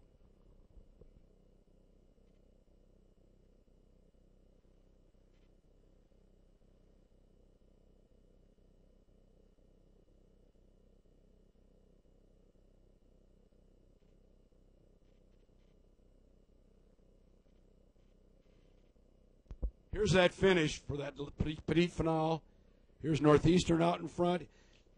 Here's Cornell coming up strong. Columbia very strong on the outside. See if they took BU. Northeastern's over. There's Cornell. Really tight here, but I think BU inched out Columbia right here. Ooh, that is close. I think it's Columbia. Then BU. But we'll get it straightened out. We don't have stop capability here. Very close. Very close. I called it BU. Then there's Wisconsin coming in, and finally the Naval Academy.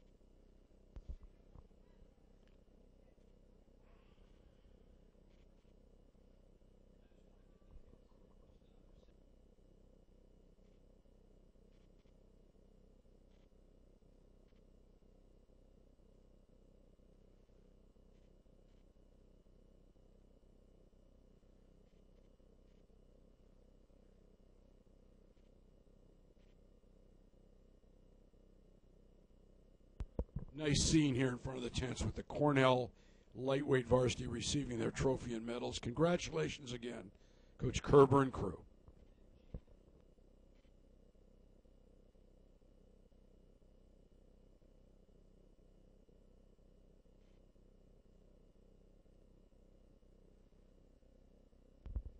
We have the official results now for the petite final. Men's varsity eights. First, Northeastern, 541.463. Cornell was second, 543.291. BU in that real close finish got third, 545.653. Columbia with a great sprint at the end there, 546.515. Fifth place, Wisconsin, 549.467. And sixth place, the Naval Academy, 551.168.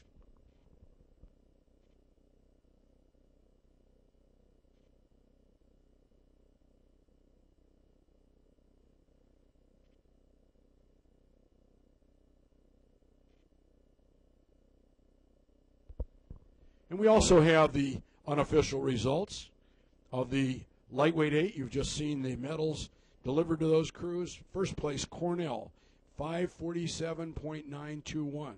Second place, Harvard, 548.463. Third place, Columbia, 549.962. Fourth place, Yale, 552.483.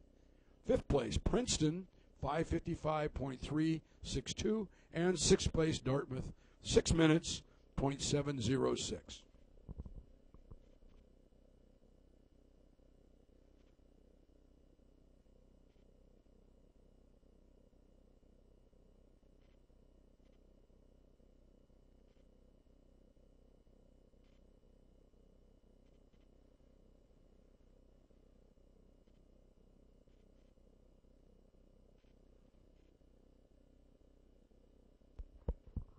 In the third level final for men's varsity 8s, we can post the unofficial results. The winner was Stanford, 549.658, followed by George Washington in second place, 551.057.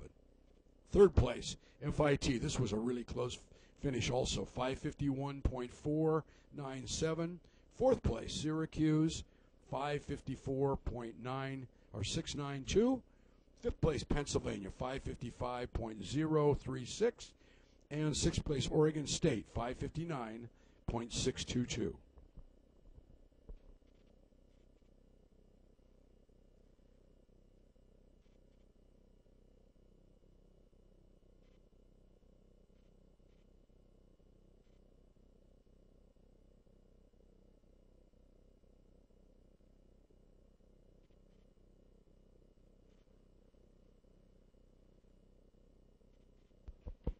With 2 minutes before the start, we'll be moving down to the National Championship of Men's Heavyweight Rowing, with the grand final slated for a 12:45 start. And those lane assignments are Lane 1, Yale, Lane 2, Princeton, Lane 3, California, Lane 4, Harvard, Lane 5, Washington, and Lane 6, Brown.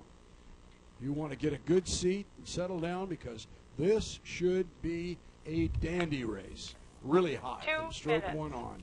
2 minutes to the start.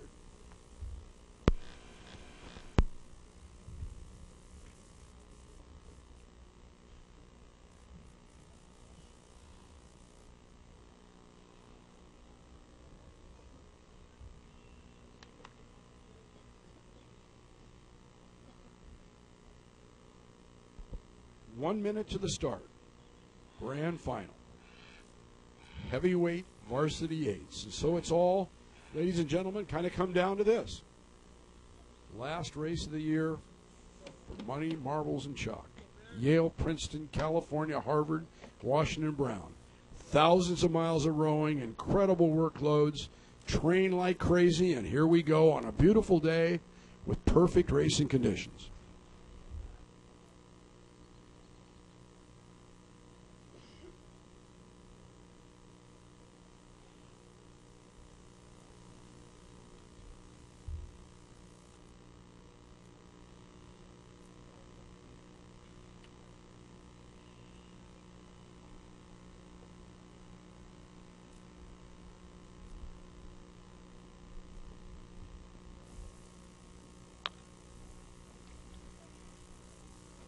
Yale, ready.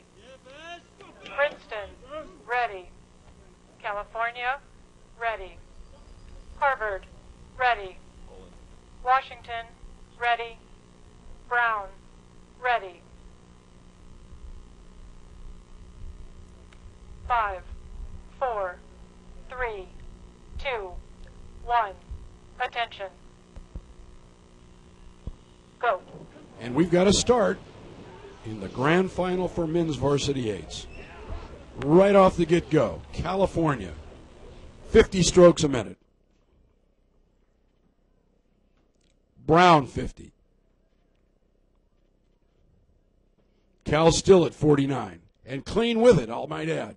Nice start. Looks like they've broken out just a little bit. Washington 48.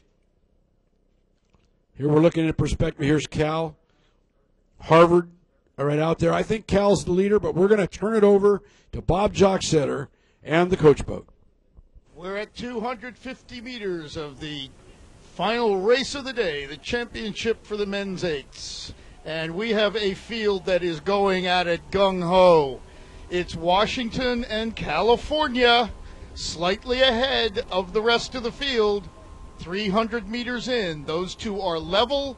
There are a couple of seats up on Harvard, Brown, and Princeton, with Yale about a half a length back. So California and Washington toe-to-toe, 450 meters in. Nothing to choose between the two of them yet. They're both at 38 and a half. It's Brown slightly ahead of Harvard for third place, but they're a third of a length behind California and Washington. Then it's another third of a length back to Princeton and a quarter length back to Yale. It's Washington and Cal, still nothing to choose.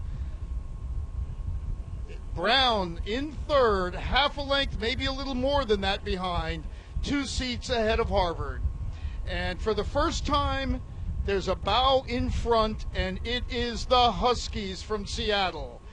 They're rowing 39, and they have moved to about a 3-foot lead over Cal, 750 meters into this race. There's a great race for third, Princeton, Harvard, and Brown going on, but the race for first is still pretty spectacular. It's Washington now by nearly a deck over Cal, still rowing 39 strokes a minute as we approach 900 meters. Cal is down at 37, Washington still at 39, and it's Washington now by 3 seats over California, with Brown, Harvard, and Princeton level about a length behind. So crossing the 1,000, Washington's lengthened to 37, and it looks like they may be building on that lead over Cal.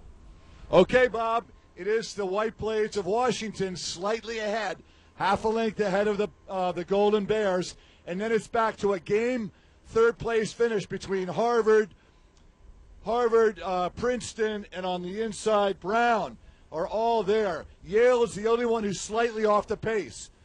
Washington continues to march in the third 500, building up a lead of 7 seats over the Golden Bears.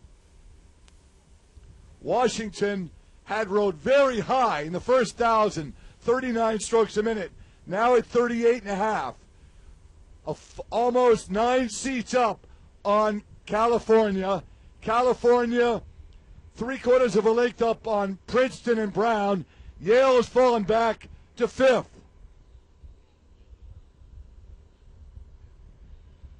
Washington about to break free, a full length over California. Open water now for Washington. Open water as Brown begins to surge to challenge California for second. Here comes Bruno. Here comes Princeton. Princeton's coming up too. Harvard responding. 500 meters to go. Washington a full length up on Brown. Brown in second. California third, 3 seats back.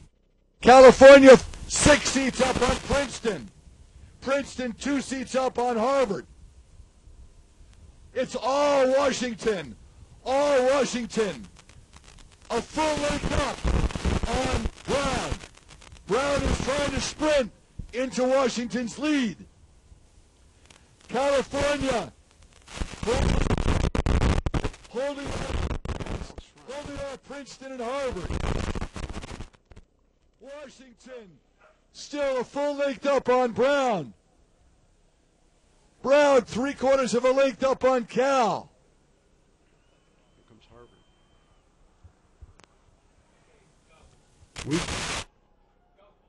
We've got We've got Washington still holding it. We got Brown coming strong. And on the other side, Cal's trying to get back into it. Those are the top three. And way on the outside there, Princeton's coming up hard. It's going to be Washington by a good full length at the line.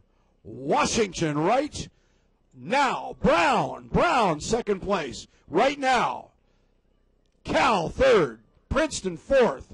Harvard fifth. And Yale sixth. Right now, Yale.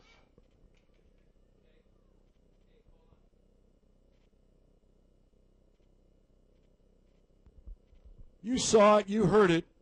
Washington just took it right from the settle. They were on it. They were just in second place a short time. They rode very high, but crews do that, 39, 38 and a half, all through the first 1,000, set up a situation where they were looking back at the field and just held on. And while other crews moved behind them, most notably Brown, roared up, but never really got much more than just a little bit of overlap. And then the last few strokes, Washington took it back. And it was a full length, maybe even a little bit of open back to Brown.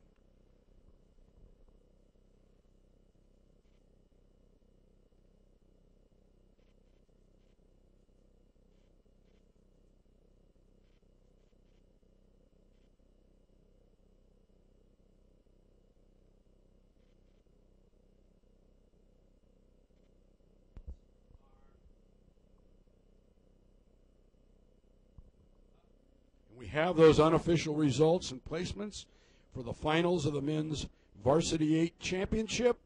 First place, Washington, 537.113. Second place, Brown, 539.626. Third place, California, 542.063. Fourth place, Princeton, 543.715. Fifth place, Harvard, 545.389. And sixth place, Yale, 551.754. We will have the awards, and they'll come in reverse order, bronze, then silver, then gold. So the first crew we'll see will be California, followed by Brown, and finally the Washington Huskies, winners today of the men's Varsity 8 National Championship category.